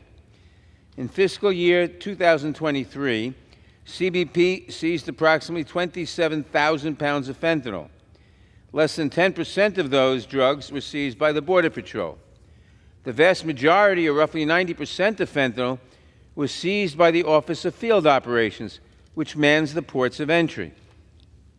Lastly, the bill asks the Attorney General to report on the resources devoted to addressing the border and the resources that are, quote, not available to law enforcement agencies, close quote.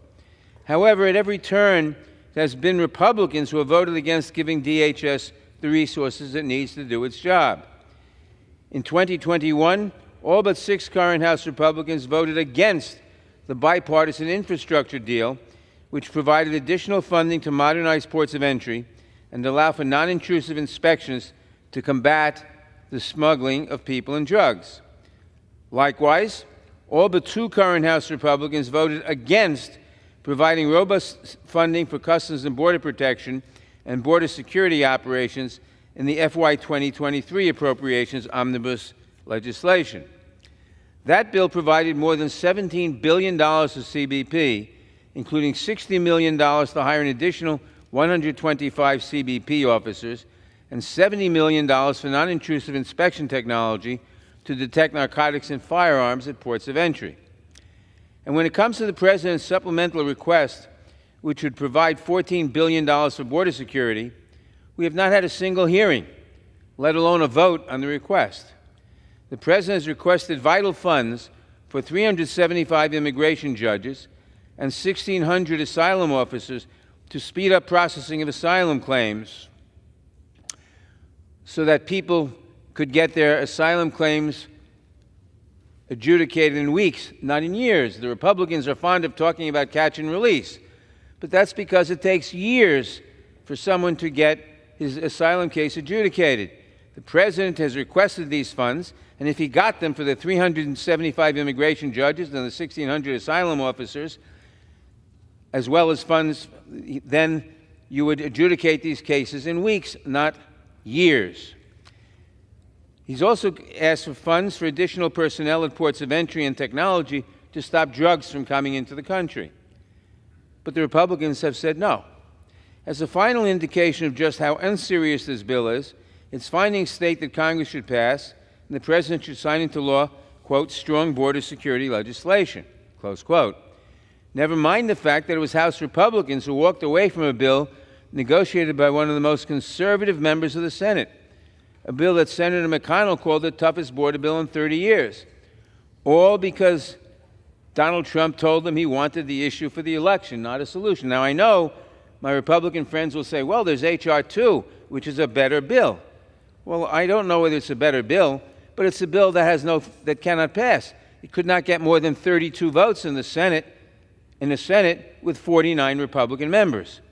You don't get strong border security legislation by passing congressional resolutions and reports. You have to do the hard work of legislating, but that appears to be far beyond the capacity of this Republican majority. So instead, they reduce to pointless bills like this that accomplish nothing and are full of misleading talking points. We deserve better than this waste of time. I urge my colleagues to oppose this legislation, and I reserve the balance of my time.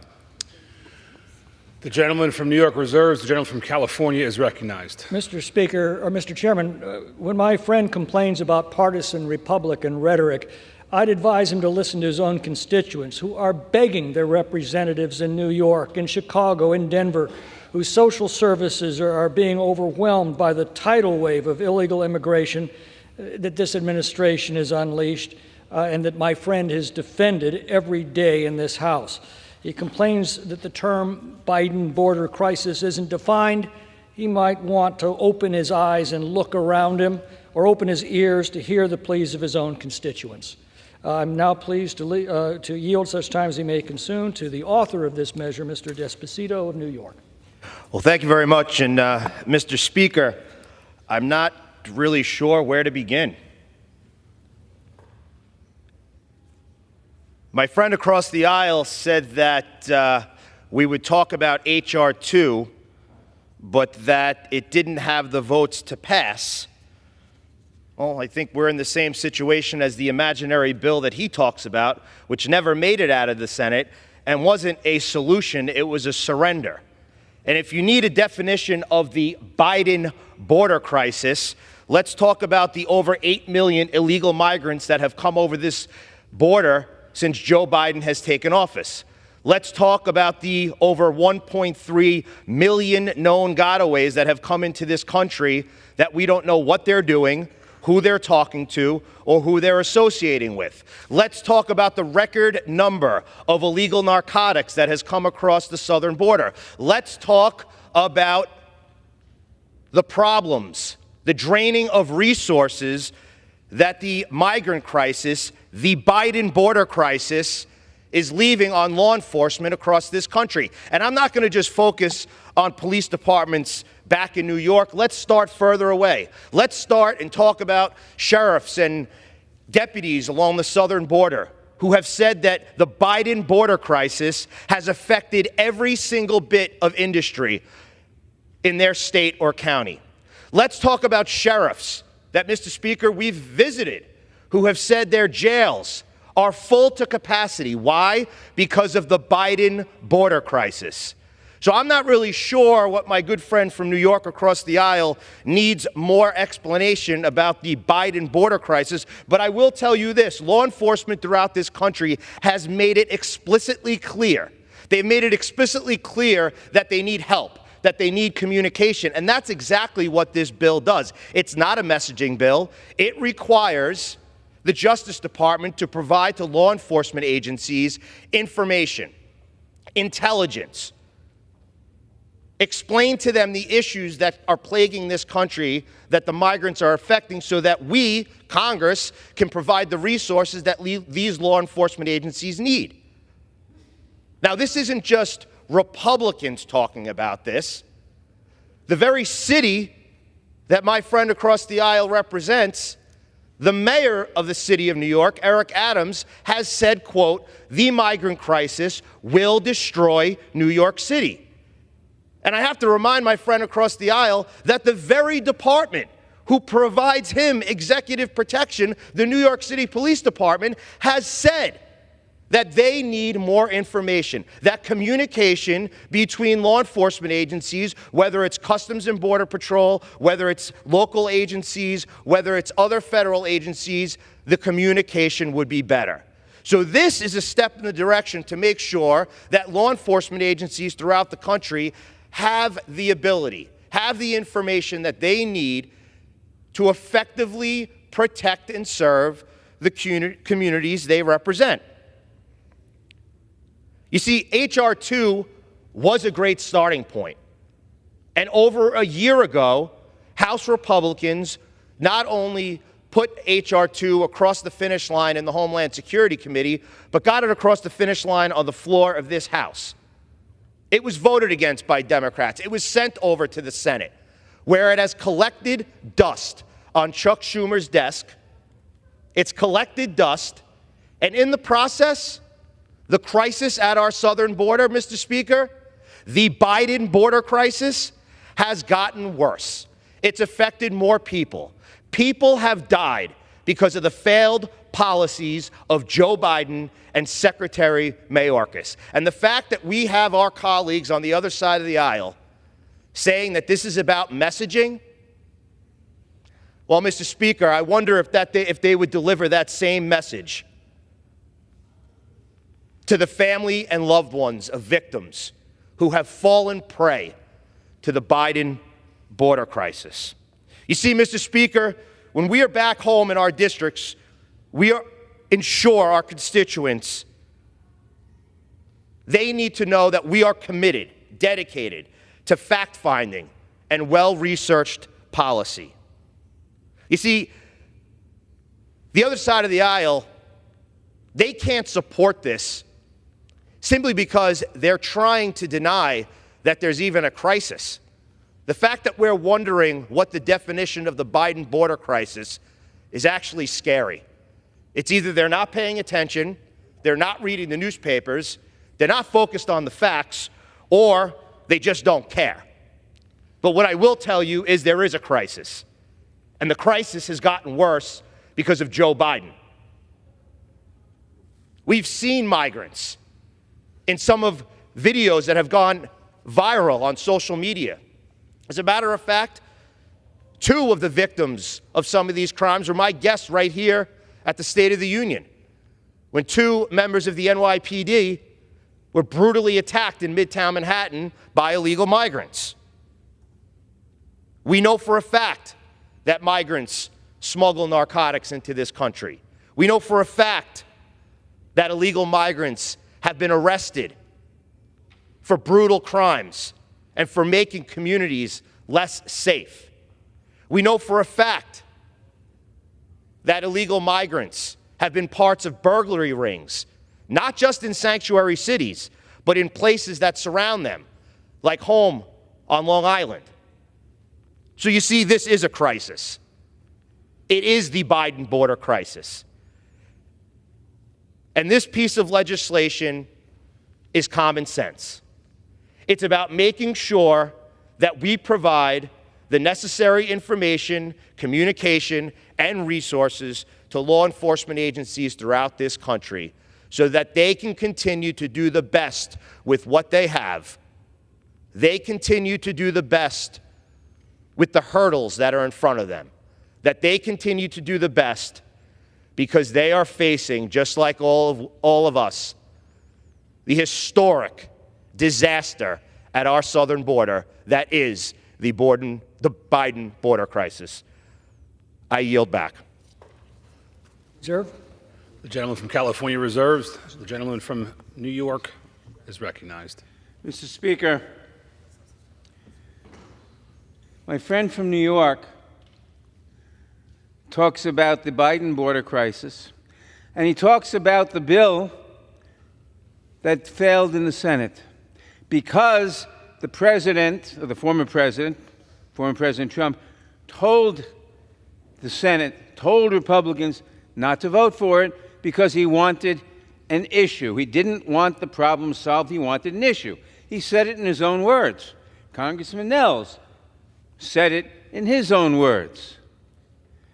H.R. 2, which they claim to support, in fact, could never get more than 32 votes in a 49 Republican member Senate. So the Republicans didn't support it, never mind the Democrats. The only viable bill was the bill negotiated by Mitch McConnell and Senator Lankford, the most conservative bill in a generation, and one supported by the union representing the Border Patrol people. But that bill was killed because President Trump wanted no progress and said so. At least he was honest about it. He said, I don't want any progress in this area. I want an issue. So my Republican friends are talking about the issue that could have been solved by now if it weren't for President Trump's ordering them not to solve it. So we'll hear a lot of rhetoric about solving the problem when they are participating in what amounts to a plot not to solve the problem by passing the strict bill that could have been passed, that was supported by, and that is supported by the union representing the Border Patrolmen, and could actually solve the problem. But they don't want to solve the problem. They just want to talk about the problem. I reserve. The gentleman from New York reserves. The gentleman from California is recognized. Mr. Speaker, my friend calls the Senate bill the only viable bill. Well, if it's so viable, where is it? The Senate bill could not be passed by the Senate. H.R. 2 was passed out of this House and did ultimately receive, I believe, 47 votes in the Senate. The Democrats love to tout this Senate bill. That bill would not have ended Biden's open border policies. It would have institutionalized them. Current law gives the president full authority to secure our border. Trump proved that. It requires asylum claimants to be detained. Trump did that. This bill that he talks about would leave future presidents powerless to secure the border until illegal immigration reaches 4,000 a day. 1.5 million a year, and it would have required they be released into our country. That's the Democrats' idea of border security, a guaranteed 4,000 illegal aliens being released into our country every day. And with that, I'm very pleased to yield 5 minutes to the gentleman from Nebraska, Mr. Bacon. Thank you to my colleague and my friend from California. Thank you, Mr. Speaker. I want to speak on H.R. 354, the previous bill that we just debated on. It's my legislation that I've worked on for 7 years. It's the Law Enforcement Safety Officers Reform Act. What does this bill do? It says that if you're a retired law enforcement officer or if you're an off-duty law enforcement officer and you maintain your gun qualifications, that you can carry your sidearm. We used to have LEOSA that was standardized throughout all 50 states. But over time, over the last decade, it's gotten very uneven. It's been chipped away at in various states. We want to level the table again for all of our law enforcement officers. When I talk to our county sheriffs, and I have 3 of them, this is their number one priority. Their number one ask is to get LEOSA passed again. When I talk to our federal law enforcement, it's also one of the top requests that they have. Now, why is it called the Safety Act, Law Enforcement Safety Bill? Because just picture if you're in a theater and someone that's deranged starts shooting their weapon at people, hurting or killing innocent people. Who would you want to have in there? I would want to have an off-duty policeman or a retired policeman that's maintained their qualifications, that's been trained to respond to these kind of killers and these kind of incidents. This is what LEOSA allows. It improves the safety of wherever we're at with these retired policemen or off-duty policemen. I've talked to federal agents who have arrested serious narcotics dealers, and they have a price on their head. They have a bounty, if you will. When they're retired, they want to carry as well to defend themselves and their family. So I hope we can have a bipartisan vote on this bill. It is one of the top requests of law enforcement officers at the local, state, county, and federal level for us to get this done. And this would be a way to say thank you to the law enforcement who serve every day, who put their lives on the line, and who still want to serve when they're retired and be there when and if needed. And with that, you'll balance my time. Reserve. The gentleman from California reserves. The gentleman from New York is recognized. Mr. Speaker, I now yield such time as you may consume to the gentlelady from New Mexico, Representative Stansbury. Thank you, Mr. Speaker. As it is National Police Week, I want to begin by thanking all of our law enforcement for their service and their sacrifice on behalf of our communities. As we do so, we honor and we remember those who have passed in the line of duty, including so many in New Mexico. New Mexico State Patrolman Justin Hare, Las Cruces Police Department Patrol Officer Jonah Hernandez, who died in the line of duty just this year.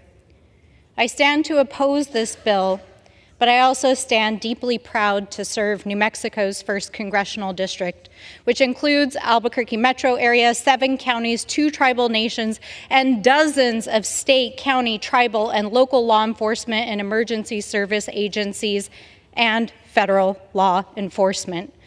From Sandoval, Bernalillo, and Valencia counties in the north, Torrance, Lincoln, Chavez, Guadalupe, De Baca in the south and east, our state, county, and local law enforcement agencies care for our communities and keep them safe every day.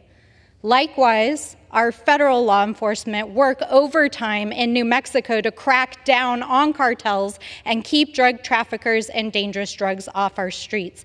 And we thank you for your service and your sacrifice. We know that public safety and the fentanyl crisis are ravaging our communities, and you are on the front lines. That is why I have worked since day one in office to help secure millions in funding for our law enforcement, for tools, technology, and equipment to support their work, and fought for funding for recruitment and retention. Millions in state funding I helped to secure during my time in the legislature. Millions I helped secure in Congress for state police to detect and tackle fentanyl. $18 million for law enforcement equipment and vehicles. New emergency fire stations for Moriarty, Sandia Pueblo, and Peralta, and more than $17 million for behavioral and mental services. But we know that fighting the fentanyl crisis, fighting the public safety and behavioral health crisis will take more than just stopping the flow of drugs and other materials into our communities. It requires that we also face the realities of addiction and the people who are hurting in our communities.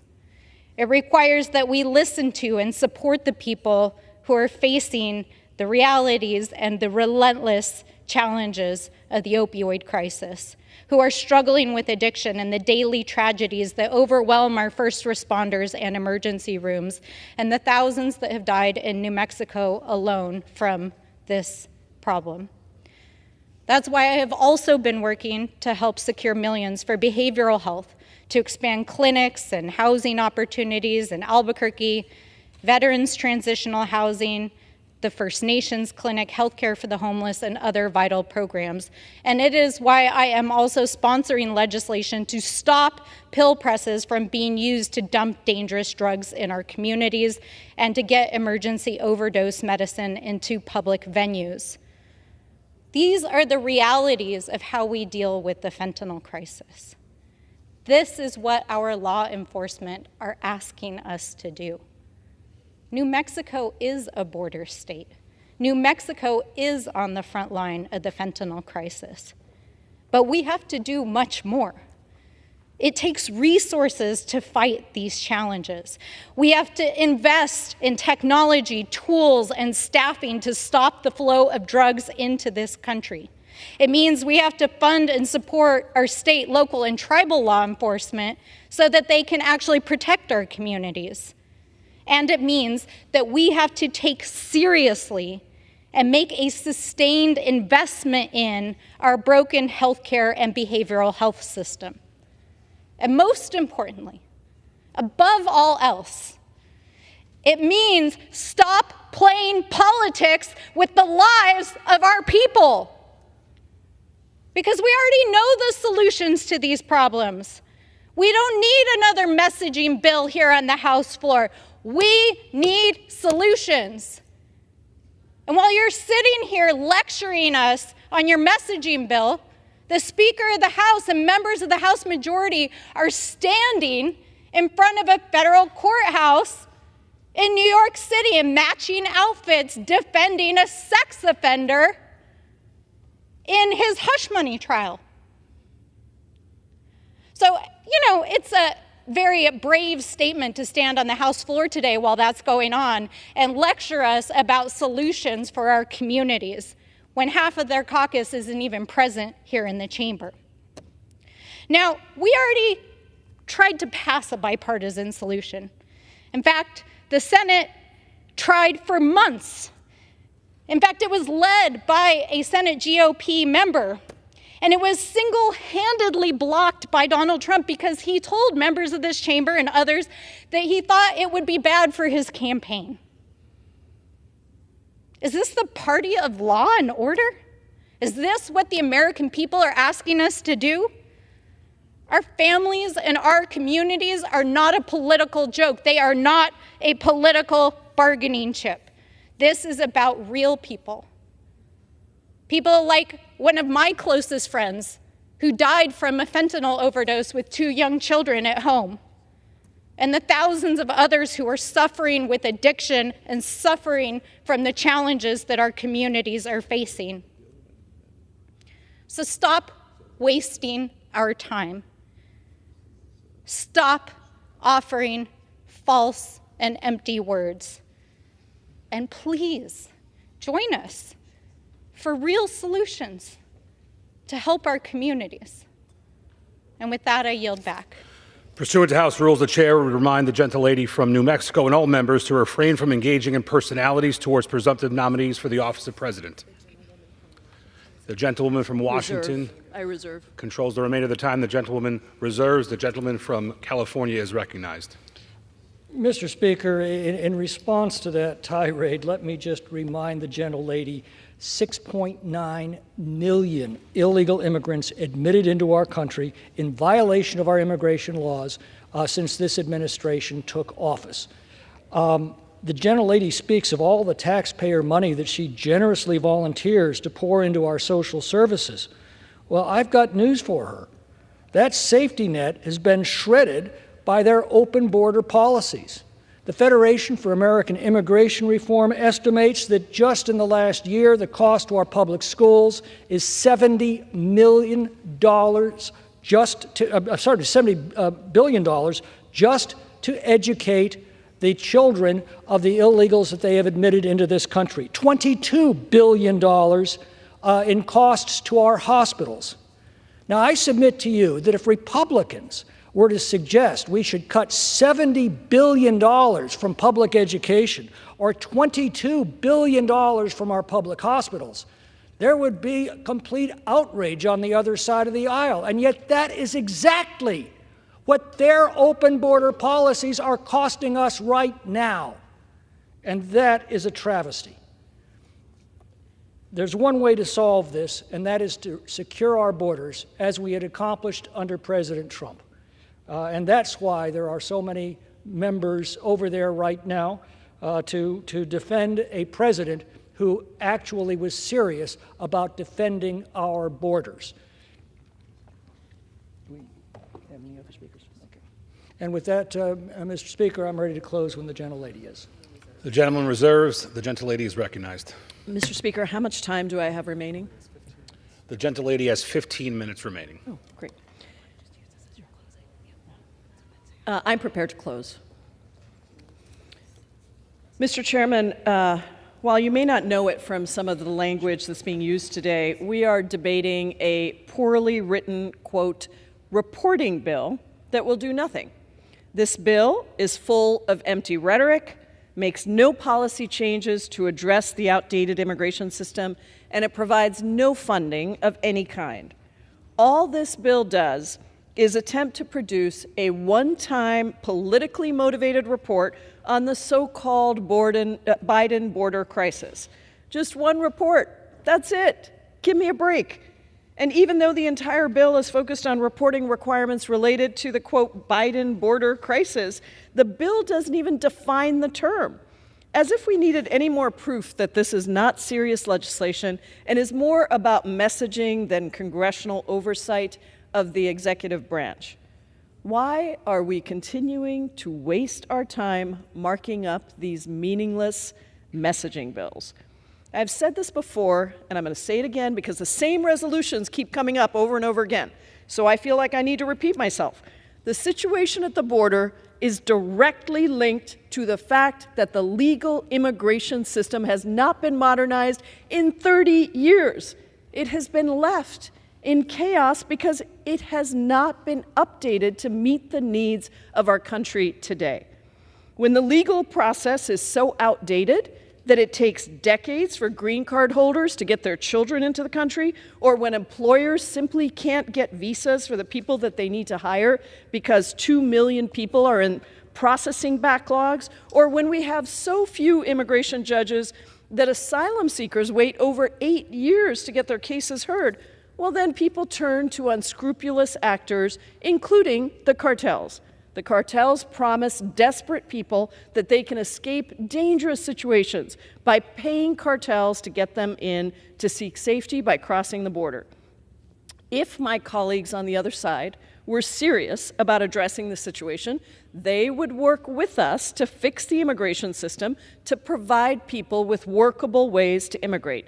That would disempower the cartels. It would ensure the integrity of the border. It would give us what we all want, which is order at the border that is fueled and made possible by a legal immigration system that works, a legal immigration system that provides pathways for people to come and work here, to be with their families, to contribute to our economy. That is what we need right now. But here we are. Instead of that, we are defending a bill with no chance of becoming law or solving the problem. Republicans are showing clearly what we Democrats have been saying over and over again, that they don't want to do anything that would help fix the broken immigration system. Instead of solving the problem, Republicans want to continue to weaponize the border as a political issue for this election year. Rather than debating meaningless bills, we should be exploring how to meaningfully reform the broken immigration system to expand lawful immigration to the United States, given the very clear and documented benefits that that brings. In 2021 alone, DACA recipients paid $6.5 billion in taxes. Refugees paid almost $28 billion in taxes, and TPS holders paid $2.2 billion in taxes. Likewise, in 2021, undocumented immigrants paid approximately $18.6 million in federal income taxes and $12.2 billion in state and local taxes. Recently, the Department of Health and Human Services released a study demonstrating that refugees and asylees generated $124 billion in fiscal benefits over 15 years. And the Congressional Budget Office, a nonpartisan entity, recently released a report finding that recent immigrants who joined the workforce will actually add $1 trillion of revenue to our country's GDP between 2023 and 2034.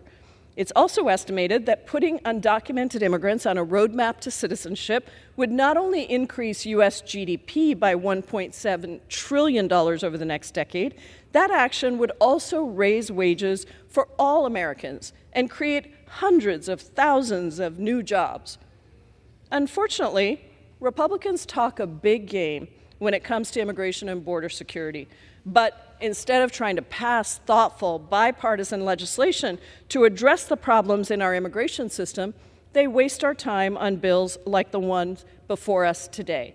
And listen, you don't have to just take it from me. The fact is that the second most conservative Republican senator in the United States Senate crafted a bill with some Democratic support to put forward before us on immigration reform. And Republicans decided that they didn't even want to consider that bill or vote on that bill. You know why? Because Donald Trump told them not to, because it would take away what they see as an election issue. Well, I believe the American people are smarter than that. I urge my colleagues to oppose this meaningless bill and to see very clearly that Republicans are not interested in solutions. They're not interested in governing. They're just interested in meaningless messaging bills that try to divide us when really we should be celebrating the tremendous benefits that immigrants contribute to our country every single day. With that, I yield back. Gentlelady yields. The gentleman from California is recognized. Mr. Speaker, I'll begin my close by yielding time to Mr. Pfluger. I think the chair and Mr. Speaker, I rise in support of H.R. 8146, the Police Our Border Act. On National Police Week, I'm proud to join my colleagues in hosting meetings, speaking on the floor, and holding hearings like we did today with my colleague Mr. Diaz-Bazito to honor the dedication and sacrifice of our law enforcement and first responders. It's so important for us to thank our men and women who put their lives on the line every day, knowing the dangers that await them to keep our families and our communities and our children and loved ones safe. There's no denying that our law enforcement has fallen under attack in recent years as Democrat governments cave to the defund the police movement. The crisis at our southern border now affects every state, every town, every congressional district, and it certainly affects our law enforcement heroes, as we heard during testimony this week. Congress should be using every tool and resource available to support our officers. With enough fentanyl coming across the border each year to kill every American 7 times over, criminal illegal aliens being let free to roam in our communities, community resources being handed out to individuals who have been deported multiple times, and women and children being raped and killed, the crisis has reached a breaking point. Federal, state, local, and tribal law enforcement are suffering the worst consequences of President Biden's border crisis, and they need the Police Our Border Act now. This bill provides critical solutions that hold Congress and the administration accountable and ensure we are showing up for our law enforcement, and not just showing up, but that we show them our support through our voting here in Congress. And it's with that that I hope and ask for colleagues' support on this very important act, and I yield back. Mr. Chairman, just to sum up, without law enforcement, there is no law, and without law, there is no civilization. Without immigration enforcement, there are no borders, and without borders, there is no country. This is where the woke left is taking us, and it's time for Americans to decide how much farther we want to allow them to take us down this dismal and dangerous road. I think the American people are entitled to ask this administration and its apologists in this Congress, how do we make our streets safer by making it all but impossible to deport criminal illegal aliens as the law requires? How do we make our families safer by flooding our communities with deadly fentanyl? How do we make our children safer by not vetting every person who enters our country to keep the criminals out?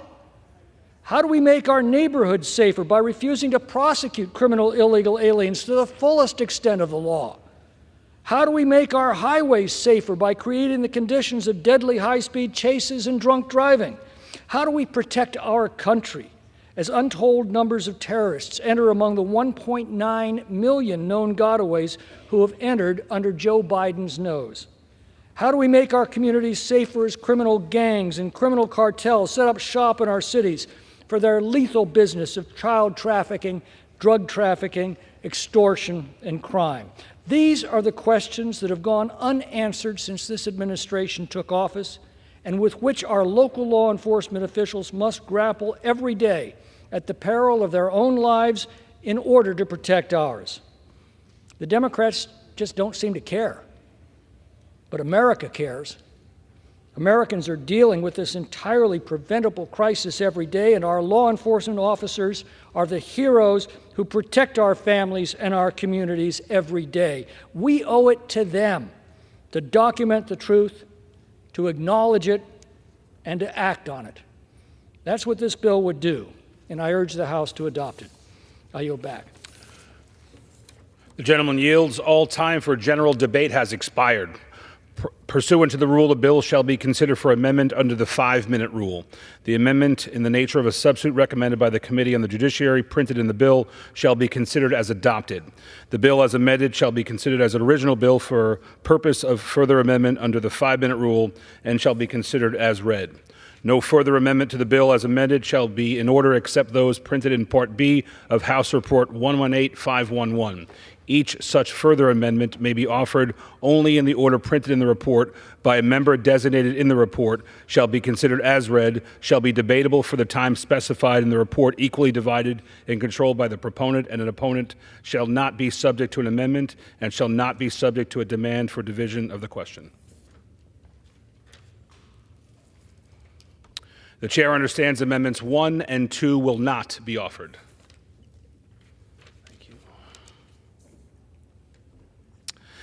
It is now in order to consider amendment number 3, printed in Part B of House Report 118511. For what purpose does the gentleman from New York seek recognition? Mr. Speaker, I rise as the designee of the gentleman from New York and have an amendment at the desk. The clerk will designate the amendment. Amendment number 3, printed in Part B of House Report number 118-511, offered by Mr. D'Esposito of New York. Pursuant to House Resolution 1227, the gentleman from New York, Mr. D'Esposito, and a member opposed each will control 5 minutes. The chair recognizes the gentleman from New York, my good friend, Mr. D'Esposito.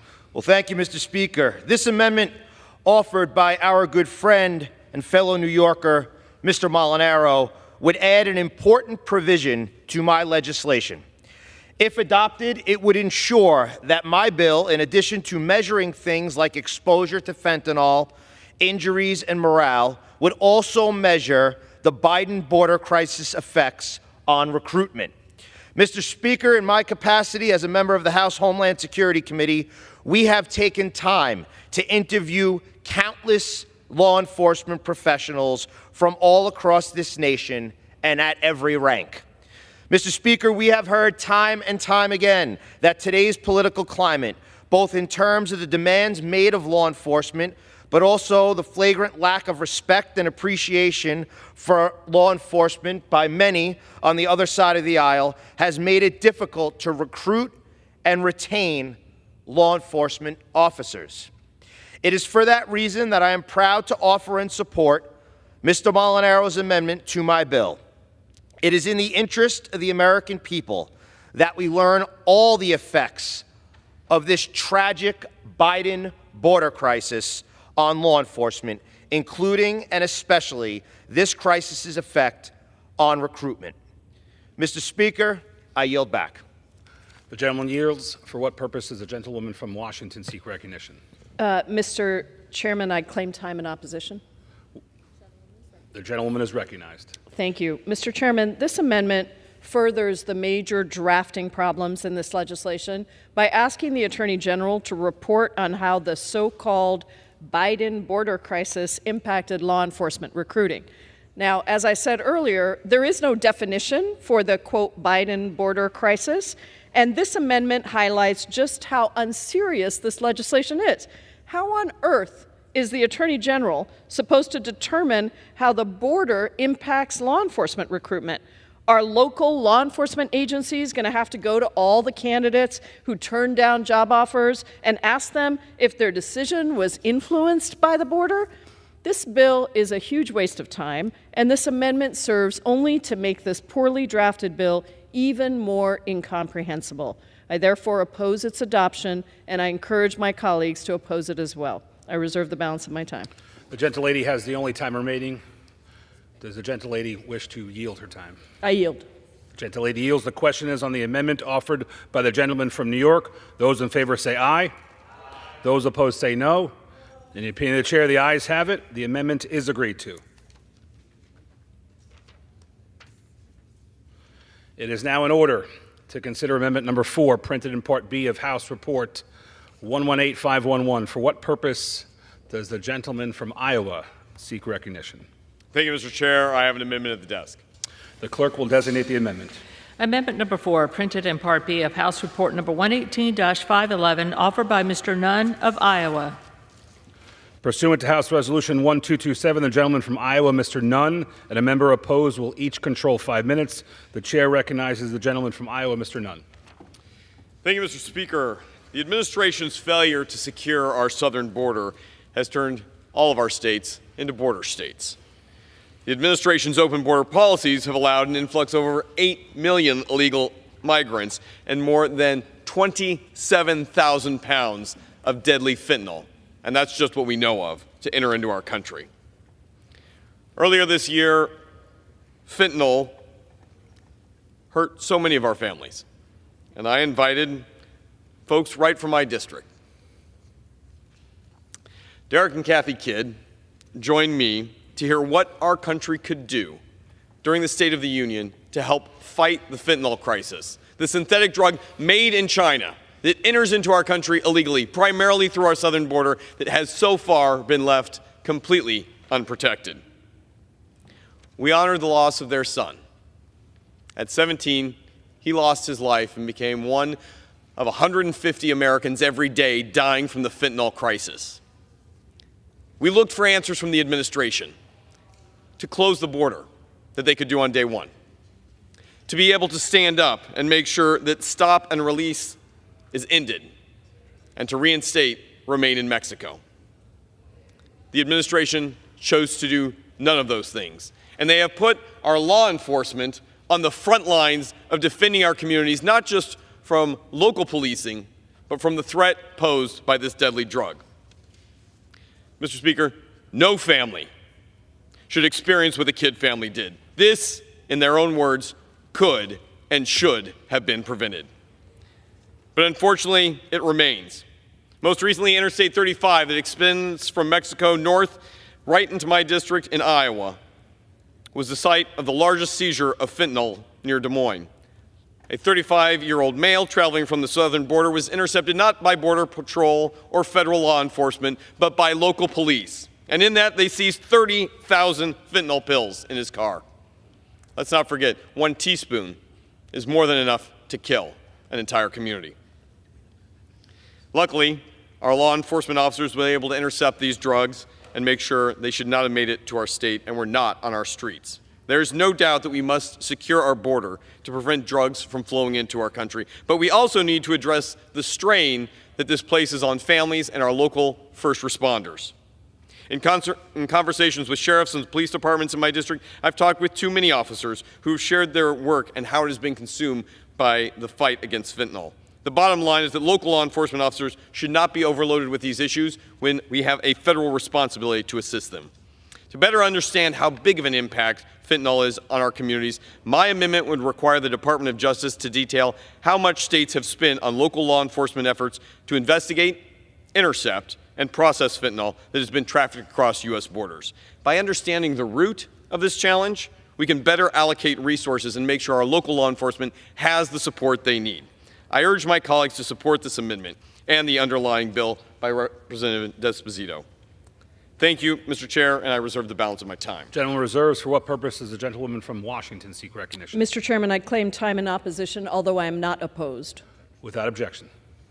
Thank you. Mr. Chairman, the Nunn Amendment requires the Attorney General to report on how much each state spent on investigating fentanyl trafficked through the border. I do not oppose this amendment because it does not repeat the same misleading talking points that Republicans often use when discussing fentanyl, and I am grateful to my colleague across the aisle for that. I did want to make a couple of points on this because I think fentanyl is such an important issue in all of our districts. It is a scourge on all of our districts, all of our communities. We are all seeing the effects of fentanyl that is coming into this country. We know that fentanyl is being smuggled into our country and that some of it comes through our southern border. But I do want to make clear that fentanyl is seized primarily at the ports of entry. In fiscal year 2023, CBP seized approximately 27,000 pounds of fentanyl. Less than 10% of the drugs were actually seized by Border Patrol. The vast majority, roughly 90% of the drugs, were seized by the Office of Field Operations, which is the entity that mans the ports of entry. And I wanted to make clear that the evidence does not show in any way that asylum seekers are bringing drugs to our shores. In fact, increasingly, drug cartels are being very smart about this. They're recruiting American citizens to bring drugs across the border through ports of entry. In 2022, over 89% of convicted fentanyl traffickers were American citizens. And so if my Republican colleagues were serious about stopping the flow of fentanyl, the flow of drugs across the border, then I think we should be giving additional resources to the agencies that are manning those ports of entry.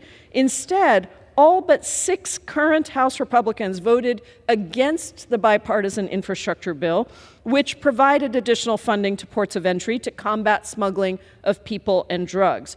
All but 2 current House Republicans voted against providing robust funding for border security operations in the 2023 appropriations omnibus legislation, which provided more than $17 billion to Customs and Border Protection, including funding for an additional 300 Border Patrol agents. And the omnibus also included $60 million to hire 125 CBP officers and $70 million for non-intrusive inspection technology to detect narcotics and firearms at ports of entry. That is exactly the kind of technology that our Border Patrol agents are asking us for. Republicans have also refused to consider President Biden's emergency supplemental funding request for additional border resources, which included $239 million to hire 1,000 additional CBP officers to stop fentanyl and other contraband from entering the United States. It included $100 million for ICE Homeland Security investigations to investigate and disrupt transnational criminal organizations and drug traffickers, and it included $849 million for cutting-edge detection technology at ports of entry. This is the work that Democrats have been doing to try to address the scourge of fentanyl that's coming across our southern border and coming into our country by supporting law enforcement in stopping that fentanyl. And so fentanyl is a huge problem in our communities. It's important that we support our law enforcement in fighting against it. This amendment would simply inform Congress about how much states are spending to combat fentanyl, and therefore I see no reason to oppose it. I yield back the balance of my time. The gentlelady yields. The gentleman from Iowa is recognized. Thank you, Mr. Chair. I yield 1 minute to the gentlewoman from the state of Indiana. The gentlelady is recognized. Thank you, Mr. Chairman. I rise in support of my good friend from Iowa's amendments and in the underlying bill by Mr. D'Esposito, H.R. 8146. The Nunn amendments will provide policymakers with the information we need to better support our local and state law enforcement officers. This is especially important given the strain the crisis at our southern border has placed on our local communities, like the ones we are privileged to represent in Iowa, in Indiana, and New York. Biden's border crisis has made all districts across the country battlegrounds where police are fighting the scourge of fentanyl every day, an epidemic funded by China, driven by the drug cartels, and assisted by Biden's disastrous border policies.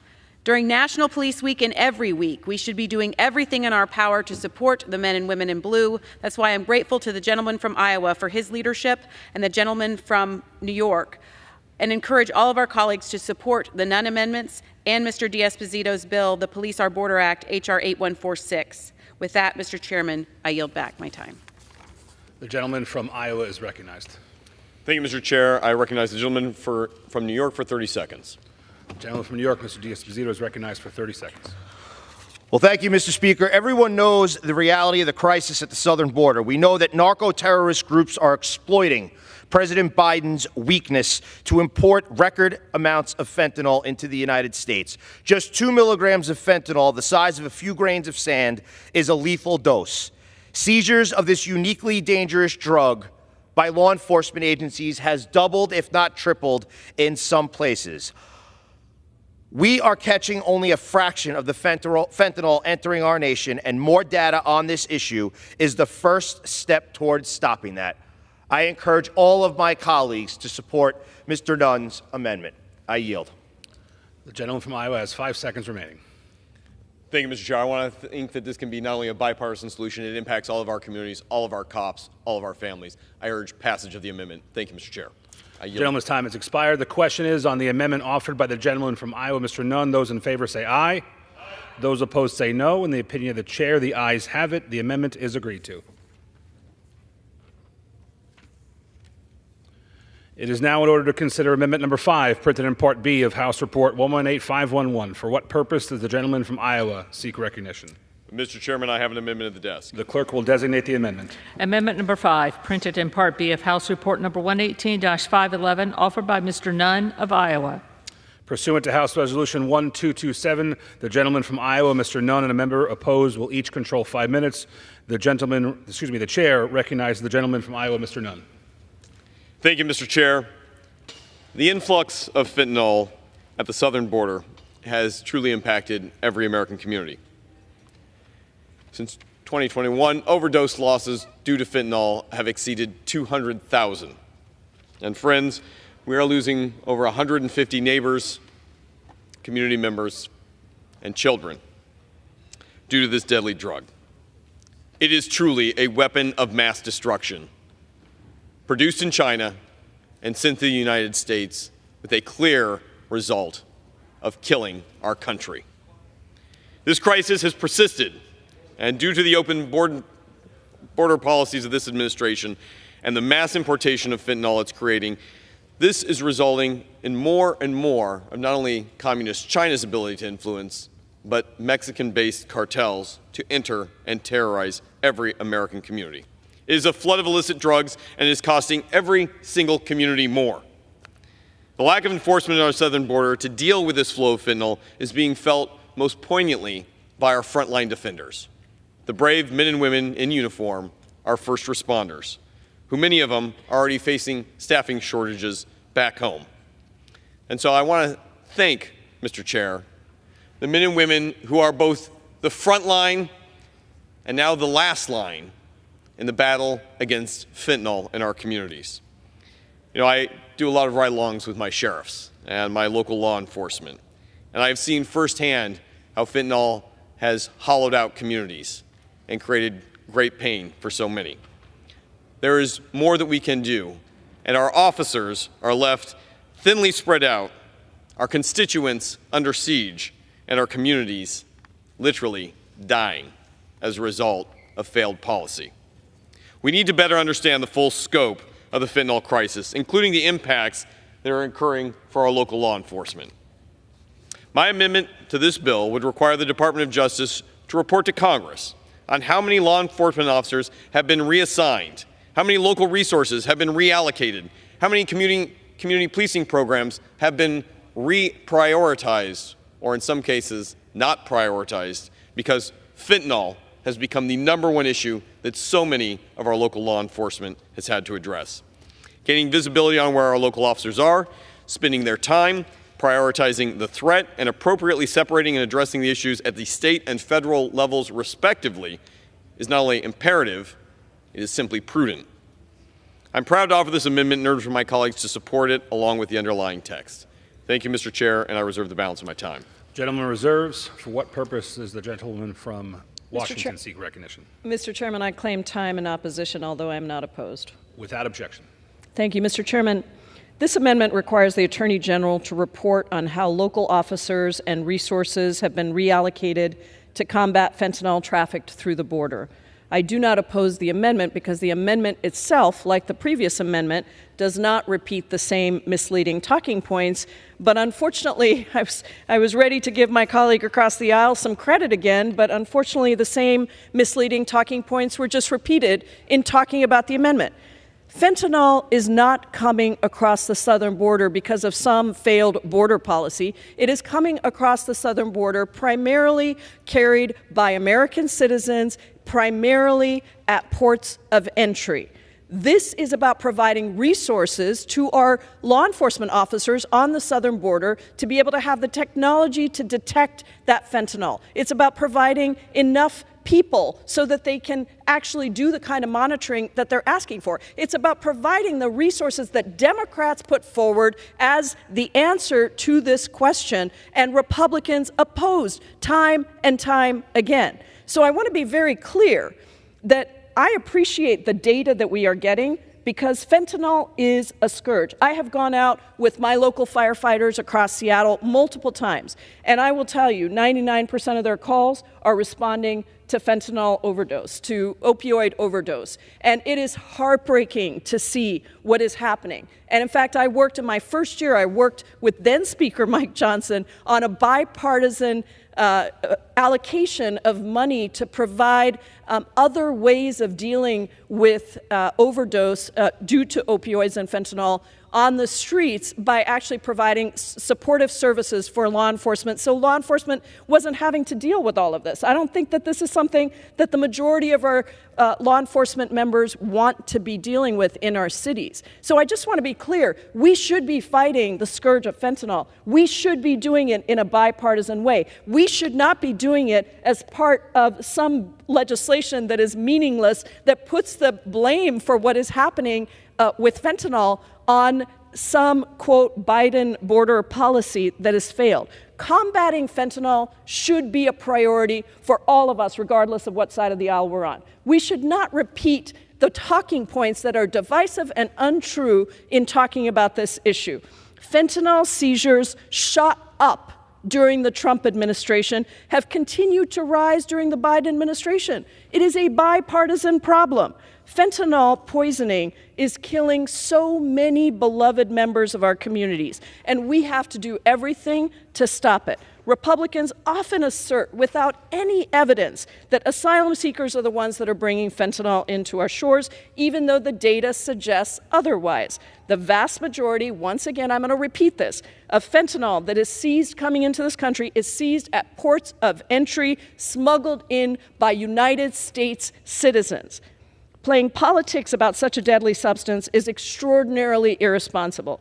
Fortunately, the amendment itself is straightforward, and it aims to get more data about combating fentanyl so we can be better informed about how it's impacting our communities. The underlying legislation, on the other hand, and some of the talking points that are used by my colleagues across the aisle, is not that. The underlying legislation is poorly written, it's misleading, the talking points are misleading, but the amendment is clear. And so, because of that, I see no reason to oppose it. I reserve the balance of my time. Gentlelady reserved. Gentleman from Iowa is recognized. Thank you, Mr. Chair. I thank my colleagues on the other side of the aisle. I think we can all agree not only that fentanyl is a challenge, not only that it is killing Americans at an unprecedented rate. Fentanyl now kills more Americans my daughter's age to my age, and I'm getting to be an old man. We should not be in this position. The reality is that our frontline defenders have become our local law enforcement. And collectively, I think we absolutely agree that this should never have happened. This amendment moves forward with the ability to identify this and to help to prioritize these resources. Now, I will say to my colleagues on the other side of the aisle, there is a way to end this. We recognize immediately that fentanyl comes largely from China. We recognize immediately that it is coming across our southern border. In this, there is no dispute. Shut down the border should be a great mantra for all of us to be able to save lives. Today, the administration can do that. It can end the catch and release program. It can reinstate a remain in Mexico policy. It can ensure that the drugs flowing across our southern border are intercepted there so they don't end up being intercepted on our streets, in our hometowns, in the heart of the heartland of communities like mine in Iowa. I don't want to see another child, friend, or neighbor die because we at the federal level have failed to do our job. By prioritizing these resources, we can better identify what other services are being left behind and what other communities are endangered because their first priority has to be on intercepting fentanyl. With that, Mr. Chair, I encourage passage of the amendment and the underlying bill, and I reserve. Gentleman reserves. And gentleman's time has expired. The gentlelady from Washington is recognized. Mr. Chairman, here I was coming to the floor thinking that I could support an amendment that made sense to me about fighting the scourge of fentanyl. And I do support the amendment because I think data is good for us.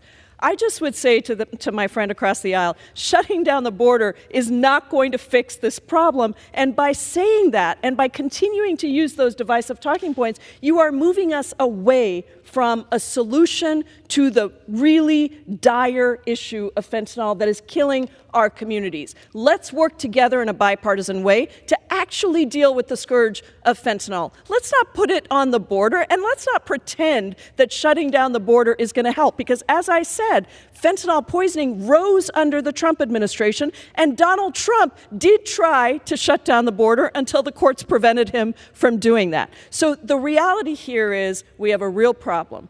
We have a real problem. I was willing to come to the floor and support this amendment because I think the data is important. And I hope my colleague across the aisle will recognize that sticking to the facts, as he did in his amendment, is the most important thing to actually addressing the issue of fentanyl. I yield back. Thanks. Thanks, Jerry. Aye. Those opposed, no. In the opinion of the chair, the ayes have it. The amendment is agreed to.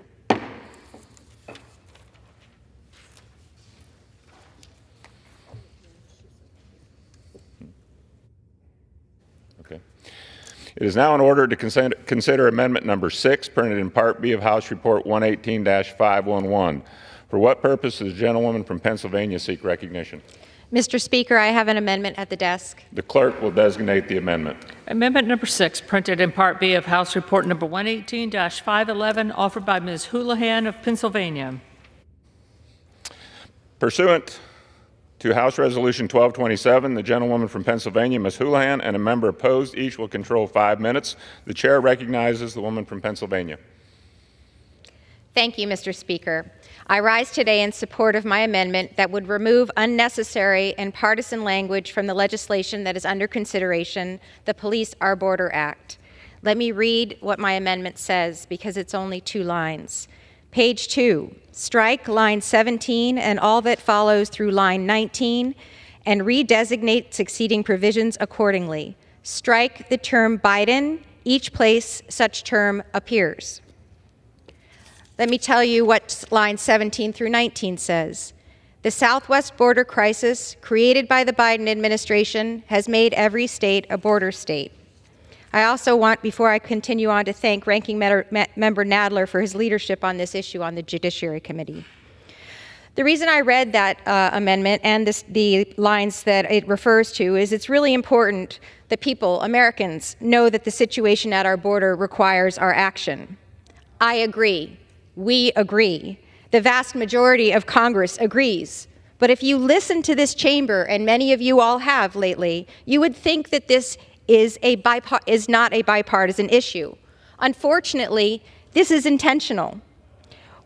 I want to let the American people know, and in on an important and poorly kept secret, that too often bills are written to be intentionally inflammatory, to divide Republicans and Democrats.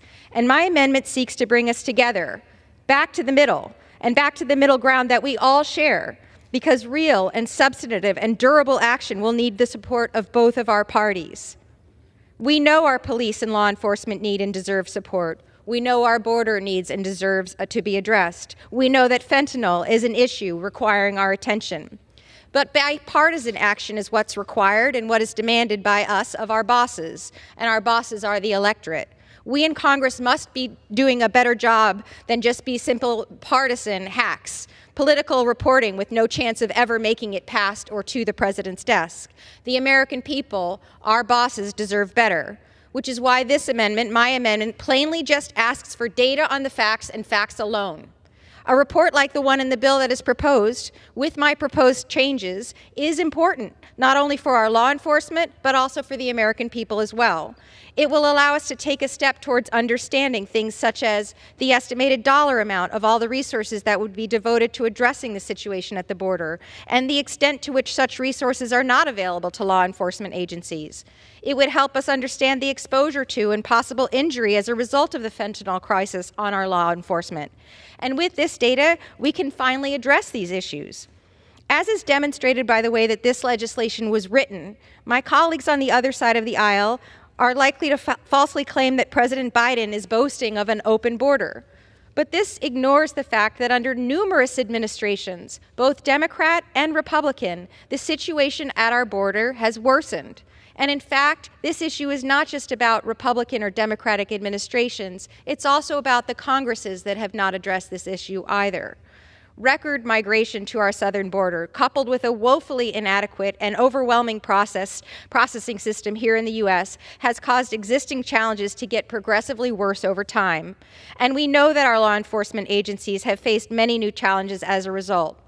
This is a serious issue, which we must address with serious legislation. And I believe if my amendment passes, that you will find many of my colleagues on this side of the aisle will find it in their ability to be able to vote for the underlying bill. And I would encourage you on that side of the aisle to find it within your heart to see not everything as a bipartisan issue. I urge my colleagues across the aisle, on both sides of the aisle, to reject the deeply cynical and deeply political option in the current text, and to instead vote yes on my amendment that will enable the underlying bill to move forward in a bipartisan fashion. I reserve my time.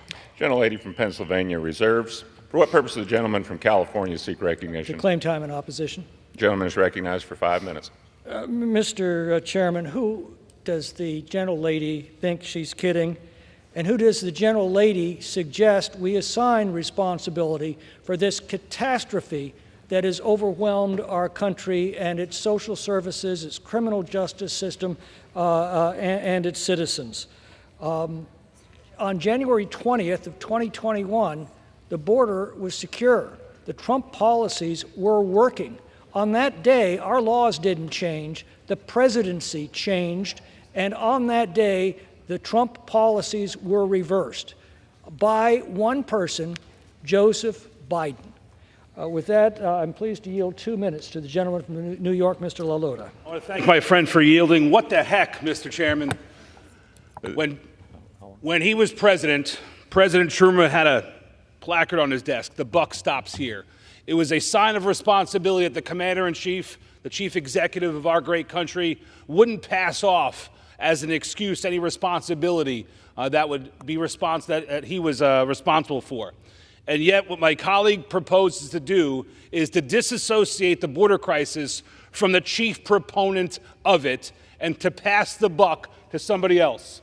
64, not 1, not 2, not 10, not 20, not 60, 64 different actions the president has taken to undermine border security through executive orders and other administrative actions, which have opened the border wide, which have canceled mass parole, which have repositioned border agents away from the border, which have paroled millions into the interior, causing crises in cities like New York.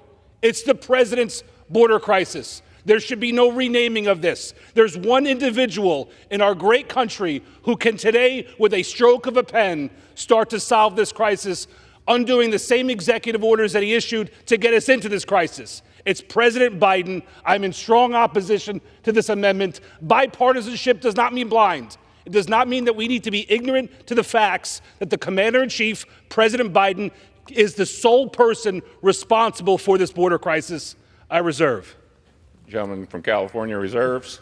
The chair will remind all persons in the gallery that they are here as guests of the House and that any manifestations of approval or disapproval of proceedings is in violation of the rules of the House. The gentlelady from Pennsylvania is recognized. May I inquire as to how much time I have remaining? The gentlelady has 1 minute remaining. Thank you. Mr. Speaker, it's rebuttals and comments like these that I find, frankly, deeply distrustful, and they are nothing but finger pointing and really the genuine politicization of this body and this government. My colleagues are self-defeating in their efforts to try to put the words into this piece of legislation that require us to assign one single point of blame when there clearly is quite a lot to go around, and it's gone around for a very long time. By politicizing this issue in this way, it's self-defeating because we have no ability to actually pass this piece of legislation. And so in and of itself, this becomes a self-defeating effort. I believe if my colleagues truly wanted the information that this bill purports to want, if they truly wanted to understand what is causing the border issues and what it could be done to be helpful, then they would work with us as Democrats to make that indeed happen. That we would then be able to pass this bill in the House, and as is the custom with our Constitution and with Schoolhouse Rock, send it to the Senate and send it to the President's desk for signature. Here we have no opportunity to have this happen, and with that, I yield. The gentlelady yields back. The gentleman from California Mr. Chairman, is recognized. I yield 1 minute to the gentleman from New York, Mr. Esposito. Well, thank you very much. Mr. Speaker, my colleague on the other side of the aisle said that our bosses deserve better. And she's right.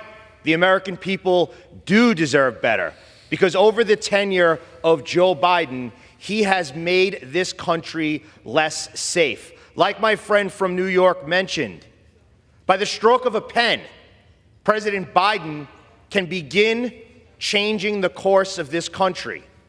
But unfortunately, he won't, because he doesn't want to. And as a matter of fact, in his first days in office, he used that same pen to create this disaster that we are dealing with right now. An unprecedented, historical amount of migrants illegally coming into the United States of America. Some involved in terrorist organizations, smuggling illegal narcotics into this country. So you are correct. Our bosses do deserve better. The American people do deserve better. And I encourage you to encourage your side of the aisle time has expired. to please have Joe Biden use that pen and put this country back on Gentleman's track. time has expired. Reserve. Members are reminded to direct their remarks to the chair. Reserve. Gentleman has the only time remaining.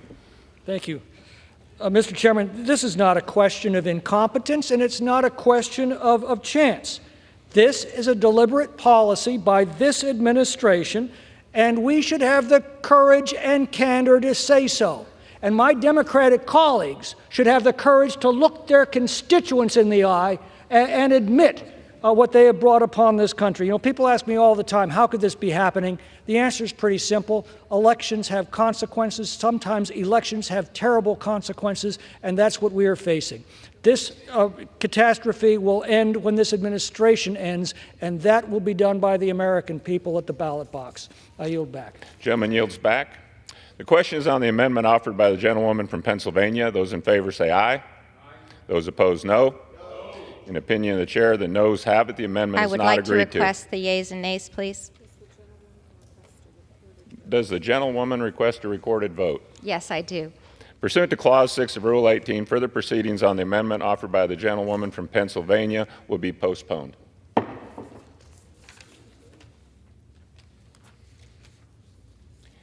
It is now in order to consider Amendment Number 7, printed in Part B of House Report 118-511. For what purpose does the gentleman from New York seek recognition? Mr. Chairman, I rise as the designee of the gentleman from Florida, Mr. Jimenez, and have an amendment at the desk. The clerk will designate the amendment. Amendment number 7, printed in Part B of House Report number 118-511, offered by Mr. Lalota of New York. Pursuant to the House Resolution 1227, the gentleman from New York, Mr. Lalota, and a member opposed will each control 5 minutes. The chair now recognizes the gentleman from New York.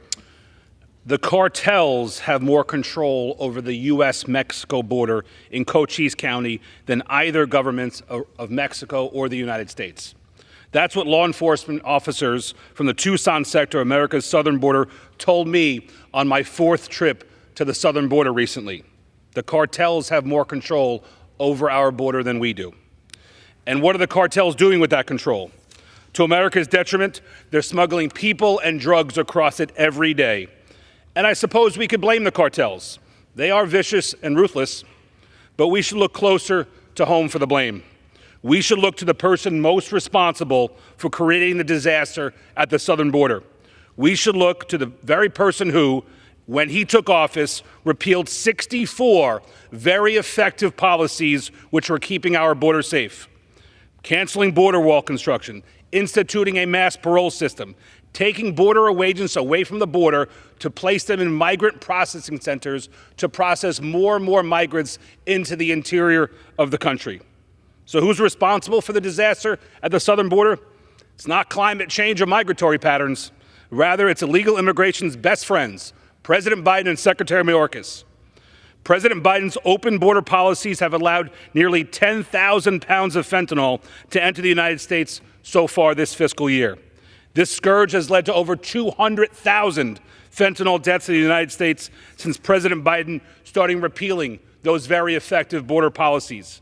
In fact, fentanyl is the leading cause of death of Americans ages 18 through 45. In response to President Biden's open border policies, my good friend and fellow Long Islander, Congressman D'Esposito, has proposed an effective bill that would modify the requirements for reporting by the Attorney General on the impacts of the border crisis. Included in Congressman D'Esposito's bill is language to better understand when law enforcement is exposed to fentanyl. This legislation is critical to understanding the challenges law enforcement officers face every day while giving further insights into the crises at our southern border, those crises caused by President Biden. I, alongside with my good friend from Florida, Congressman Carlos Jimenez, am proposing an amendment to Congressman D'Esposito's bill that would further get to the root of the fentanyl crisis. Our amendment requires the nationality of a migrant be included in the underlying report when said migrant exposes a law enforcement officer to fentanyl during an encounter at the border. It is imperative that we as a nation collect more information on who and where these drugs are coming from so we can put an end to the fentanyl scourge. We know from the DEA that most of the fentanyl consumed in the United States is produced in Mexico using precursors that come from China. And also China is producing it on their own and sending it across the southern border as well. Fentanyl is not only deadly in minuscule doses, but is also frequently unknowingly contained in other substances, which multiplies the risk and the range of its impact. 75,000 Americans died in 2022 due to the scourge of fentanyl. Mr. Chairman, enough is enough. I would urge all of my colleagues to support this common sense amendment that would help better identify where the fentanyl is coming from. And I reserve the balance of my time. New York reserves. Members are reminded to refrain from engaging in personalities towards the president. For what purpose does the gentleman from New York, Mr. Nadler, seek recognition? Mr. Speaker, I claim the time in opposition, although I am not opposed. Without objection. Mr. Chairman, this amendment would update the report required by this bill to include the nationality of any non-citizen who exposes a law enforcement officer to fentanyl during an encounter at the border and in the United States. Just like the underlying bill, this amendment is another attempt to incorrectly paint undocumented migrants as being the prime source of fentanyl brought into the country. We already know that the vast majority of fentanyl is seized at ports of entry, trafficked by U.S. citizens. As I stated previously, in fiscal year 2023, CBP seized approximately 27,000 pounds of fentanyl. Less than 10% of these drugs were seized by the Border Patrol. The vast majority, or roughly 90% of fentanyl, was seized by the Office of Field Operations, which mans the ports of entry. Now my Republican colleagues always respond that this is the case because ports of entry are where we have resources to interdict the drugs. But this is also wrong. Unfortunately, because Republicans refuse to adequately fund ports of entry, only 2% of passenger vehicles and 16% of commercial vehicles are inspected.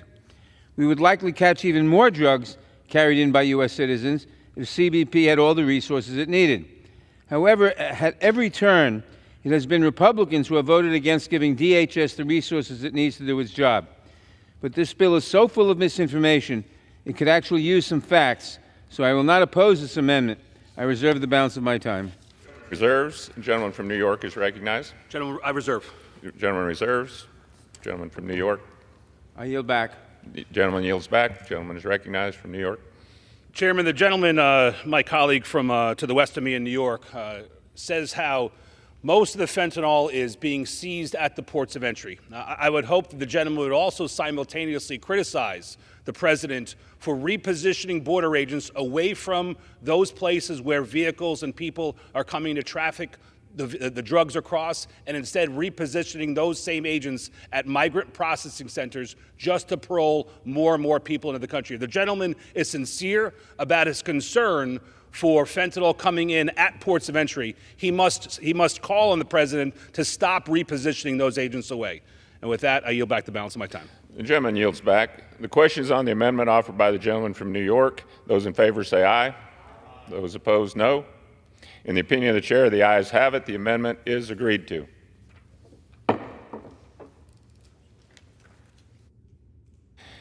It is now in order to consider Amendment Number 8, printed in Part B of the House Report 118-511. For what purpose does the gentlewoman from Illinois seek recognition? Mr. Chairman, I rise as a designee of the gentleman from Tennessee, and I have an amendment at the desk. The clerk will designate the amendment. Amendment number 8, printed in Part B of House Report number 118-511, offered by Mrs. Miller of Illinois. Pursuant to House Resolution 1227, the gentlewoman from Illinois, Ms. Miller, and a member opposed, each will control 5 minutes. The chair recognizes the gentlewoman from Illinois. Thank you, Mr. Chairman. Since Joe Biden took office, 10 million illegal aliens have entered our country, and untold numbers of Americans have been murdered by people who should never have been here. To the Americans watching, Joe Biden does not care about you. He does not care about your family. For him, it is worth letting hundreds of thousands of illegals in every month and hundreds of foreigners on the FBI terrorist watch list if it means the Democrat Party's base turns out in November. The purpose of this amendment is that President Biden already has existing authority to secure the border, and he needs to use it. But he doesn't want to because he's afraid of his far-left base. President Biden is choosing to keep our border open and allowing the American people to be kept in harm's way. Thank you, and I yield back. Gentlelady reserved. Gentlelady yields back. Members are reminded to refrain from engaging in personalities towards the president. For what purpose does the gentleman from New York seek recognition? Mr. Chairman, I claim the time in opposition. Without objection. Mr. Chairman, this amendment would update the findings section of this bill to include a provision that states that it is in the best interest of law enforcement officers and the communities they serve for President Biden to use Section 212F of the Immigration and Nationality Act to secure the southern border.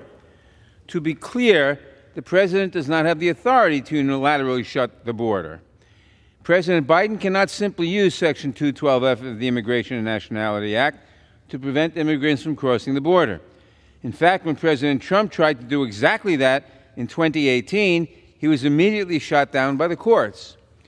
Moreover, enforcement-only solutions don't work. The best way to secure the border is to expand lawful pathways and to adequately fund the immigration system. We have not updated our legal immigration system in over 30 years.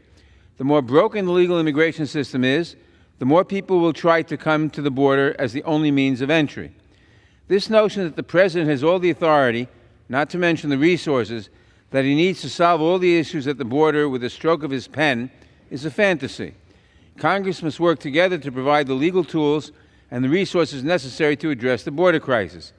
I know that there are Democrats willing to put in the hard work, but we have yet to find any House Republicans who are willing to do so.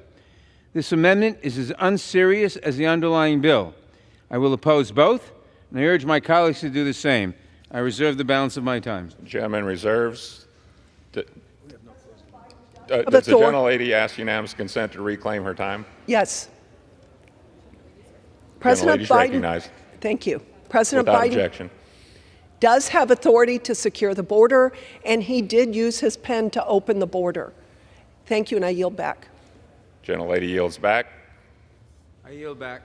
Gentleman from New York yields back. The question is on the amendment offered by the gentlewoman from Illinois. Those in favor say aye. Those opposed, no. In the opinion of the chair, the ayes have it. The amendment is agreed to. For what purpose the gentleman from California seek recognition? I move that the committee do now rise. The question is on the motion that the committee rise. All those in favor say aye. All those opposed, no. The ayes have it. The motion is adopted. Accordingly, the committee rises.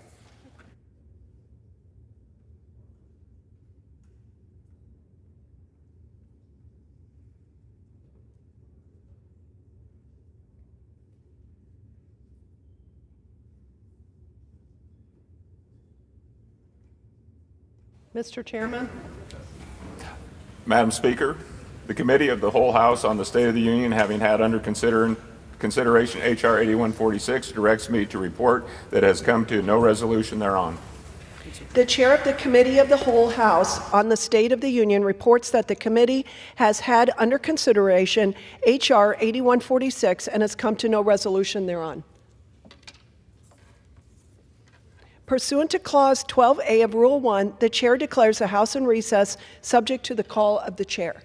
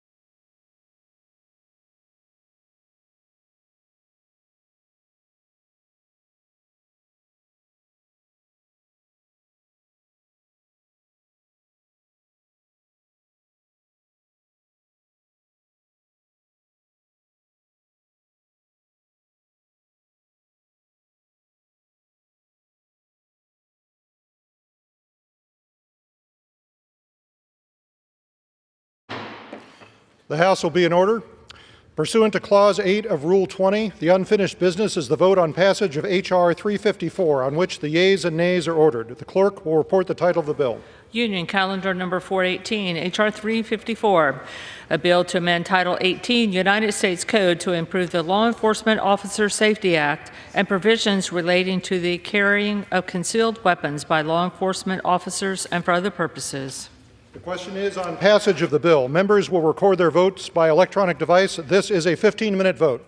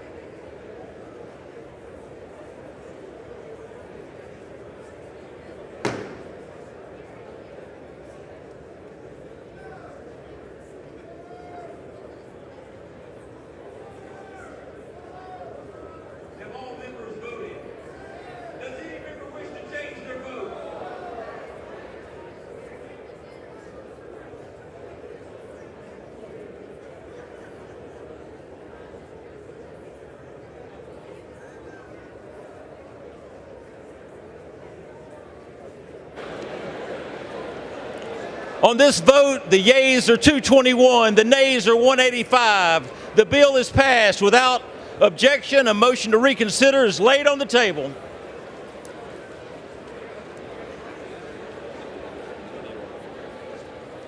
The chair lays before the House the following enrolled bill.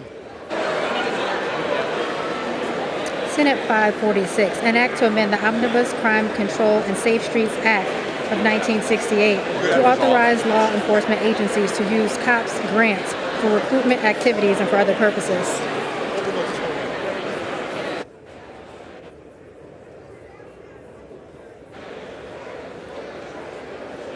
Pursuant to the House Resolution 1227 and Rule 18, the chair declares the House in the Committee of the Whole House of the State of the Union for further consideration of H.R. 8146. Will the gentleman from California, Mr. Obernolte, kindly take the chair?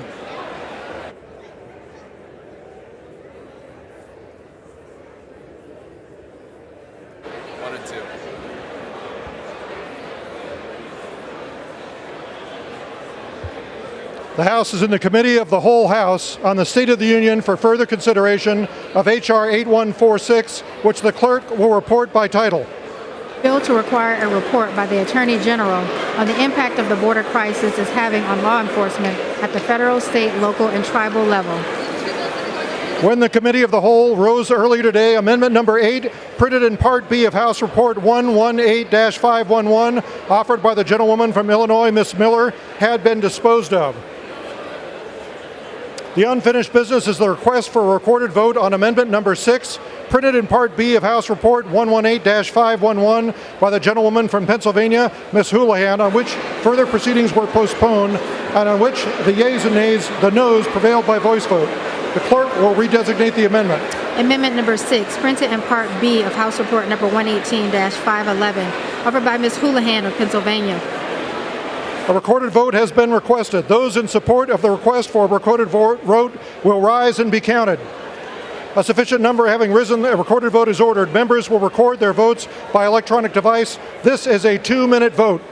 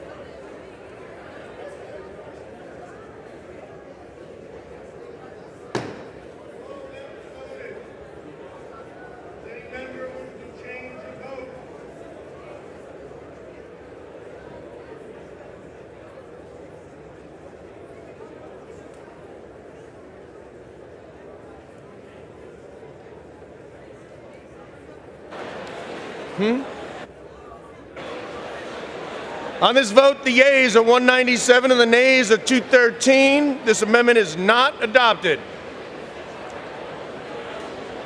There being no further amendment under the rule, the committee rises. Okay. Got it.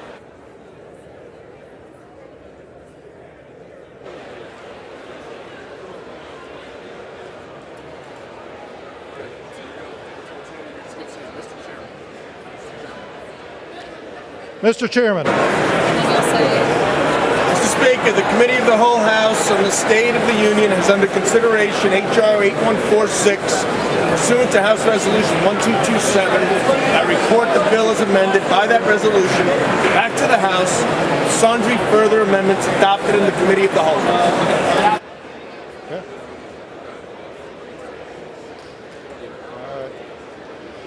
The Chair of the Committee of the Whole House on the State of the Union reports that the committee has had under consideration the bill H.R. 8146 and pursuant to House Resolution 1227, reports the bill as amended by that resolution back to the House with sundry further amendments adopted in the Committee of the Whole.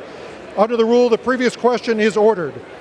Is a separate vote demanded on any amendment reported from the Committee on the Whole? If not, the Chair will put them on gross.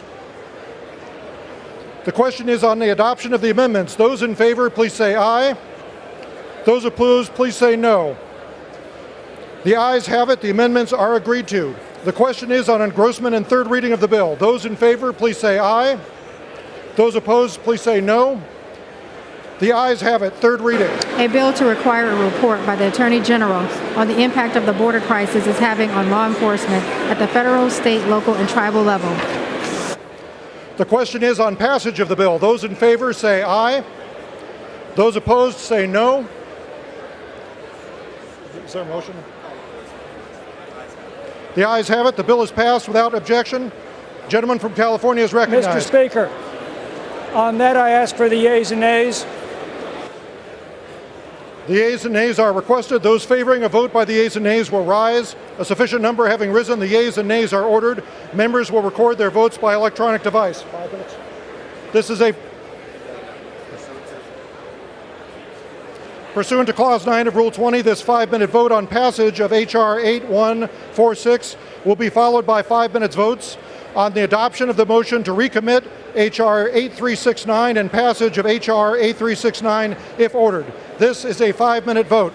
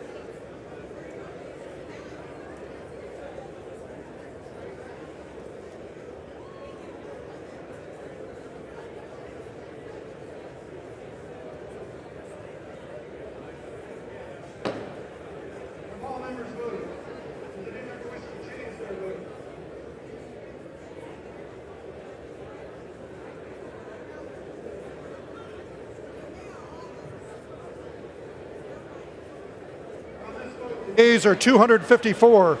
The nays are 157. The bill is passed. Without objection, the motion to reconsider is laid on the table.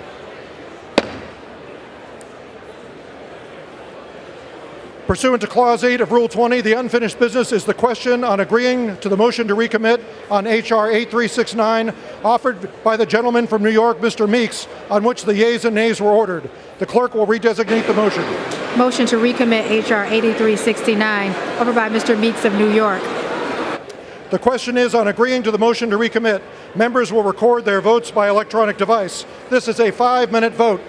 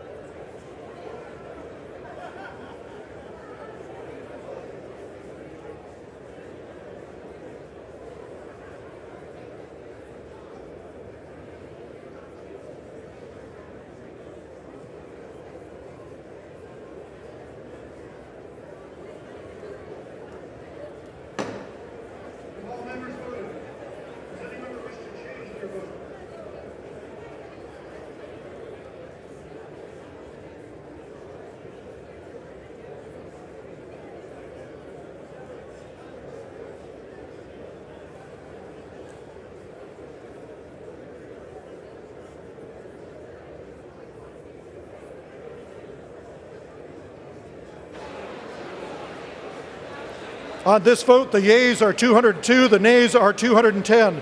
The motion is not adopted. The question now occurs on passage of the bill. Those in favor say aye. Those opposed say no. The ayes have it. On that, I request the yeas and the nays.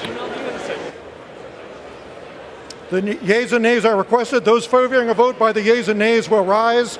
A sufficient number having risen, the yeas and nays are ordered. Members will record their votes by electronic device. This is a 5-minute vote.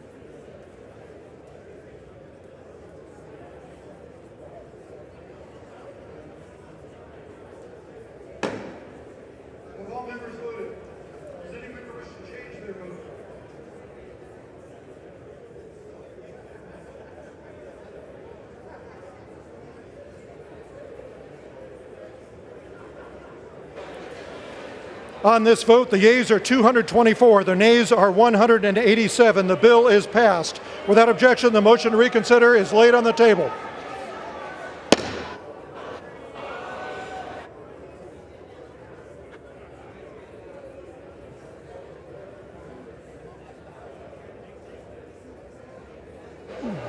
For what purpose does the gentleman from New York seek recognition? Mr. Speaker, I hereby remove my name as co-sponsor of H.R. 5094. Without objection, the request is granted.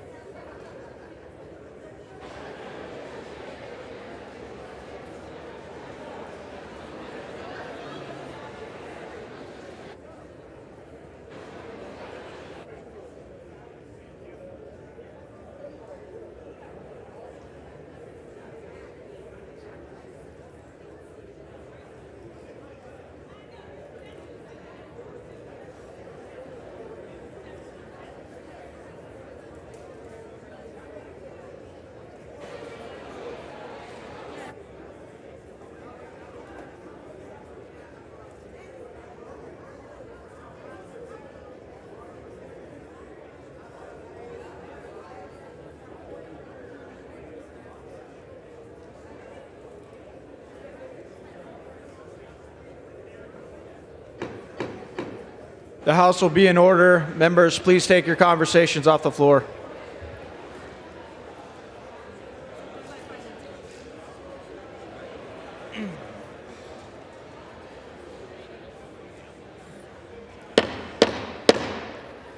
The House will be in order. Members, please take your conversations off the floor.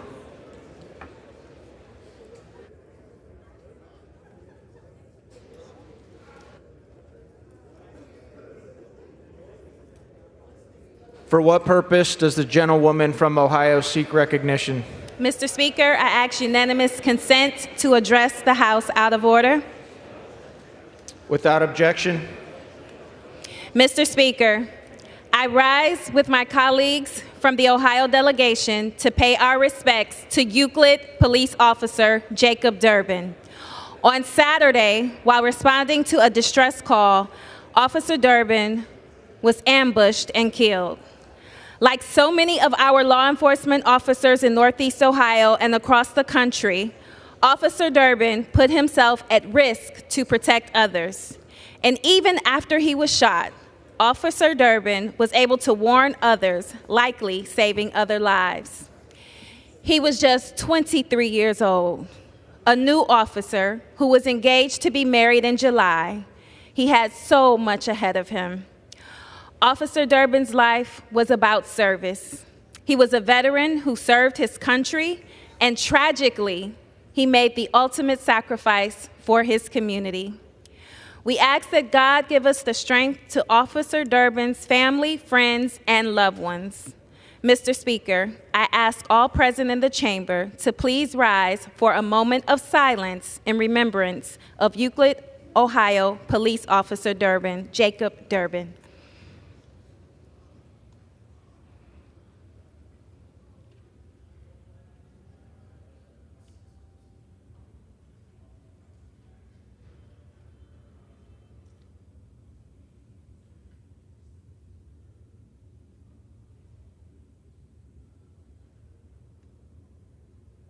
I yield back.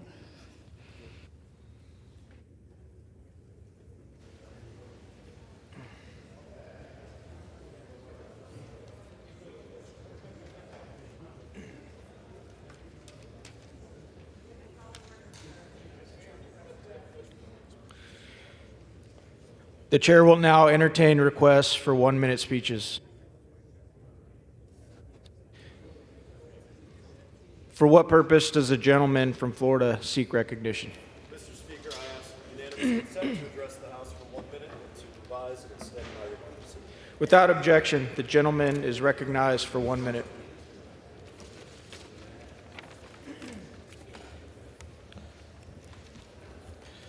Mr. Speaker, the Treasure Coast lost a hero this year.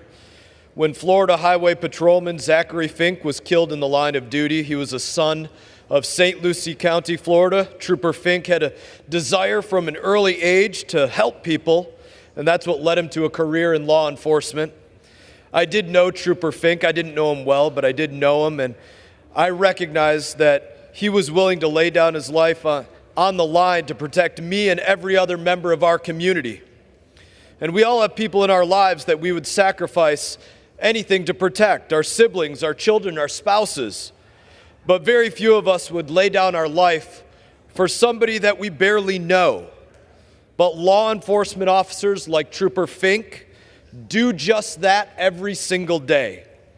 Now, I have introduced legislation to name the U.S. Post Office building at 290 Northwest Peacock Boulevard in Port St. Lucie after Trooper Zachary Fink.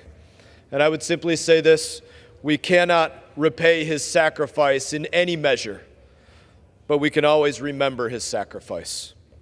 I yield back, Mr. Speaker.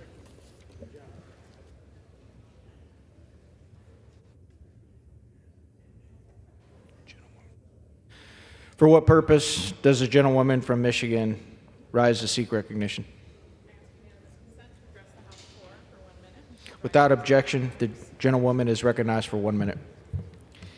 Mr. Speaker, I rise today during Police Week to honor the service and contributions of law enforcement officials in West Michigan and across the country. Throughout my time in Congress, I've had the privilege of meeting with so many brave public servants who put their lives on the line every single day to protect our communities. Policing is hard work and not without significant challenges in the year 2024. For some, it might be easier to just walk away. And it's for that reason that I am constantly in awe of those who continue to serve. Their dedication, sacrifice, and willingness to place others above self in a time where serving our community has become all the more difficult.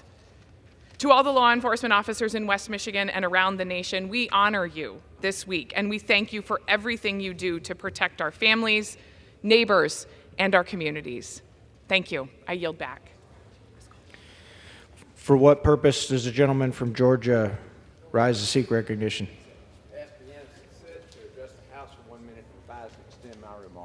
Without objection, the gentleman is recognized for 1 minute. Thank you, Mr. Speaker. I rise today in recognition of National Police Week as we honor and thank our law enforcement officers who courageously serve and protect our communities. As we've seen over the last several years, anti-police rhetoric and soft-on-crime policies have led to heightened division and a surge in violent crime across the country. While the rhetoric of many of my colleagues on the other side of the aisle are further emboldening these criminals, House Republicans back the blue and have dedicated this week to considering legislation that highlights our continued support for law enforcement heroes nationwide. I'd also be remiss if I didn't take a moment to honor those who have been tragically lost in the line of duty. The scriptures tell us the greatest love is to offer one's life up for others. Our law enforcement put their lives on the line every day to keep us safe, and for that, we owe them a significant debt of gratitude. I am proud to stand with the brave men and women in blue, and I yield back. For what purpose does the gentleman from Massachusetts seek recognition? Mr. Speaker, I request unanimous consent to address the House for 1 minute and revise or extend my remarks. Without objection, the gentleman is recognized for 1 minute. I rise today to honor the memory of Sergeant Ian Taylor, a beloved resident of Billerica, Massachusetts, who tragically lost his life in the line of duty earlier this month. While I didn't have the privilege of knowing Sergeant Taylor personally, I admire him just from what I've learned. He was a dedicated family man with an exemplary commitment to service. Not only did he risk his own safety as an officer for decades, but he was a tireless advocate for substance abuse prevention. He helped so many people, many of whom have shared their stories since he died. I'm devastated for the Billerica Police Department and Sergeant Taylor's family, who will feel this immense loss every day. Rest assured, his legacy will live on. He'll certainly inspire others to serve with selfless dedication to duty. I yield back. For what purpose does the gentleman from Texas seek recognition? Mr. Speaker, I ask unanimous consent to address the House for 1 minute. Without objection, the gentleman is recognized for 1 minute. Mr. Speaker, today I rise to honor a great American hero, Clarence Eugene Sasser, who passed away on May 13, 2024 in Sugar Land, Texas at 76 years old. While serving in the United States Army as a medic during the Vietnam War, then Private First Class Sasser selflessly sprang into action to administer medical aid to his unit after they came under heavy fire from 3 different locations. Despite having incurred wounds and loss of tremendous amount of blood, Private First Class Sasser dragged himself through the mud to tend to his wounded soldiers on an open rice paddy. As a result of his extraordinary heroism displayed that day, President Nixon presented Specialist 5th Class Clarence Eugene Sasser with the Medal of Honor, which is our nation's highest and most prestigious military decoration. This week, we not only lost a selfless hero, but a father, a public servant, and a very proud Texan. I've had the distinct honor and privilege to have represented Mr. Sasser in Congress. Specialist 5th Class Clarence Sasser is an inspiration for all of us and embodies the very best of our great nation. May Specialist 5th Class Clarence Eugene Sasser rest in peace, my friend, and may his bravery continue to inspire future generations to come. I yield back. For what purpose does the gentleman from New Hampshire seek recognition? I ask unanimous consent to address the House for 1 minute. Without objection, the gentleman is recognized for 1 minute. Thank you, Mr. Speaker. I rise as we mark Police Week to express my thanks and support for law enforcement officers in New Hampshire and across the country who are dedicated to keeping our communities safe. Our police answer the call each and every day, and the work they do is indispensable to fight crime, keep the peace, and provide the kind of assistance that our families and neighbors need. Across New Hampshire, I've had the great privilege to get to know so many of our law enforcement officials, and I'm grateful for their professionalism, their courage, and their leadership. Recently, I had the chance to visit the department in Wolfboro, New Hampshire, to see the long-needed upgrades that they're making from a community project grant secured through our office. Congress must continue to invest in public safety infrastructure, technology, training, and recruitment and retention efforts to support 21st century policing. And we must commit to valuing and supporting those who swear an oath to protect and serve our communities. Thank you, and I yield back. For what purpose does the gentleman from Missouri seek recognition? Mr. Speaker, I ask unanimous consent to address the House for 1 minute and to revise and extend my remarks. Without objection, the gentleman is recognized for 1 minute. Mr. Speaker, I rise today as we come together this National Police Week to honor the brave men and women who answer the call to a life of service. You know, we owe a debt of thanks to our police and law enforcement officers who every day, from the moment they put on their badge, know that they may be called upon to make the ultimate sacrifice and never come home. Officers who give their all to protect our families, our communities, our freedoms. Officers who choose to protect those who ridicule them, disrespect them, and undermine them. To our law enforcement officers in Missouri's 4th Congressional District and officers all over America, we say thank you. Thank you for your service. We stand with you. We support you. We will always have your back. Thank you. Mr. Speaker, I yield back. For what purpose does the gentlewoman from Ohio seek recognition? I ask unanimous consent to address the House for 1 minute and to revise and extend my remarks. Without objection, the gentlewoman is recognized for 1 minute. Mr. Speaker, I rise to advocate for the brave men and women who serve our nation's defense selflessly, often at great personal sacrifice. Congresswoman Jen Kiggins of Virginia and I recently introduced the bipartisan Care for Military Kids Act. Our legislation aims to ensure service members can maintain critical health care coverage and medical services for their children and families no matter where their service assigns them. Our service members relocate frequently and uproot their families in service to our nation wherever their orders lead them. Yet despite their sacrifices, health care coverage for some of their children remains uncertain due to Medicaid and CHIP coverage being administered at the state level. We cannot allow military families to face this added burden of health care insecurity. By establishing a streamlined Medicaid plan, we provide clarity and consistency to ensure no child of a service member goes without essential medical services. Let's stand together in full support of our military families. Over 3 million children are involved, and with the Care for Military Kids Act, we have the opportunity to fulfill our duty to those who serve and nobly protect our nation and us. Thank you, Mr. Speaker. I encourage my colleagues to sign on this bipartisan bill, and I yield back. For what purpose does the gentleman from Tennessee seek recognition? Thank you, Mr. Speaker. I seek unanimous consent to address the House for 1 minute and to revise and extend my remarks. Without objection, the gentleman is recognized for 1 minute. Thank you, Mr. Speaker. I want to recognize Casey Herron from Greenback, Tennessee. She was recently crowned Miss Tennessee Star. When Casey was born, her parents said she would probably never walk or talk, but she's done so much more than that in her life. She is graduating from Greenback this year, where she cheered for the football and basketball teams all 4 years. She was asked to come back and be an assistant cheer coach next year, Mr. Speaker. After that, she hopes to go to college and has dreams of opening her own bakery someday and walking the runway in New York City for Fashion Week. Her siblings Bryce and Amber have been reading to her since she was born, which has helped her develop a love of books. She also loves hiking, and something I love doing is looking for Bigfoot. She likes parasailing and all kinds of music, but especially Reba McEntire. She has a real heart for her community, and she volunteers at the Second Harvest Food Bank every week. Casey started participating in the Miss Shining Star pageant about 8 years ago, and this year she was crowned Miss Tennessee Star and will go on to compete in the Nationals. Her platform for Miss Tennessee is Solidarity for Soldiers in honor of her brother Bryce, who is in the Navy, like you, Mr. Speaker.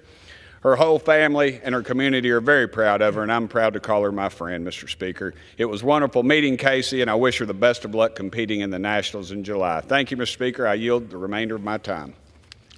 For what purpose does the gentlewoman from Michigan seek recognition? Without objection, the gentlewoman is recognized for 1 minute. Thank you, Mr. Speaker. I rise today to celebrate the President's announcement of increased tariffs on Chinese goods in key sectors. President Biden leads once again. He took strong actions this week to give us the tools that we need as a nation to combat unfair trade practices, support cutting-edge American manufacturing, and protect our national security. American workers and businesses can outcompete anyone on a level playing field, but China has undermined that level playing field for decades. The increased tariffs on electric vehicles, EV batteries, steel, aluminum, semiconductors, critical minerals, and other fundamental inputs will support American manufacturing and ensure the next generation of good-paying jobs are created right here in the United States of America with good union jobs. These measures will also help secure supply chains essential to our national security. President Biden's tariff increases will build domestic capacity and insulate critical industries from undue Chinese Communist Party influence. Thank you, President Biden, and I yield back, Mr. Speaker.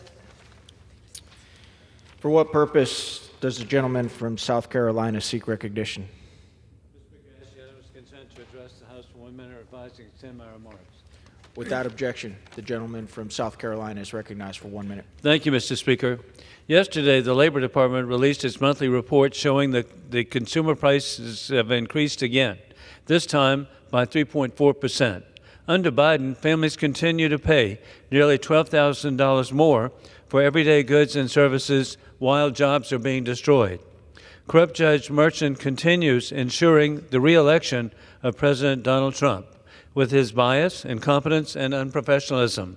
Corrupt Judge Merchan created this week a global stage for Republican superstars to defend Donald Trump with Speaker Mike Johnson, Congresswoman Nicole Malliotakis, Congressman Byron Donalds, and Vivek Ramaswamy. In appreciation I will invite corrupt Judge Merchan, in appreciation of his re-electing Donald Trump, to be my guest at the Trump inauguration. In conclusion, God bless our troops who successfully protected America for 20 years as the global war on terrorism continues, moving from the Afghanistan safe haven to America. We don't need new border laws. We need to enforce existing laws. Biden shamefully opens the borders for dictators as more 9/11 attacks across America are imminent, as repeatedly warned by the FBI. For what purpose does the gentlewoman from California seek recognition? Mr. Speaker, I ask unanimous consent to address the House for 1 minute and to revise and extend my remarks. Without objection, the gentlewoman is recognized for 1 minute.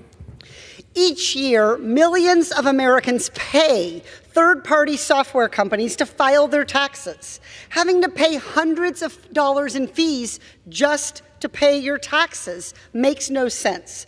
I championed a program called Direct File to change that was included in the Inflation Reduction Act. As a result, thousands of Americans filed their taxes directly with the government this year for free. Despite big tax prep spending millions lobbying against Direct File, 140,000 Americans, including 33,000 Californians, used the pilot program this year. People want this program. Even better, 9 out of 10 people who used Direct File had a positive experience and said it made them more confident in the IRS. Let's take the win here, Congress. We don't have that many, to be honest. Let's make the Direct File program permanent and available nationwide. I yield back.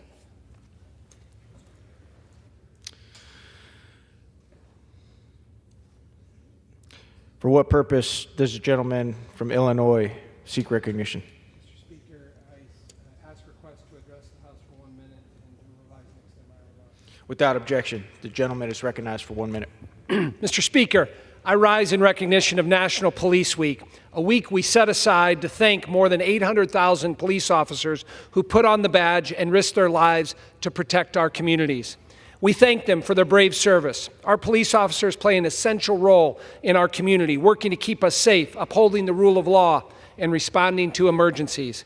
Illinois is home to many upstanding, honorable, courageous, and self-sacrificing police officers, including Peoria Police Chief Eric Echeverria and the Village of Durand Police Chief Michael Riemann that are on this poster here.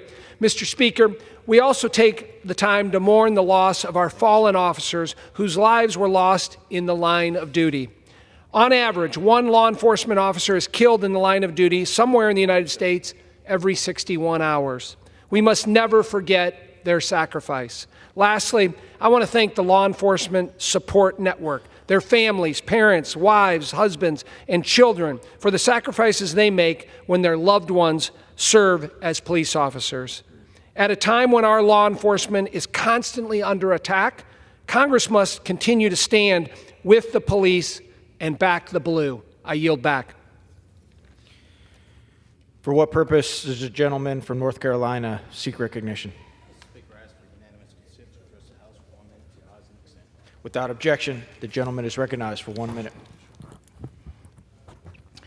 Mr. Speaker, I rise to commemorate the 15th anniversary of the Tamil genocide in Sri Lanka.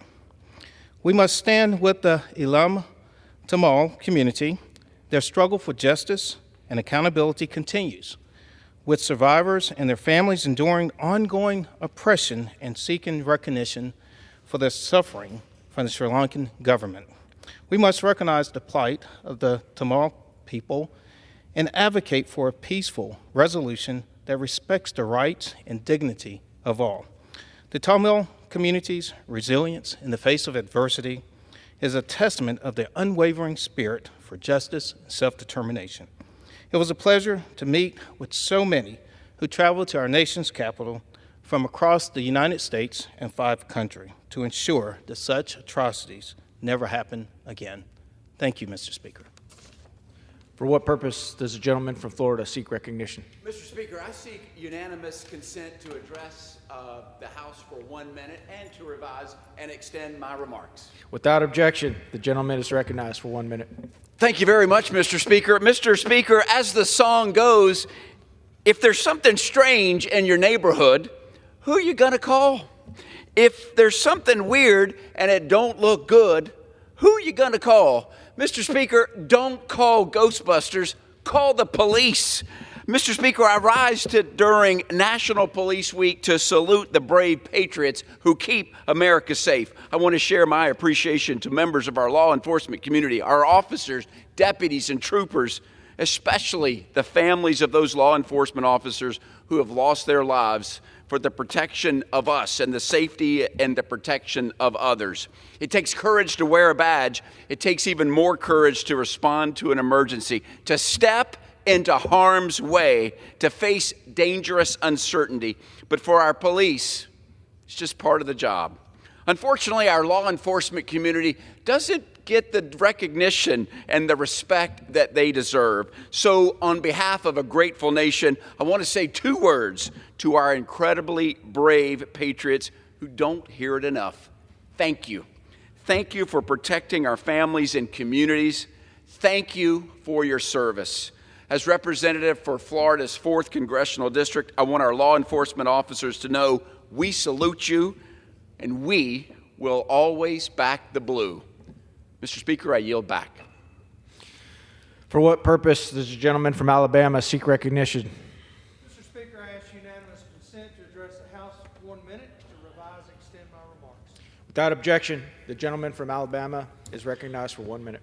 Mr. Speaker, I rise today during National Police Week to recognize the historic acts of Deputy Ballou and the members of the Fort Morgan Fire Department. On April 19th, Corporal Ballou and Corporal Boris and Deputy Ballou and other members of the Fort Morgan Fire Department rescued 3 distressed swimmers off the coast. The fire department began with the operations with special equipment.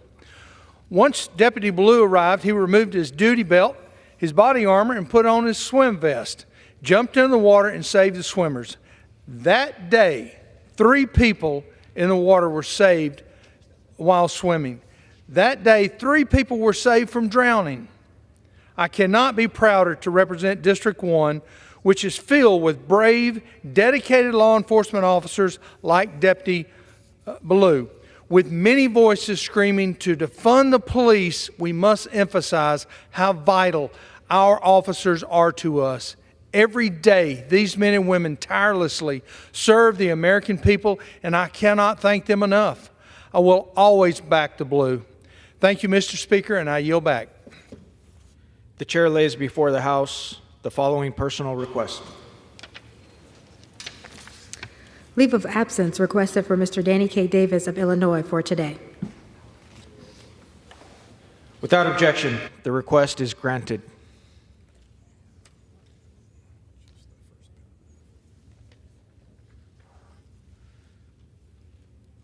Under the Speaker's announced policy of January 9th, 2023, the gentleman from Arizona, Mr. Schweikert, is recognized for 60 minutes as the designee of the Majority Leader.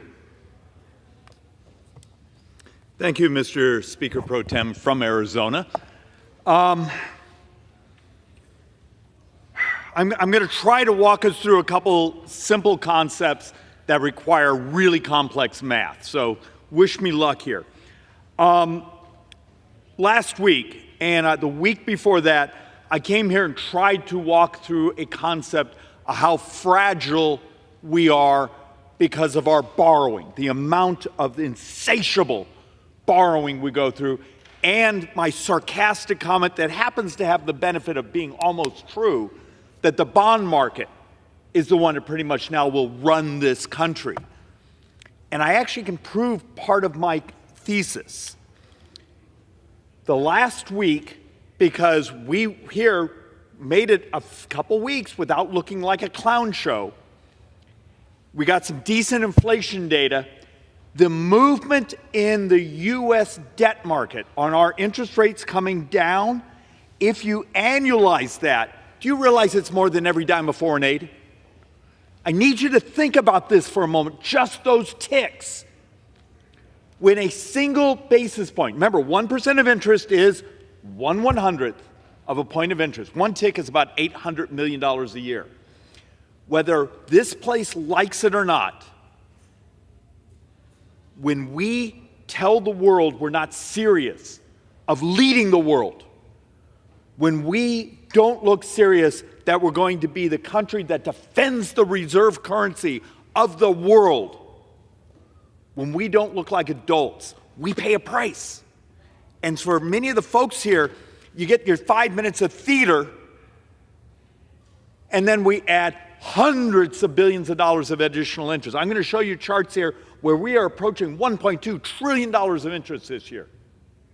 I'm going to try to walk through a concept that the spending, particularly what the Democrats did with the Inflation Reduction Act, where we're basically saying over the 10 years we're going to be pumping out a couple $1 trillion of subsidies to corporate America.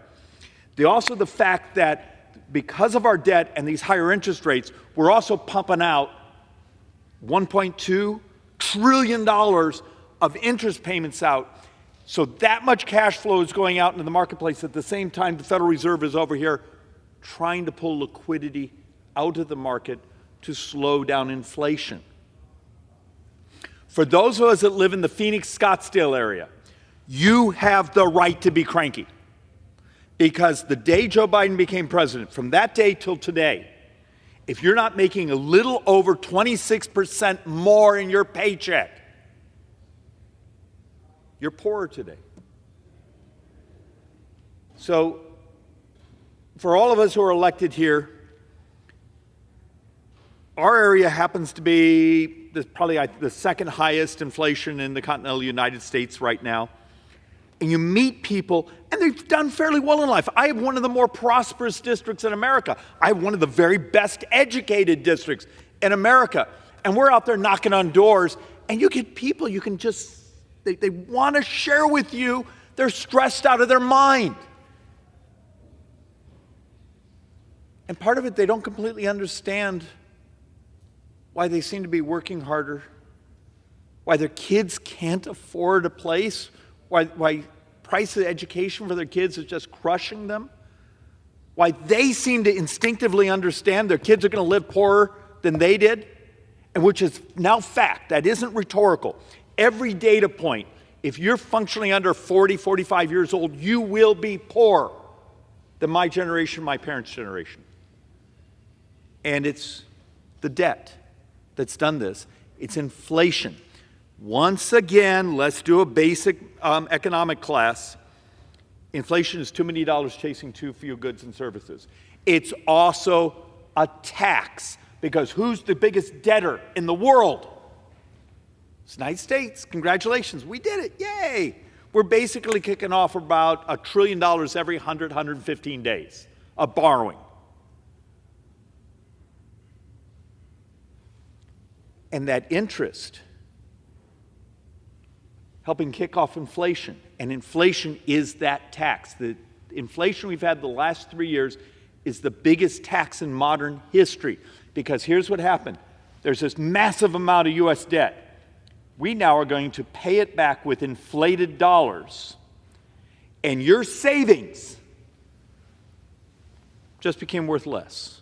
We basically, this country made a decision with the crazy spending that screw them, set off inflation. We're going to reach in and grab the value of your savings, and we're going to transfer it to the debt and make the debt, we're going to pay it back with inflated dollars. Whether you know it or not, the reason you are poor today is you got taxed. Thank you for your contribution to U.S. debt. Did you know you were even doing it? The other thing is also the fragility concept. And this is something I've talked to dozens and dozens of members here, and I get that blank stare because we don't often think this way. We're on different types of committees.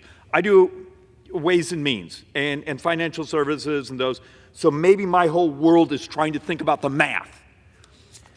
Today, the world has the highest level of debt since the Napoleonic Wars. You may not remember your history, but after that, the world went into a massive depression for years. The amount of debt, and do you know which two countries are borrowing at extraordinary rates? United States and China. when Greece has a better credit rating than the United States. You can sell a 10-year bond in Greece cheaper than the United States. And you go and read what the credit ratings, I think the United States now is number 14 in credit worthiness. Number 14, and we're the reserve currency. Anyone care? Because the hallways here are just full of people showing up at my door begging for more spending or begging us to set up rules to make sure that competition and new technology can't disrupt their business models.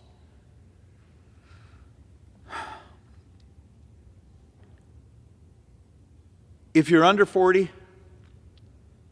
I'm a baby boomer. I'm sorry. I wish we had thought about the math. I wish we had been more honest with ourselves. But there's ways to deal with this. There's ways to make it work. The other thing is we've been grinding through the Social Security Medicare actuary report. I'm still not done with it.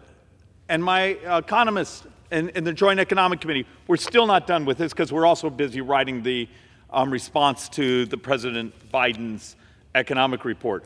But I'm going to walk through a few things here where we can't figure out why the actuaries would use the numbers they did, because they're completely different than even OMB's and CBO's numbers. There's other things going on. So let's actually start to walk through, and some of these boards you will have seen before. A lot of them you will never have seen, and I'm trying to build a theme. The theme basically is this. This place needs to get serious and acting like adults and understanding. It's not our feelings anymore.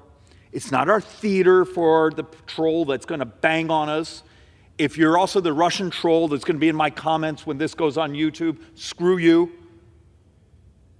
Because the fact of the matter is, this country needs, the world needs us to act like adults, provide a level of stability, because when we don't, the price of our debt goes up. And when you're clicking off borrowing $1 trillion every 115 days, interest rates matter. Remember, if we're going to borrow a couple $1 trillion this year, and it's actually, look, right now our burn rate is like 2.8, 2.6 this year, and our refinancing is several trillion, because you've seen treasuries decide to stay very short on the curve. That means instead of saying, we're going to sell a 10-year bond because the market turns out wasn't excited about buying a bunch of 10-year U.S. bonds because they didn't trust us. So we're doing, here's a 1-year bond or paper, 1-year note, 2-year note. Remember, there's notes, there's bonds, and it's the definition on the duration. We've made ourselves very fragile to the world, to the bond market.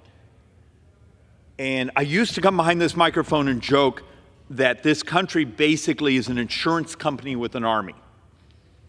Now it's a really in-debt insurance company with an army. So let's walk through some of our realities. Yay! Okay, first thing I need to walk through, deficit over the last 12 months, 1.8. If you actually do gross, it's closer to 3 in the last 12 months. That was, originally we built this board, we thought it would be, that's what we're going to borrow publicly. Our burn rate is actually substantially higher than we expected. And what's enraging about this is the economy is fairly decent. We just weren't prepared for higher interest rates, higher other expenses, and the fact of the matter is much of the Democrats' Inflation Reduction Act, the most Orwellian named piece of legislation in modern history, its distortion effects in the economy, and also the borrowing, because when we're handing out cash grants, you think that money's coming out of tax receipts? It's borrowed. So the point I wanted to make here is when you see this blue, that's what I get to vote on as a member of Congress. The red, that's mandatory. So it's about 74, 75% of all spending is on autopilot. Your member of Congress doesn't get to vote on it. And guess what? Every dime I vote on is on borrowed money. plus a sliver of your Medicare. Every dime a member of Congress votes on is on borrowed money. And then we play this game around here. When you're clicking off, we're just shy of borrowing about $100,000 a second. We have debates here where we're debating on saving this tiny little bit, and the borrowing during the debate was greater than the savings. Because we are terrified to tell you the truth that the majority of borrowing, every dime of borrowing from this day through the next 30 years, and I'm going to say this about a half a dozen times tonight, every dime of borrowing for today through the next 30 years, interest, Medicare, and then 9 years from now, when the Social Security Trust Fund's gone, do we backfill the shortfall? Everything else is in balance. All right, so let's continue to walk through this. So to give you a sense, that blue area I was just showing you before in the chart that we get to vote on, okay, it's non-defense discretionary. That's everything you think of as government. You know, that's the FBI, that's the Park Service, that's the State Department. This over here is defense. So if you come to me and say, David, I want you to cut spending, which I'm all for burning a bunch of this down. A bunch of the things we do, I have a really weird ethical question that members of Congress need to think about. Is it ethical for the federal government to borrow money and send it to an entity that has its own taxing authority? When in many of those taxing authorities, if they actually had more skin in the game, might be a little more sensible and more disciplined how they spend it. Because you realize that's one of the great scams here. We borrow it, we send it, we get love, and then the groups we send it to act like, hey, we got free money from the federal government, though you're paying it back. Well, actually, your kids are going to pay it back, and your grandkids, and your great-great-grandkids, because it's borrowed. Everything else you see, interest, Social Security, Medicare. Now remember, Social Security self-finances right now. Social Security is the payroll tax and the trust fund. And every month the trust fund gets a little smaller. And we do pay interest for the cash that the federal government, the Treasury, has borrowed out of the trust fund. We give them their principal back, and then the Treasury gives them a little bit of interest. But that's continuing to shrink. And then you look at everything else. You start to realize we don't run this government anymore. The mandatory programs in the bond market does. So the other thing, it also should just really annoy anyone who actually pays attention to the actual math instead of the theatrics. National debt increase in the first 7 months of this fiscal year. We were, in 2023, at this point we had borrowed about $500 billion. Yay, good job. Now we're at $1.45 trillion, the same time period this year. Yet, you got to work through the problem with me. Was 2023 economically that different than this year?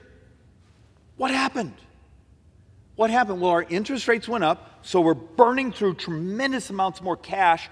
We actually had, in the last 12 months, I think we had 2 or 3 months where we had to borrow money to pay for our borrowing.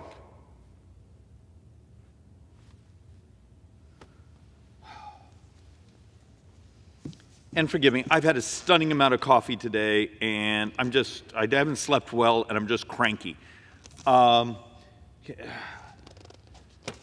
And look, this chart is actually worse now. It's just the only one I have. And some of these numbers I have trouble believing, and we go back and double check ourselves, and we go back and double check ourselves because the numbers read differently than the CBO report from 4 months ago or 5 months ago or the OMB report from 6 months ago. Because the economy is supposed to be fairly decent. How can we be bleeding like this? So think about this. CBO and those were saying, hey, we're going to be borrowing about 4.5%, 4.7% of the economy is going to be in borrowed money. But so far this fiscal year, our borrowing is closer to 9. 9% of the entire economy. And why that's important. Why also looking at this chart, we're saying, here's our tax receipts. And we'll get the Democrats, and we need to talk about this, keep saying, well, if we would just tax rich people more. And have come here multiple times and shown the analysis of higher taxes on those with $400,000 up. So we take the left's and this president's proposal, and we say, let's tax maximize everything. Let's tax maximize their income taxes, their state taxes, their capital gains tax, everything. And then you look at the data, and you get about 1.5% of GDP. Okay, so we've used the Democrats' plan. We're going to tax our way to prosperity. You get about 1.5 points of GDP. Great. For those of you, remember I showed you the chart of non-defense discretionary? You take 1% of that out of GDP, it's like 40% of all non-defense discretionary you just wiped out. So now you got yourself 2.5% of GDP that we either taxed or we cut. Great job, guys. You're seeing a chart here where we're starting to talk about over the coming decade, we're going to be at 31% of the economy is borrowed. But hey, guys, everything we talk about, we're going to get 1% of cuts and 1.5 points of taxes. We're borrowing close to 9% of GDP right now. The CBO baseline was like 5. Anyone here do math? Anyone own a calculator? Anyone have a battery in the calculator? You can't cut yourself and you can't tax enough to make this work. Yet we are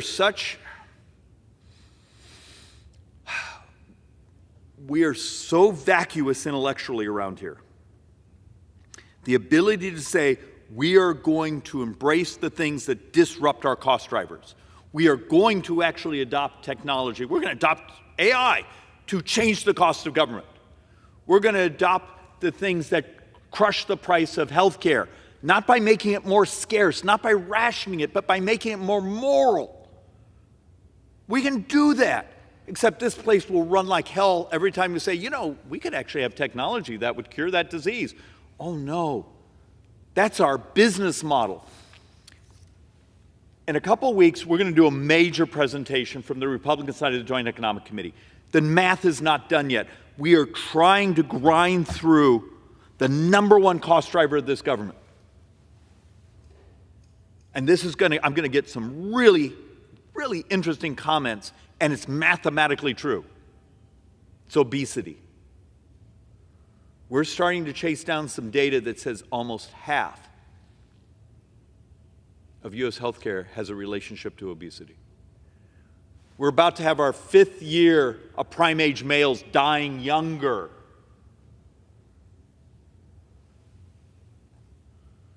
It's immoral.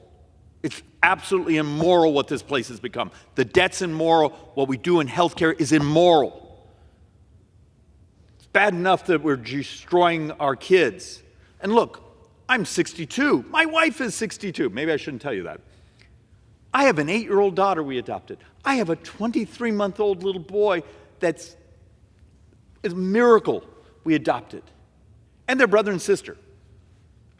Do they have the right to have the same life or even be more prosperous? Because the American sort of societal contract was the next generation will be more prosperous, and right now that's mathematically impossible. There's a way I can make it work, the way you can make it work, the way this place could make it work, and we're so busy knifing each other over petty crap because we're idiots. We're children here because doing hard things is hard. My father used to have a saying, if it's a complex problem, there's a simple solution. That's absolutely wrong. Complexity requires complexity. And the reason for this portion of this tirade is next year, about $380 billion a year in tax hikes. You, as an individual, your LLC, your subchapter S, your pass-through business, congratulations, your taxes are already going up next year. It's the law as it is already.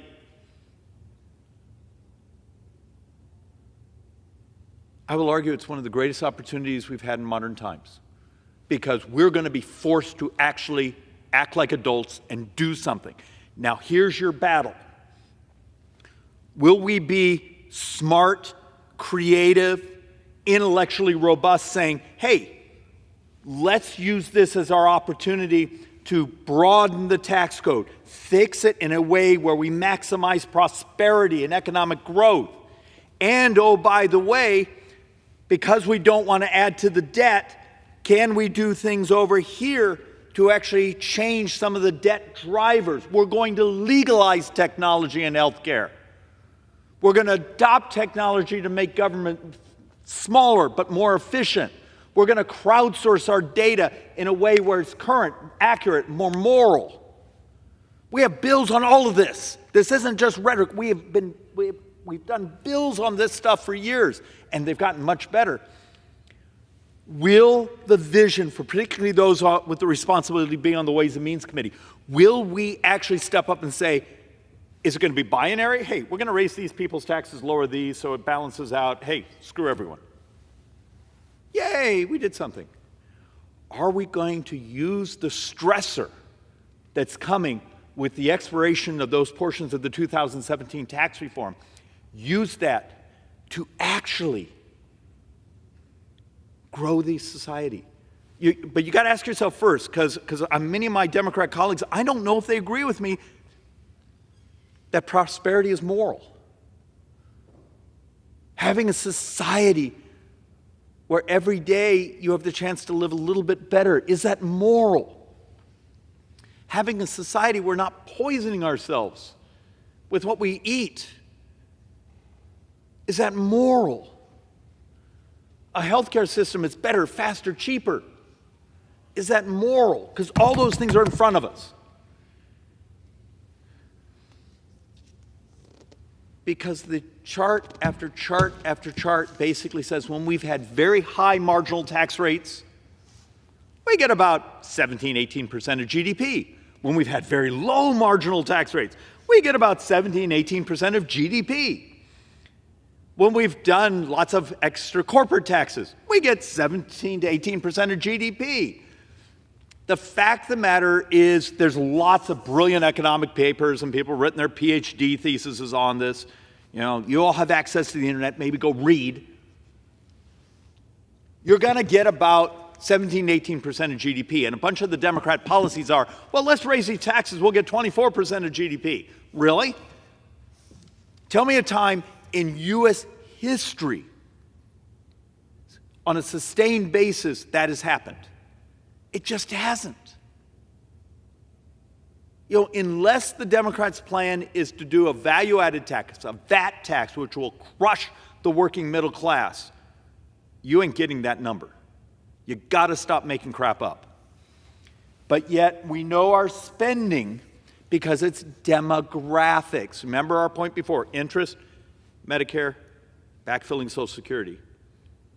We got old as a society. And I'm going to show you a couple charts here that are really rough. And they're absolutely factual. Only reason I grabbed this one, and we're going to go through some of these pretty quick, is just to show you over the past 4 quarters, you know, 600 billion, 288 billion, 487 billion, 258 billion. We're borrowing at quarters where a few years ago, that was the entire year. And here's one of the punchlines. Social Security, $1.452 trillion. So $1.45 billion. All right, that's Social Security this year. But Social Security is out of your payroll tax and then part of the trust fund. Interest now. There was a few of our brothers and sisters on that side who mocked me a few months ago, and I said, I think we're going to close in on 1.2 trillion in interest this year. Oh, Schweiker, you got to stop making crap up. OMB's own number now, Treasury's own number, $1.144 trillion is the interest this year. You want this number to go down? Make us look like a stable government. make us look like we're adults, convince the bond markets we're actually going to take on our debt in a meaningful way instead of playing theatrics. This is interesting right now. Now, there's actually a little bit of squish here, so you got to understand. So our most recent Treasury update, defense now is number 3, Medicare is number 4. We actually think that's going to flip again because last month it was flipped and reversed, but they're almost identical right now. But the punchline here is interest now is the second biggest expense in this government. And at our current borrowing rate, and if interest rates stay where they're at or go up just a little bit, in a couple of years, interest will be the number one spend in this government. Congratulations. And look, this is a hard chart to read. The point of this one is just interest fragility. What happens with small movements in interest rates on U.S. sovereign debt? The basic point is where we are interest rate-wise right now in 2033. So we're right now working on the 2025 fiscal year budget. So, 7, 8 budget years from now, our model at today's interest rates, we're at 3.7 trillion baseline borrowing. It's already, that's already our model. That's without a recession, that's without a war, that's without a pandemic, that's just where we're at. And I was going to bring here, but I have some other articles talking about how fragile we've made ourselves. God forbid this year, next year, we go into a true recession. You have any idea how fragile we've made this government, this country, with our ravenous borrowing? What would happen if tax receipts started to roll over a bit on us because we went into recession? Remember, tax receipts are up about 7%. Medicare spending's up around 10% this fiscal year. If that rolled over and wasn't 7%, was closer to 4, 5, you want to talk about a bloodbath. Okay. Raising interest rates could push the national debt towards 300% of GDP within 30 years. How many of you think the bond markets are going to let us get anywhere near 300% of GDP with our savings rates? If you're Japan, maybe you can do it. You have remarkably high savings rates. They can almost finance their own debt. Actually, they do finance their own debt. You think the rest of the world is going to keep loaning us money, respecting the sovereignty of the reserve currency, that is the dollar? Why are we destroying ourselves? Why are we destroying your retirement? Why are we destroying your kids, my young kids? But yet the hallways, once again, are full of people wanting more money. So now let's actually talk through a couple things that are even more uncomfortable than talking about the debt. You all saw a week ago Friday the update on U.S. fertility rates. Yes, going to have an idiot congressman talk about how many children we're having in society because it's important. We sit there in our office, and I'm blessed to have some freaky smart staff, people much smarter than I ever could dream to be, a bunch of economists, and we're trying to figure out, saying, okay, over the next decade, 2 decades, how do we pay Social Security? How do we pay Medicare? How do we do these things? And the Democrats, we'll just raise more taxes. But then you show them the studies that math doesn't work. Well, we're just going to lie to our voters and survive the next election. Great job, guys. Well, we have a little problem. A week ago Friday, you saw the updated report on the 2023 fertility rates. I was wrong in my number. It's worse. It is worse than the speeches I came here and gave. We're down to 1.62, meaning we are way below replacement rates now. The United States is dying. And one of the things I'm frustrated with is the Census Bureau numbers basically say when we start to get beyond, because remember, the Census Bureau had us at 1.64. Turns out they were wrong. It's 1.62. And they were projecting as we go through the rest of this century, which is a long time, but think about it, your kids. You have a young child right now, they're going to live, hopefully, with the Lord's blessing, 100 years?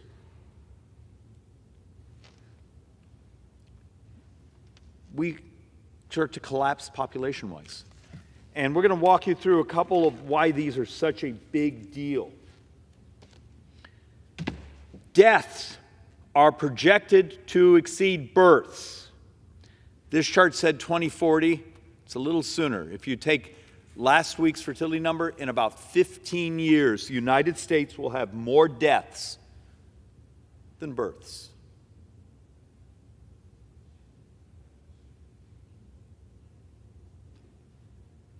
There is no industrialized country that has succeeded in adopting policy that changed their fertility rates on the long run. So you have Hungary and these others, hey, well, like your future life, have a fourth kid, pay no income taxes in the future. Hey, we'll buy you a house. We'll do, and you get a little pop, and then boom, after a few years, it moves right back to mean. Got to deal with the reality. It turns out all over the world, as the world's gotten more prosperous, we have a collapse in fertility. But yet we built a social entitlement system. You know, it's earned benefits. You earned your Medicare, you earned your Social Security, but they were based on the concept that there would be this many workers. Because the reality, today's FICA taxpayer, payroll taxpayer, their paycheck went into your Social Security check today, or your Medicare. It's just the way it's always been. What happens when that next generation gets smaller? Are we also emotionally, mentally prepared for the number of schools that will be closing?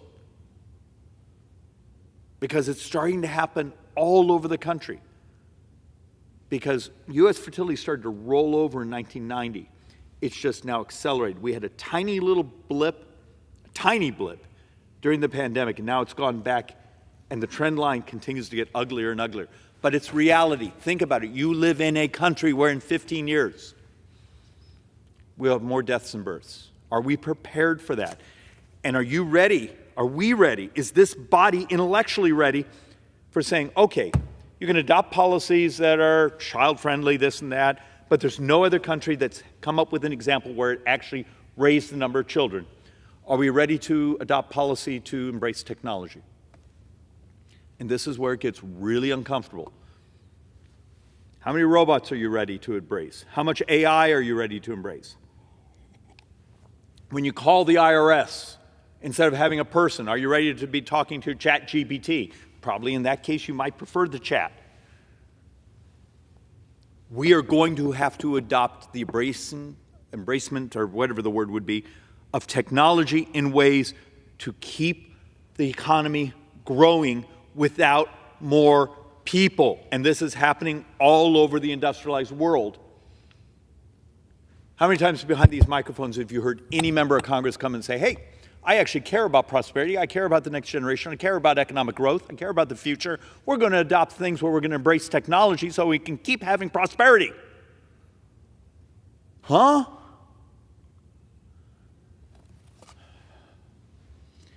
The math is the math, and the math will always win.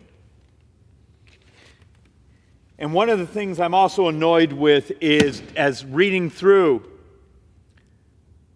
the Social Security actuarial report, they're making crap up. They have fertility numbers in here. They have us growing. CBO actually has numbers growing. And yet we talk to the Census Bureau, and the Census Bureau is down here. Could our government agencies actually, who we spend a fortune with all these actuaries, maybe have a cocktail party?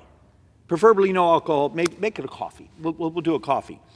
Because that's what he needs, is a bunch of well-caffeinated actuaries in the same room, from Social Security, from maybe OMB, CBO, a couple of these others, the Census Bureau, in the same room. Can you give us a number? Because you're making it miserable around here trying to actually say, here's what our future looks like. Because so far, they keep being wrong.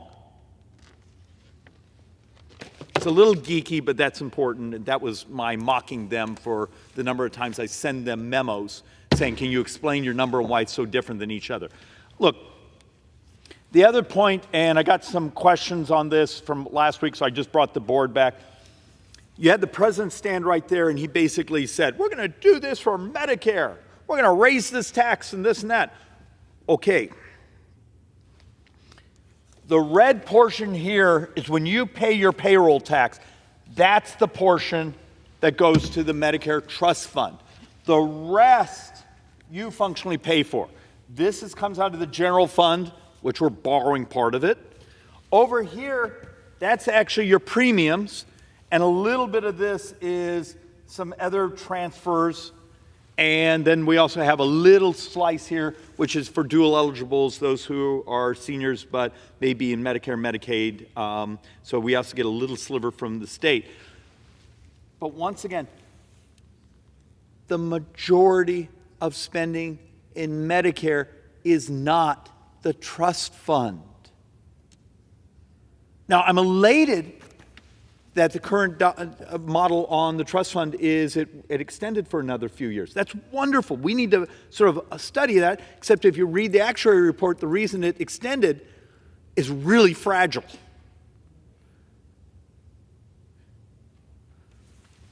This dark blue there, that and interest are the primary drivers of U.S. debt. Tell the truth. Maybe get you unelected. But how do you make public policy in a world where you're not allowed to tell the truth? Oh, that's what members of Congress do.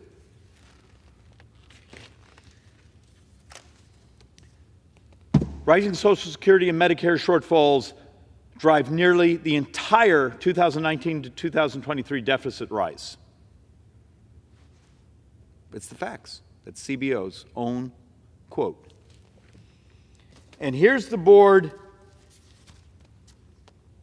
that I promise will be in the attack ad going at me the next election, except it's CBO's own numbers, except it's 2 years out of date.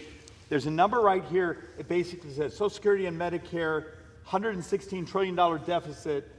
The rest of the budget, $3 trillion, is functionally in balance. Except the problem is, for anyone right now you care enough, go grab your phone, go use a search engine, look up CBO's report from 6 weeks ago. 30-year number is not $116 trillion. It's $143 trillion is now our model. That's what higher interest rates did. $143 trillion. 100% of that borrowing. Medicare and the interest financing on that. Backfilling of Social Security and the interest financing on that. We can revolutionize this if we finally be willing to legalize technology. The morality of moving and pushing cures. Why does this place seem to like to finance people's misery instead of working with the FDA, working with biopharma, working with the people out there that are disrupting disease and misery? We seem to have a place around here that wants to build diabetic clinics instead of cure diabetes. What's wrong with the morality of this place?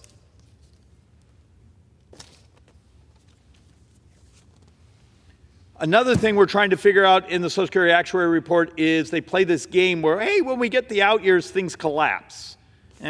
We'll do that in a week or two because it's a little complex. Another chart just trying to explain once again what is the Part A trust fund, Part B general fund. This here, Part D, also is a combination of also some of the fees you pay. That's your Medicare. And back to the last couple points I want to make here.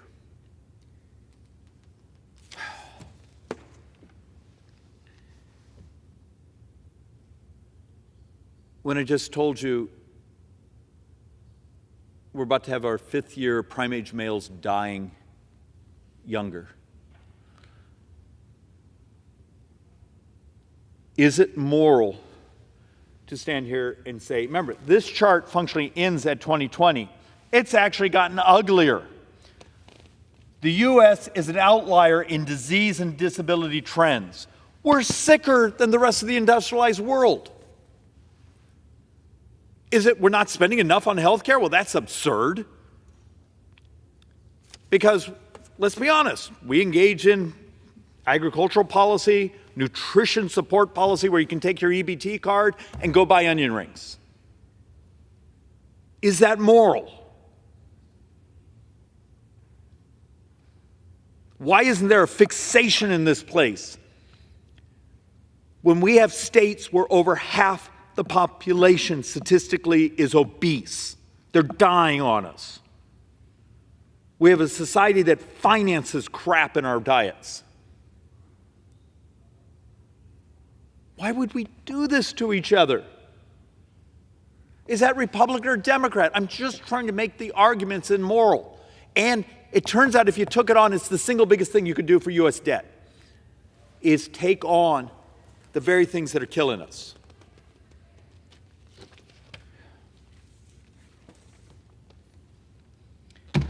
And I've done presentations before. They were a little geeky, trying to explain that if we could make our society healthier, it's the single biggest thing I can do to reduce U.S. debt. And then there's these things, you all remember your high school economics class. First degree effects, second degree effects, third degree effects, knockoff effects. You remember all the weird language? You want more of our brothers and sisters to be able to marry and family formation and participate in society and be able to participate in the economy. Help us make our society healthier. I'm trying to make, Mr. Speaker Pro Tem, I'm trying to make the morality argument that the very thing that would be most effective for us to take on the U.S. debt, legalizing technology to crash the price of health care, putting technology into this government to make government smaller and more efficient. It requires thinking. It also requires really annoying a whole bunch of the people in our hallways demanding more money from us. It's also would be incredibly moral and would actually give our kids a chance for, in many ways, the prosperity that we and previous generations had. Think about it. We've done this to ourselves. There is a way out. It's not easy. It requires some complexity. And are these Republican or Democrat ideas? They're neither. They're just hard. They're just hard. And with that, Mr. Speaker Pro Tem, I yield back.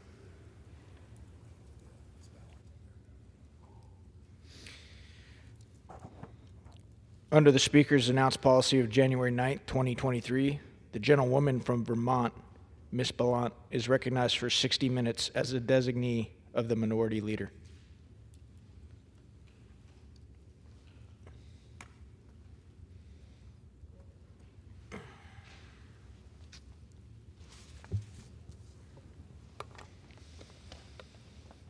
Thank you, Mr. Speaker. Tonight, my colleagues and I are here on the floor of the U.S. Congress to talk about the mental health crisis we're seeing across the country in each of our congressional districts. I know this issue can be incredibly hard for many people to talk about. It's personal, it's complex, and many Americans don't feel comfortable talking about it because they fear the reaction from their friends, their families, or coworkers. But seeking mental health treatment is not a sign of weakness. It means you're human. The body does not stop at the neck, and mental health care is health care, period.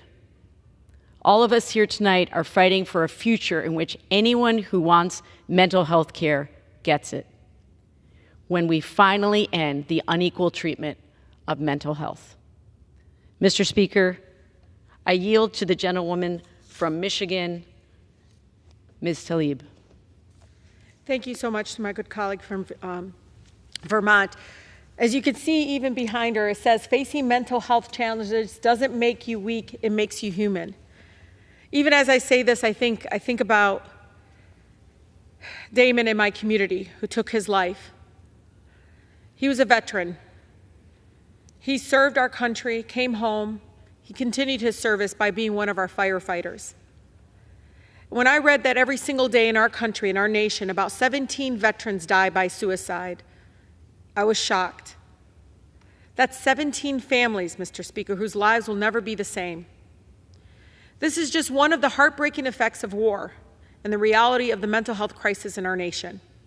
We must work harder than ever to ensure that no person, no human being or veteran is left behind, and everyone receives the mental health support and love that they need to survive. The forever wars of the past decades have left behind immense trauma, and far too often our government fails to provide our veterans with the support they need and deserve.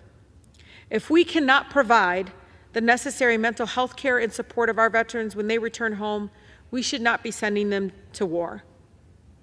This mental health Awareness Month, we must prioritize improving access to mental health services to every single American, every single family across our nation.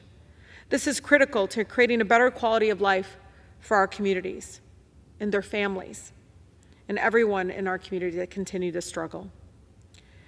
I want to let every veteran know this, though. In this moment, as you hear me, I hope I can save a life by telling you this. You can call the National Suicide Prevention Lifeline at 988, which offers free confidential support 24 hours a day, 7 days a week for those experiencing mental health crisis or contemplating suicide. And for our veterans looking for care that's designed for the unique challenges facing your community, please know that you can now access the Veterans Crisis Hotline by dialing the 988 number and pressing 1 to get connected. This is important because on that other line, you may be connected to a veteran who understands how you feel. By shedding light on the realities of the mental health crisis in our nation, we can create an environment where people feel seen, they feel heard and understood. We must break the stigma surrounding mental health challenges and ensure that health care is a human right, not a privilege. If you're a veteran again in crisis, a person in crisis, please know that there are people that care deeply about you, and we want to support you. Please reach out for help if you need it. Again, that crisis line is 988. Simply dial 988. And again, from the bottom of my heart, please believe me when I tell you, you are not alone. Thank you, and I yield. Mr. Speaker, we are in the midst of a nationwide mental health crisis. And it's critically important for all of us in positions of power to do the work of passing legislation and funding programs that will meet the needs of our constituents. It's also important that we use our positions to help create opportunities for connection in our communities right now, because we have a crisis of loneliness and a disconnection in our nation.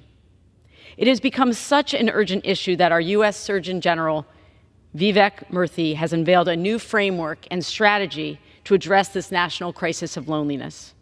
Murthy has said that social connections must be a top priority in terms of public health.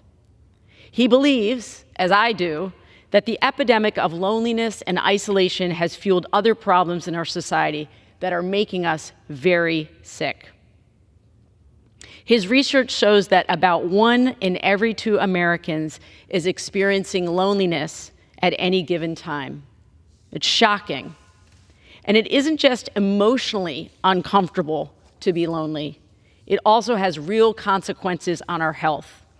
It can increase the risk of anxiety, depression, heart disease, stroke. And data indicates that the risk of a premature death due to loneliness is even comparable to the risk associated with being a daily smoker. This rampant disconnection and loneliness also fuels anger and distrust, and it adds to the disconnection that many Americans experience. The science is clear and compelling. Research has found that our need for connection may be as fundamental as our need for food and water. Many studies over the past decade have come to the same conclusion. Social connectedness generates a positive feedback loop of social, emotional, and actually physical well-being. People who feel more connected to others show levels of anxiety and depression.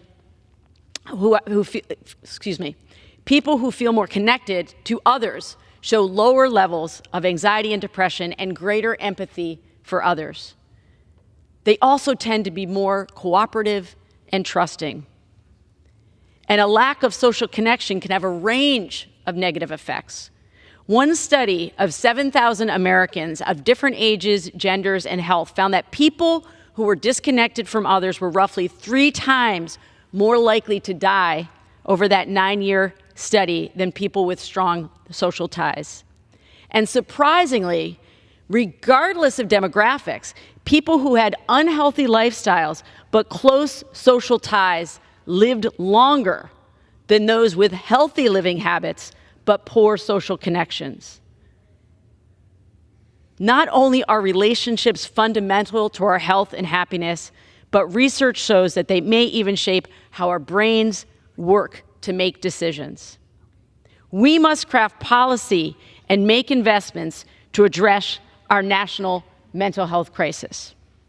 At this time, Mr. Speaker, I yield to the gentlewoman from California, Ms. Kamlager-Dove. Thank you, Mr. Speaker, and thank you to my colleague from Vermont for hosting this special order hour on mental health. So long before I came to Congress, when I served on the board of the Los Angeles Community College, we would hold monthly board meetings throughout the district, and it's the largest community college district in the country. We had 9 campuses, and so we would visit them regularly. These meetings were oftentimes very long. They were open to the public, and lots of people would come. Lots of people, lots of characters, and lots of mental wellness issues were often on display. So the Los Angeles County Sheriff's Department was contracted with the district, and it was the Sheriff's Department that would provide security for these meetings. And I would watch these officers, mostly men, but I would keep my eye on them to see how they were doing.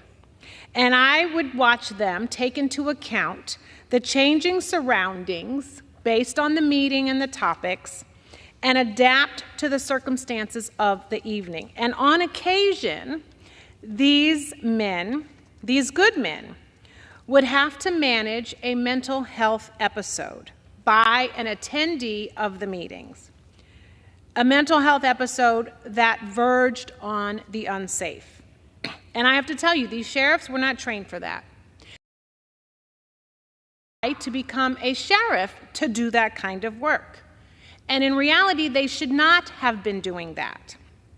And yet, we dump more and more social, economic, mental, and physical health care issues on their plate. We are asking ill-equipped law enforcement members to be responsible for managing the mental health crises of our communities.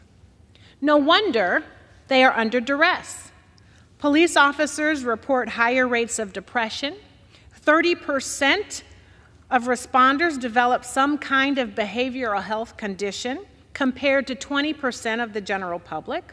Law enforcement officers have a 54% increase in suicide risk when compared to the civilian population.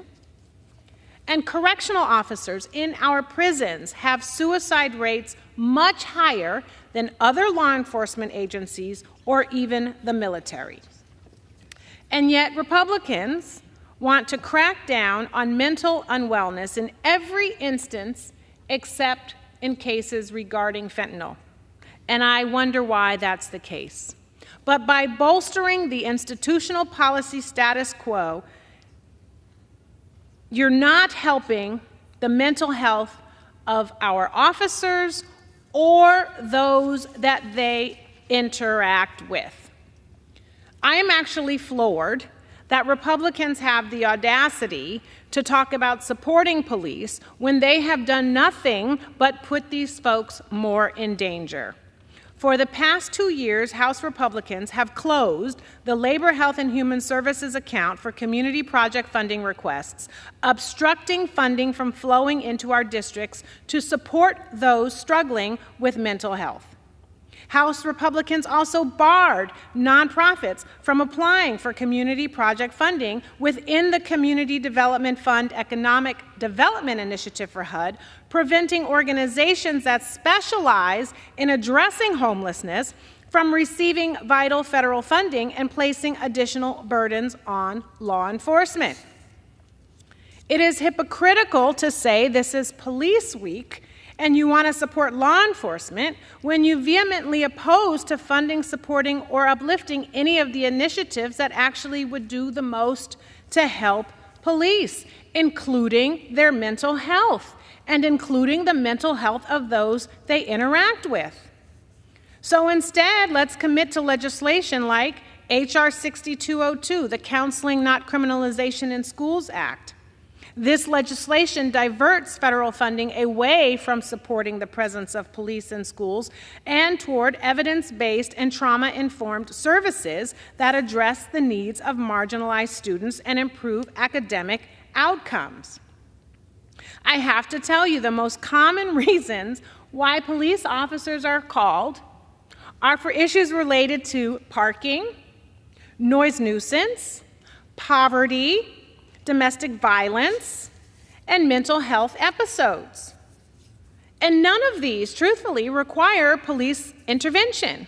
Most demand mental health intervention, especially when you're dealing with someone in crisis. By investing in mental health crisis intervention initiatives, we can actually better ensure the safety of both our communities and law enforcement. Now, I generally don't like to talk about another state or somebody else's district, but I want to share a little bit about what's been happening in Oregon.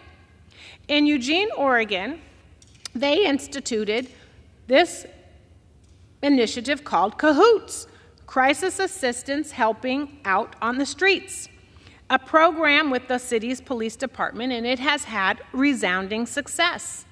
For nearly 30 years, the program has dispatched crisis response professionals to assist people who are intoxicated, mentally ill, and/or disoriented, to assist the responding officers, reducing police service calls by almost 9% every year. It's also cut down on workers' compensation issues and other liability claims. This program actually inspired me to introduce and pass into law the Crisis Act in the California State Legislature, which established a pilot grant program to support similar community organizations that provide stability, safety, and culturally informed and appropriate responses to mental health crises, to people experiencing homelessness, to challenges with domestic violence, and also to natural disasters. And law enforcement was supportive of this because they don't want to take mental health crisis calls. But I don't know if Republicans care about them or about this country's mental wellness, because they are certainly unwilling to support policy changes and crucial investments at the federal level that would address mental health crises and mental health episodes. So, in closing, I'm going to think back to my time in the California State Legislature, working with the California Department of Corrections and Rehabilitation, and listening to stories of correctional officers battling depression, battling alcoholism, feeling isolated, being abused by other correctional officers, and being afraid to talk about it. I think about the conversations I had with parents of correctional officers who died by suicide at their job. All of these examples are examples of a mental health crisis happening in our homes, happening in our streets, happening in our facilities, where we are asking folks to show up every day of sound mind and work on behalf of a locality or a country or a community to help keep it safe. And we are not even doing our part. Republicans are not even doing their part to help them be safe. I hope that Republicans are done playing hooky at a courthouse in New York today and will come back here and focus on this immediate, on this critical, on this important epidemic that has taken hold of the very people they claim to support. And with that, I yield back. Thank you. Mr. Speaker, at this time, I yield to the gentlewoman from Hawaii, Ms. Takuda. Thank you, Mr. Speaker. 9 months ago, the Lahaina fires took the lives of 101 people and destroyed hundreds of structures, including homes, classrooms, historic parks and features, and businesses. And while we've come a long way to repair the physical damage inflicted upon our community, the trauma and emotional pain from the fires continues to take root in the lives of our Maui ohana. First responders and disaster workers and volunteers are on the front lines and have been there from day one, delivering physical and emotional support to our people and families during this time of crisis. And while we know they often, and you've heard this from the previous speaker, while they often put the needs of others before themselves, the reality is they too need help dealing with the challenges and the dangers that come with the experiences and the things that they see every day on the job, the situations that they are faced with. You know, I'll digress a bit and tell you some stories of things that I saw in the first days, weeks, and even months after the fires. It was not uncommon for me to come across even some of the top brass and leadership of our emergency management or our fire department or our police department, and they would stop me. And you could see by the look in their eyes that it was very hard for them to continue. As they talked about the things they saw, as they talked about the experiences that they went through as victims and survivors themselves, and many of them asking me, how can I go on? What do I do now? I need help too. Statistically, sadly, we know that police officers and firefighters, first responders, find themselves in this very situation time and time again. We know that these first responders are more likely to die from suicide than in the line of duty, and that depression and PTSD are up to 5 times more common in first responders. Unfortunately, there are only a limited number of services and resources available specifically to address the mental health needs of our first responders. And too often, first responders are directed to services that fail to meet them where they are at and are inadequate to support their mental health and well-being, to truly understand the situation that they are dealing with every single day, reliving the trauma, reliving the moment that they've experienced, and yet on the surface, having to put up that happy face and continue to serve the public. This is unacceptable. That's why I introduced the Care for First Responders Act, which would make sure first responders and disaster workers and volunteers have immediate access to on-site specialized crisis counseling services and resources. Our bill would also establish a peer support program and a national hotline to provide 24/7 confidential, comprehensive crisis services to first responders and their loved ones. Every day, these brave individuals risk their lives to keep our communities safe. They are our superheroes, but they are still human. All of us need to be there for them. And we must do everything we can to provide all of our survivors and disaster responders with the mental health and support they need now. The reality is, we can clear away the debris. We can rebuild our schools, we can reopen our roads, we can see houses coming up. But healing from the pain and trauma, that's a lot more difficult, and that takes time. As we recognize Mental Health Awareness Month, I want to thank my colleague from Vermont for giving us this opportunity to call attention to the mental health crisis that is ravaging our people right now. I urge my colleagues that while we have made incredible progress to expand access to mental health and substance use disorder, there is still much, much more work to be done, and it must be done now. We must continue to fight to ensure everyone can get the care they need, when they need it, where they are at. We must pass critical life-saving measures like H.R. 6415, our Care for First Responders Act, a truly bipartisan measure with 44 co-sponsors from both sides of the aisle to support those who support and care and protect us every single day.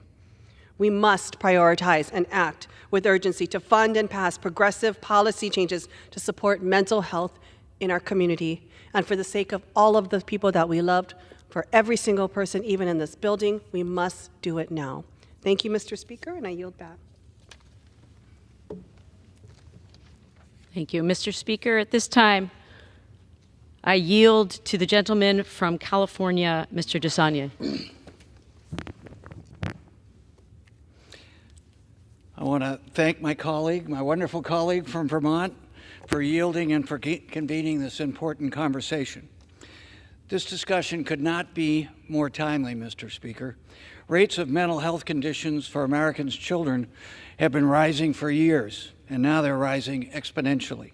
In 2019, 1 in 3 high school students reported persistent feelings of hopelessness and depression, representing a 40% increase over 10 years. Social media has had a profoundly negative impact on mental health, with adolescents who spend more than 3 hours per day on social media facing twice the risk of developing symptoms of depression and anxiety. The youth mental health epidemic in America has also caught the attention of our top public health authorities. Over the last several years, the Surgeon General has issued advisories about youth mental health and the harm caused by social media. Included in the advisories is guidance on how young people, their families, educators, health professionals, tech companies, and other stakeholders can address these challenges by encouraging healthy relationships, modeling good behavior, improving data privacy for children on social media, and more. The CDC has also been involved, including through research about COVID pandemic's negative impact on youth mental health, the isolation. The agency found that during the pandemic, youth experienced a very low rate of social connectedness, understandably, a sense of being cared for, supported, and belonging at school, and that lack of feeling connected to school was associated with nearly 20 percentage point increase in persistent feelings of hopelessness and depression amongst American young people. These statistics obviously are deeply troubling and a warning sign to us here in Congress and to America.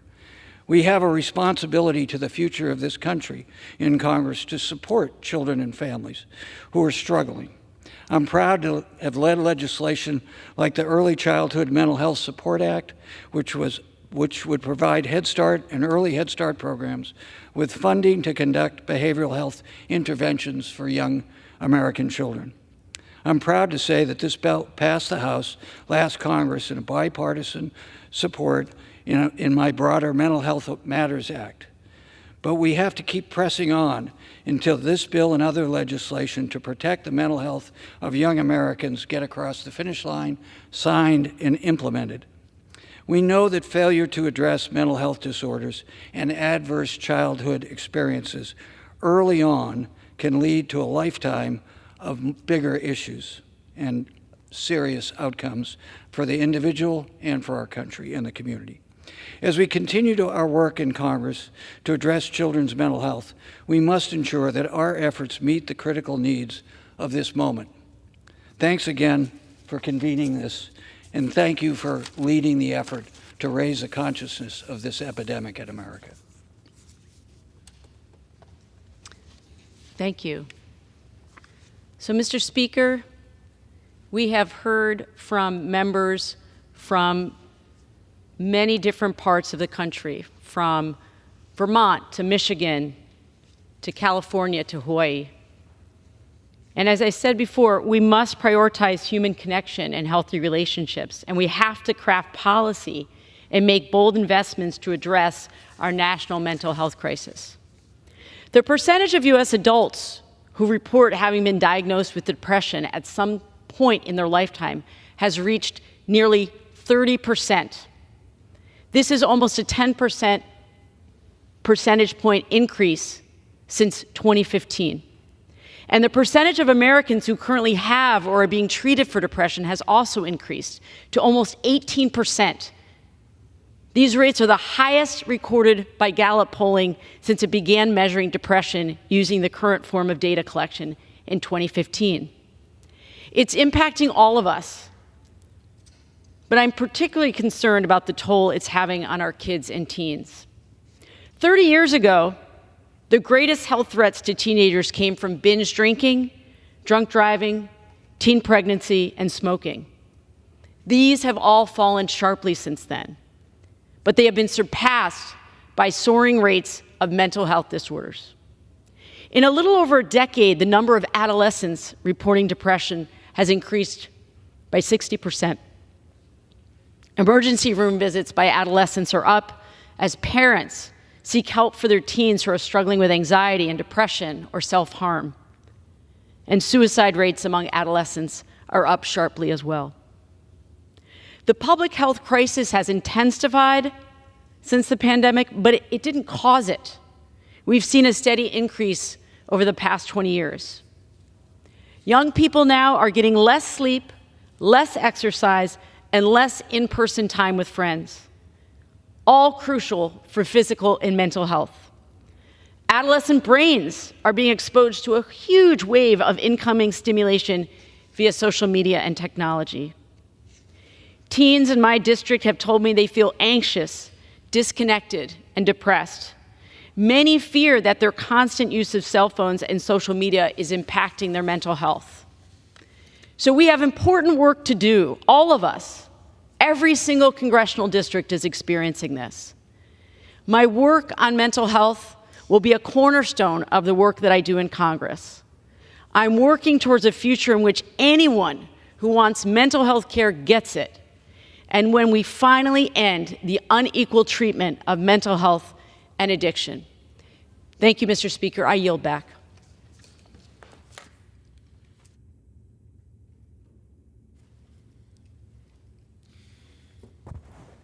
Under the Speaker's announced policy of January 9, 2023, the Chair recognizes the gentleman from Alabama, Mr. Moore, for 30 minutes.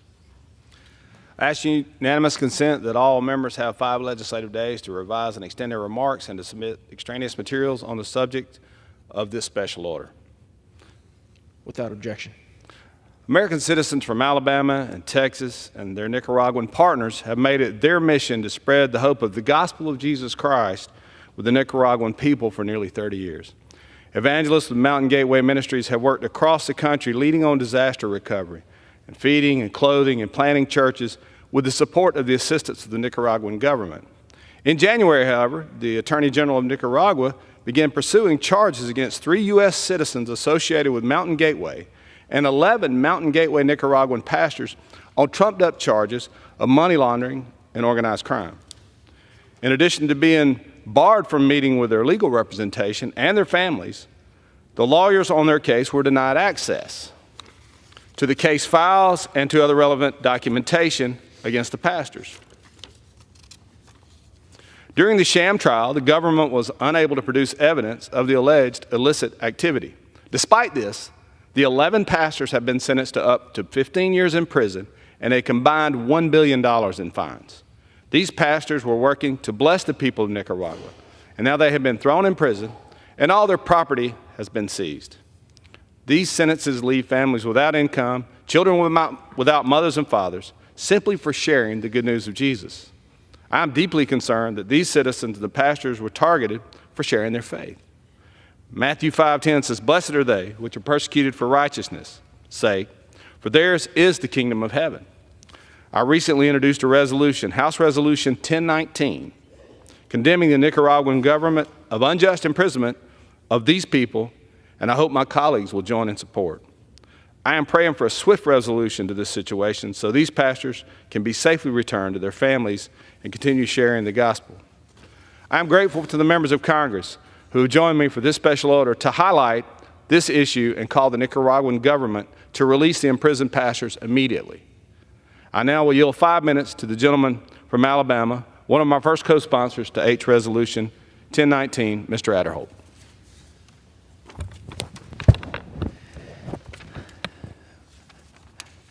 Mr. Speaker, I rise today on behalf of these Nicaraguan pastors, ministry leaders of Mountain Gateway who were unable to speak for themselves. I want to thank my colleague from Alabama for taking this time of special order to discuss this issue, to bring it to the attention of the American people and really to the world. And he has been a great champion on this, and there's many members of our delegation in Alabama and really across the country that are very concerned about what we have heard going on in Nicaragua and the situation down there. And unfortunately, so many of the American people are very unaware of what the situation is just a few hundred miles south of our border here in the United States of America. These leaders that has been already mentioned, but it should be repeated. These leaders have been convicted by the Nicaraguan government on sham charges. They now face up to 15 years in prison and $80 million in fines each. The rest came after these courageous pastors led a series of revivals that was authorized by the Nicaraguan government, and they were rounded up in prison shortly after mass out. These men and women in prison, these pastors, these leaders, these spiritual leaders, these ministry leaders. And it is human right violations that have kept them in prison. And again, I so thankful that we live in a country where we do not have to worry about going to prison. I think so many Americans take it for granted that all the many freedoms that we have in this country. One of those main freedoms that we have is that we get to worship freely. And we can worship freely, whether it be at an outdoor revival, whether it be in a large event, small event, or just being at home reading our Bible. We don't have to worry about being sentenced to 15 years in prison. And just as myself, as a young boy who accepted Christ in my own life, I can now be in Congress and I can be a citizen here in this United States and not worry about the threat of prison being hung over my head. And whether it's to go to an outdoor revival program that was such as happened in Nicaragua, or whether it's to simply go to a small church service, or whether it is to go to just simply be at home with some other Christians sitting around reading or praying the Bible together. So on this time of when we're reflecting on what is going on here, I just want to encourage the American people to reach out to their members of Congress and to encourage them to do what they can to stand with those of us who are trying to call attention to this very serious issue. And this not only goes on in Nicaragua, but also goes on in many other parts of the world as well.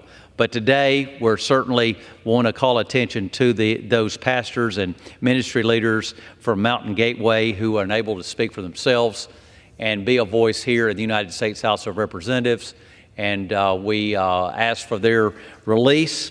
And I would call on the Nicaraguan government to take action to address these indisputable violations and to free these men and women so that they can be returned to their homes and with their families. And with that, I yield back.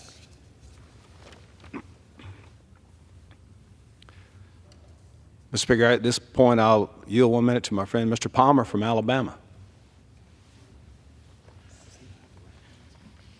Thank you, Mr. Speaker, and thank the gentleman from Alabama. I rise today to urge my colleagues to support passage of House Resolution 1019, introduced by my colleague from Alabama, Mr. Moore, in response to the Nicaraguan government's unjust imprisonment of 11 pastors associated with Mountain Gateway, a missionary group based here in the United States. This wrongful imprisonment is not the first time Nicaragua has persecuted Good Samaritans trying to help their impoverished nation. In recent years, Nicaragua has arrested Catholic missionaries as well as members of the Red Cross. As the United States Congress, we have a vested interest in both upholding of international religious freedom and the safety and security of American citizens currently targeted. I join my colleagues to call on the Nicaraguan government to rescind these unjust charges immediately and release the pastors. To the pastors and persecuted Christians everywhere, I encourage you with this passage from Isaiah 41:10. Fear not, for I am with you. Be not dismayed, for I am your God. I will strengthen you. I will help you. I will uphold you with my righteous right hand. Thank you, Mr. Speaker, and I yield back. Thank you, Mr. Palmer. I appreciate that. And, you know, previously our colleagues across the aisle were talking about hope and mental health in America. And I think in Nicaragua, these ministries, certainly these missionaries, were impacting people's lives and bringing them hope. And so it's just a shame what's happened to them. And at this point, I'd like to yield 5 minutes to my friend from Wyoming, Ms. Hageman. Thank you, Mr. Speaker. And I thank my colleague for yielding time and for his leadership on this important issue. Since its founding in 2006, Mountain Gateway Ministries has been changing people's lives through the preaching of the gospel of Jesus Christ, the feeding and clothing of those in need, and the provision of water, food, equipment, and recovery assistance during and after natural disasters. These noble and selfless efforts have had far-reaching impacts on the lives of so many families and individuals, extending far beyond the borders of any individual nation. In 2013, ministry has started and supported multiple churches across the country, provided countless aid and helping hands through hurricane and other humanitarian relief projects, and has even gone as far as to run a fair trade coffee farm with the goal of providing a source of stable income for local residents in nearby rural communities. Over the course of 10 years, they have operated with the cooperation and approval of the Nicaraguan authorities. Unfortunately, this all changed after the ministry held a series of evangelistic services in 2023, which nearly 1 million people attended, and began a relentless campaign of wrongful persecution. In December 2023, under the guise of false money laundering claims and with little to no notice, the Nicaraguan government canceled the ministry's legal status, arrested several Nicaraguan pastors and ministry partners, threatened the arrest of U.S. citizens involved with the ministry, seized the ministry's properties, and froze its bank accounts. After spending months in a Nicaraguan prison with no access to legal counsel, no visits from their relatives, and being unable to hear the allegations against them, the trials against those arrested commenced. During the trial, the presiding judge arbitrarily elevated the charges against these individuals to aggravated money laundering claims. All the Nicaraguan defendants were found guilty of the elevated charges and sentenced to severe punishments, including over 10 years in prison and fines amounting to tens of millions of dollars. These instances of wrongful targeting and persecution have unfortunately become routine actions by the Nicaraguan government. The same government has taken similar steps against the Catholic Church, the International Committee of the Red Cross, and many other religious groups. Currently unfolding in Nicaragua with the members of the Mountain Gateway Ministry is a travesty and injustice on the greatest scale.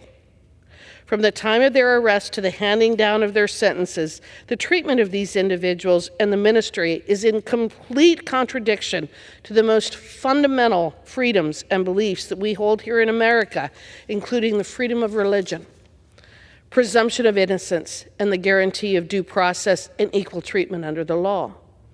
I commend Mountain Gateway founder John Britton Hancock and his family, who are constituents of mine in Wyoming, for bringing this to my attention and for their tireless efforts to advocate for the just treatment and release of these individuals. I urge President an abandonment of justice and due process. Thank you, Mr. Speaker, and I yield back. Mr. Speaker, thank you for your time. I appreciate Ms. Hageman speaking tonight on that, and certainly we want to encourage everybody to get on this resolution, House Resolution 1019, to help free these folks and bring attention to this issue. And with that, sir, I will yield back. Thank you. Under the Speaker's announced policy of January 9th, 2023, the Chair recognizes the gentleman from Virginia, Mr. Bob Good, for 30 minutes.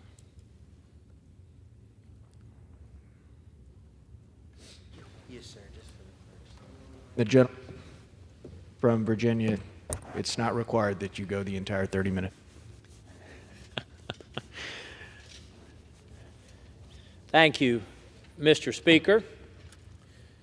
And I ask unanimous consent that all members may have 5 legislative days in which to revise and extend the remarks and include extraneous material on the topic of the subject of this special order. Without objection. Mr. Speaker, of all of the harm done over the past 3 years by Democrats, perhaps most damaging has been the loss of faith and trust in our most sacred institutions, especially our judicial system and our federal law enforcement. Like never before, the Department of Injustice has explicitly demonstrated a willingness to target conservatives and political opponents. They're not even pretending anymore. Whether conducting SWAT raids in tactical gear at the homes of pro-life protesters, targeting and arresting concerned parents at school board meetings, buying private data on those exercising their Second Amendment rights, surveilling Catholics practicing their faith in Richmond, or the disparate treatment of January 6th prisoners, it's no surprise that half of the country doesn't trust the people in power in this administration. Of course, their biggest and most immediate target is the 47th President of the United States, because they know that Donald J. Trump is the primary obstacle to their quest to conquer and control the citizens of the United States, stripping them of their pesky constitutional freedoms. The egregious lawfare, the abusive legal persecution of President Trump is nothing more than election interference at the highest levels. It's a violation of voters' rights. It's criminal conspiracy. Their aim is to put in jail the only person, President Trump, who's protecting the American people from 4 more years of descent into an abyss from which we would never recover. Democrats know, with our country and every American far worse off than they were 3 years ago, they cannot beat President Trump at the ballot box. Whether you're talking about the border invasion, whether you're talking about the surrender of our energy independence, whether you're talking about the onslaught of regulations that's costing the average family thousands of dollars, whether you're talking about the inflation, the 40-year high inflation that Americans are suffering under, whether you're talking about our weakened military or our weakened foreign policy and the conflicts all over the world that didn't exist when President Trump was in office, Americans in this country are much worse off than they were 3 years ago when President Trump was in office. So the Department of Injustice, because they cannot beat him at the ballot box in November, they collude illegally and unconstitutionally with these rogue prosecutors and judges in New York and in Atlanta. They send Matthew Coangelo from Department of Justice to New York. They corroborate with Fani Willis's boyfriend, who bills the Georgia taxpayers for hours spent working with the Department of Justice. The judge in New York City, who just happens to be assigned somehow every high-profile case of persecution of high-profile conservatives, he abuses his power by declaring a gag order, not to ensure the defendant, President Trump, gets a fair trial, but to prevent President Trump, the defendant, from defending himself in the court of public opinion. The efforts to rig the 2020 election included the suppression of conservative views, the phony Russia collusion scandal, the spying on the Trump campaign, the Dirty Steele dossier, the relaxation of voting procedures in the name of COVID to facilitate the ability to cheat. Their efforts to rig the 2024 election, however, are much more explicit and transparent. Prevent President Donald Trump from being on the ballot. Or when that failed, keep him off the campaign trail and bleed his resources. Or better still, the coup de grace for them, put him in jail via dishonest convictions in crooked courts while he waits for what will surely be certain victory by appeal. As always with these people, the process is the punishment. In fact, this judge in this New York City trial, his daughter is raising millions of dollars off the trial for the Democrat Party. The ex-con, the star witness, admitted today to multiple counts of perjury in his testimony under oath. These ridiculous trials, so-called improper business records, so-called overvaluation of assets, alleged document mishandling in Florida for a president who can declare anything declassified by simply possessing it. Election interference alleged, that's rich coming from the Democrat Party and these rogue prosecutors colluding with the DOJ. All of this began when President Trump declared his candidacy for re-election. Who was harmed with these alleged crimes? Who were the victims? And what was the real crime? Of course, no one, and nothing. But this is not going to work. The American people know it for what it is. The truth and the law are on the side of President Trump, and he's going to be the 47th president. And with that, I yield as much time as he would like to my friend from Arizona, Chairman Andy Biggs. Thank you, Mr. Good. Thank you for doing this. Thanks, Mr. Chairman. And Mr. Speaker, are you the Speaker or are you acting as Chairman? Speaker. Okay, good. Speaker Pro Tem, right. Very good. Then I'll call you Mr. Speaker. I'm going to try to dovetail on what Mr. Good has talked about, and that is the weaponization of the federal government against American citizens for political purposes. It's bad enough when it becomes weaponized against American citizens, but it becomes actually exponentially worse when it becomes a tool of authoritarianism to actually attack political opponents. Now, why is it worse? It's worse because it undermines the very foundation of the rule of law and of the free association and of the free speech of American citizens, from which we recognize all of our political apparatus. So let's think about this.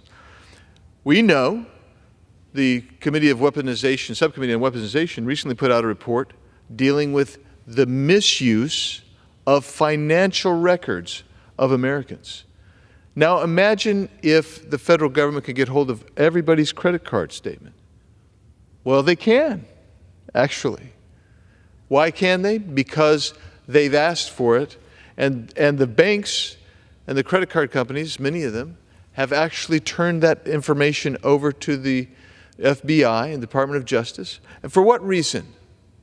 There's no particular reason. There's no indicia of probable cause or suspicious behavior. They're just acquiring metadata so they can go after and pursue individuals. We see the same thing with this movement to buy up additional metadata from data brokers, private commercial data brokers. They do that so they can avoid the requirements of suspicious conduct or probable cause.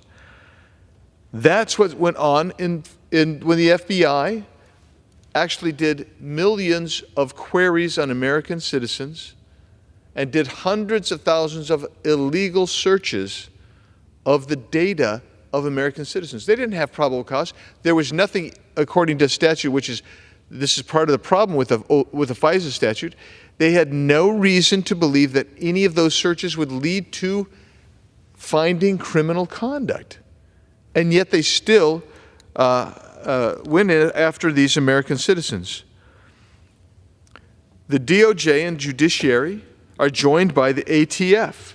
The ATF has been going after federally firearm licensees, distributors, and going after them and trying to find technical errors showing up, because this is the way the Biden administration is trying to disarm the American public.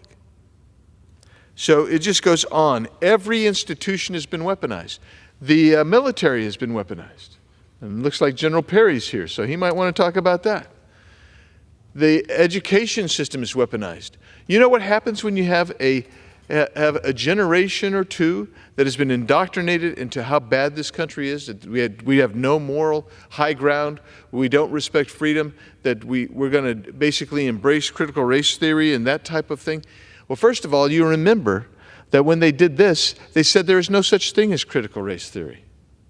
That's what the Democrats said here. We're in judiciary. We had debates on it. They said there's no such thing. Of course there is such a thing. Critical theory it grew right out of the Frankfurt School, the philosophical group that was led by Jürgen Habermas and the other folks who came, Anthony Adorno and the others in the Frankfurt School, and they came over.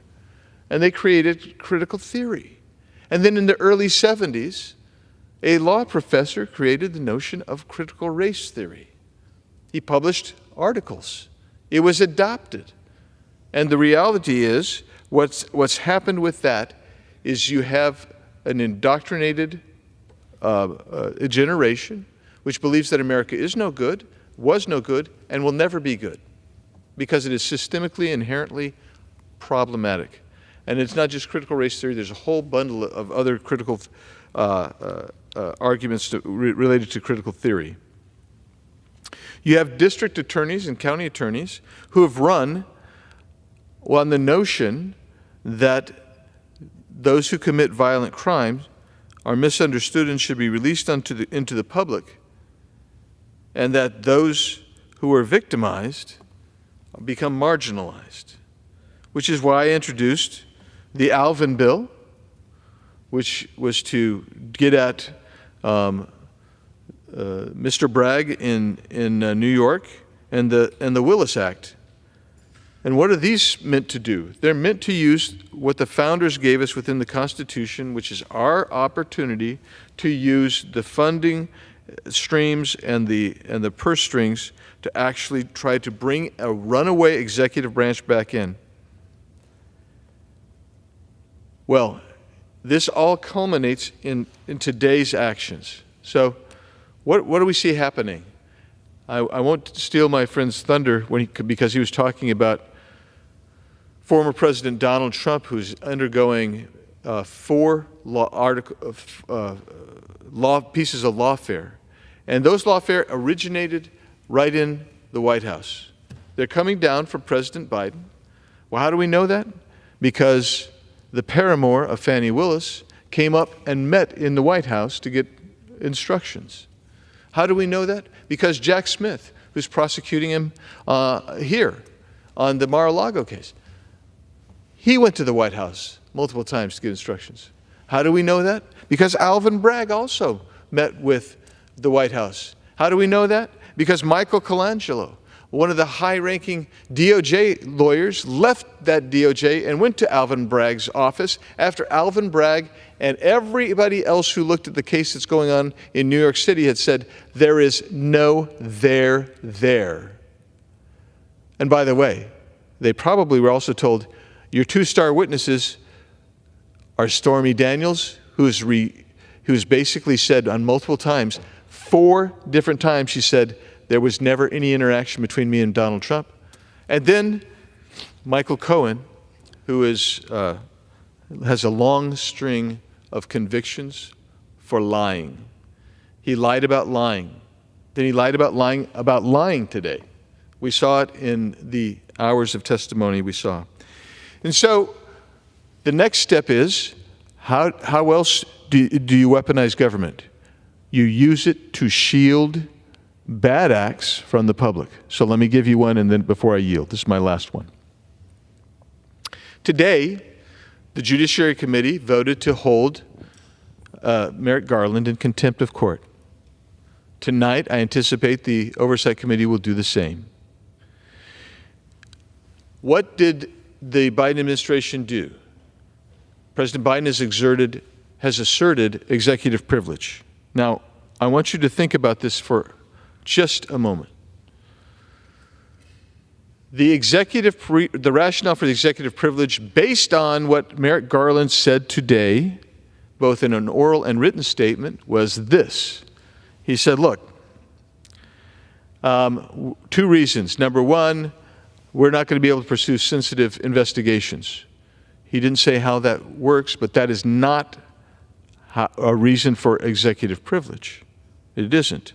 The other thing with regard to executive privilege is they talked about politics and the political ramification if this audio recording was released. Now, you've already released the transcript, by the way. Both of those arguments are undercut because you've already released a written transcript. The only reason not to bring out the recording is because you were abashed, embarrassed, because you either doctored your transcript, your written transcript, or because on the oral transcript. And so neither of those will work.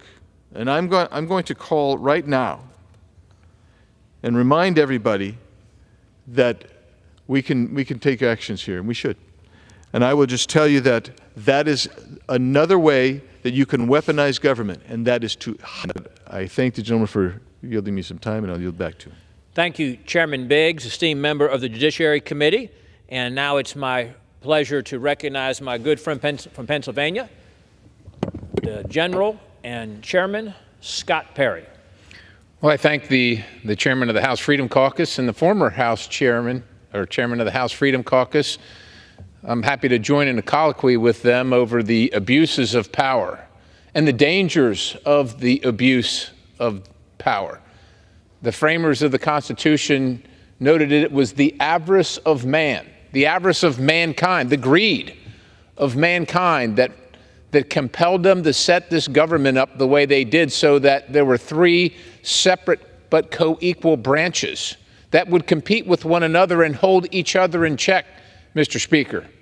But it all depended on a few things. It depended on a public. It depended on men and women that would take care, that would put things above themselves that are bigger than themselves. It depended on a people that believed in the sanctity and the providence of God. Mr. Speaker, it's a little ripped up here because I carry it with me everywhere, but this is the Constitution of the United States of America. I think you can clearly see it is a piece of paper for all intents and purposes. It cannot defend itself. It rides around in my pocket. It depends on people of integrity to defend it, to uphold it. And this judicial system we have, this system of justice we have, is no different. If people are willing to abuse it, it can no more defend itself than this piece of paper known as the Constitution can defend itself. It depends on us. And when it is so willingly abused for the avarice, for the greed of mankind, there's little that can be done about it. This body can do little. And unfortunately, the little we can do has shown no interest in doing, which is the power of funding it. So unfortunately, while we see the abuses, while we watch the abuses front and center, the power that we have to say we'll stop it, we've unfortunately given them more authority, given them more money than they've even asked for to continue to abuse it. My friends, my colleagues, visited a courthouse today with the former President of the United States for a case which there's no crime enumerated, because there is no crime. Specious witnesses, to say the least, unfortunately. It's a sad tale, no matter which way you look at it. Mr. Colangelo, the reason I'm bringing it up, the former speaker brought it up, is because you know who can't bring it up? The defendant. The former president of the United States as a defendant can't bring it up because there's been a gag order placed on him. Mr. Speaker, the gag orders are meant and I'm not an attorney, but I think my good friend from Arizona would admit, to protect the accused. Yet the accused is the one who can't speak in his own defense on his own behalf. Meanwhile, the people that are accusing him, the awesome, unbelievable power of the state. When I say the state, the government, the federal government, unlimited resources provided by taxpayers. That is what the accused is up against. And so, because we have seen from history that the accused is the one that is little able to defend themselves, guilty or not guilty, that we want to provide every single protection to the accused just in case, Mr. Speaker, that they might not be guilty as charged. Yet in this instance, the avarice of man, the avarice and the guilt, the greed of mankind has compelled this side of the aisle to go after with such a vengeance and use the instruments and the authority of the federal government to go after their political rivals. They are blinded by their greed. They are blinded by their hatred. They are blinded by their need to control power so much that they'll do anything. And they have done anything. We're watching the case in Florida where now we found out the evidence was tampered with, and oh my goodness, it sure appears like forget the evidence being tampered with, because it's being tampered with the same people that appear to have set up the whole charade in the first place. Again, against their political rival, the former president of the United States, who might very well be the next president of the United States. And I say all that to say this.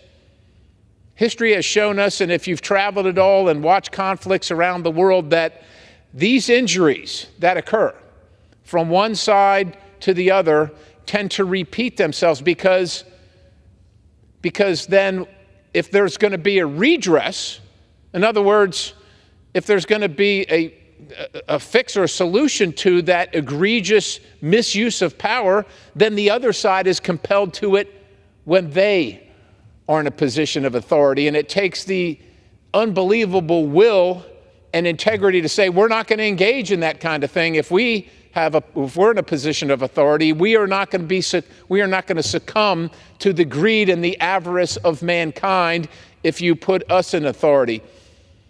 Mr. Speaker, we all fall short of the grace of God, and the temptation can be overwhelming, which is why it's so important that both sides lay down their greed and say, we are going to try and do this fair and square. We're going to try and do this the right way. We are going to try and win the argument and not use the instruments of federal power where we otherwise could. We're not going to do that. Unfortunately, we are in the uncharted territory of the United States of America where that's not the case. This is the charted territory of many despots and dictators and tyrants around the globe throughout history, and now it has come home to America, unfortunately, in one of the major political parties in the United States of America. And we're watching it weaponized not only against President Trump, but average citizens who fear that they might speak, that they might be held in contempt, and they might be bankrupted by somebody that disagrees with them politically.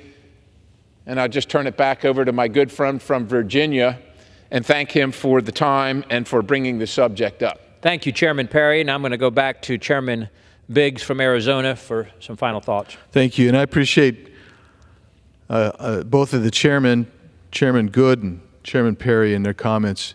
I want to add just a couple of things. We are a constitutional republic.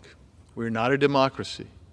A constitutional republic actually elects representatives to make decisions and represent the will of a district or a state. That's the distinction. A democracy is actually demos. It's where the people themselves are voting directly on the issues and decisions to be made. That's really what happens in a democracy, which is why the founders warned us and said, you have a constitutional republic. You don't have a democracy. You don't have a democracy, because democracies have been short and turbulent in their destruction. And as one historian said in about 1804, it has been the sad history of democracies that as soon as people realize they can vote themselves benefits from the government, they do so, and the government terminates. So we have a constitutional republic. And we have separation of powers, both horizontally and vertically. James Madison taught us very clearly that we should honor those separations rigidly. And so when we talk about horizontally, we always think of the legislative branch, executive branch, and judiciary, which, are, by the way, are not co-equal branches. That's right. The founders were very clear on this. They described the judiciary as the weakest branch. We control their jurisdiction, except for in a few cases of original jurisdiction. We create the Article III courts, with the exception of the United States Supreme Court. The executive branch, very limited powers. In fact, they thought the executive branch itself, the presidency, would be more ceremonial than substantive.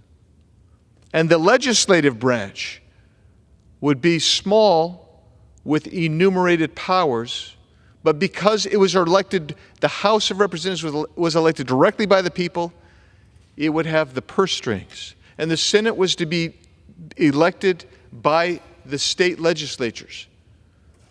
And they were to represent the state interests. Well, what's happened is we're upside down. We're so upside down because every state, having spent many years in the state legislature, and I think my colleagues have, you know this. What happens is this.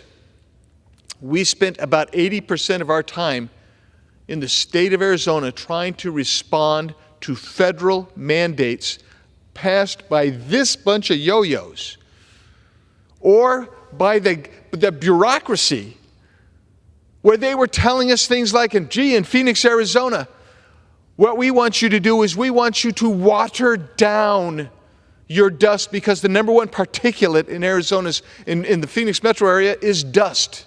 That's your biggest pollutant. Water it down. And the other half of EPA saying, you can't water it down because we're watching you on your water usage. These are from people who are cubicle dwellers who are controlling, without any understanding, 5.5 million people in the Phoenix metro area. And they become weaponized. They're nameless, they're faceless. They are the DC cartel, which consists of bureaucracy, media, lobbyists. That is your cartel. And they have taken the institutions of this country and they've weaponized them against the American people. It's time for this body to say we are the ones closest to the people, and we must do all we can. We may not have leverage over the Senate now. We may not have leverage over the executive branch now, but we must do and can do everything possible to restore the separation of powers, both horizontally and vertically. If we did that, I guarantee you what would happen is this weaponization would dissipate.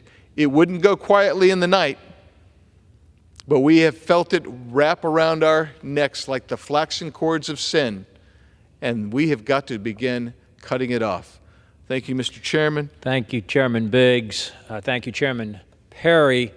We have seen over the last 3 years the consequence of electing people who will abuse power, weaponize the federal government against citizens and political opponents, carry out disparate justice treatment based on political views.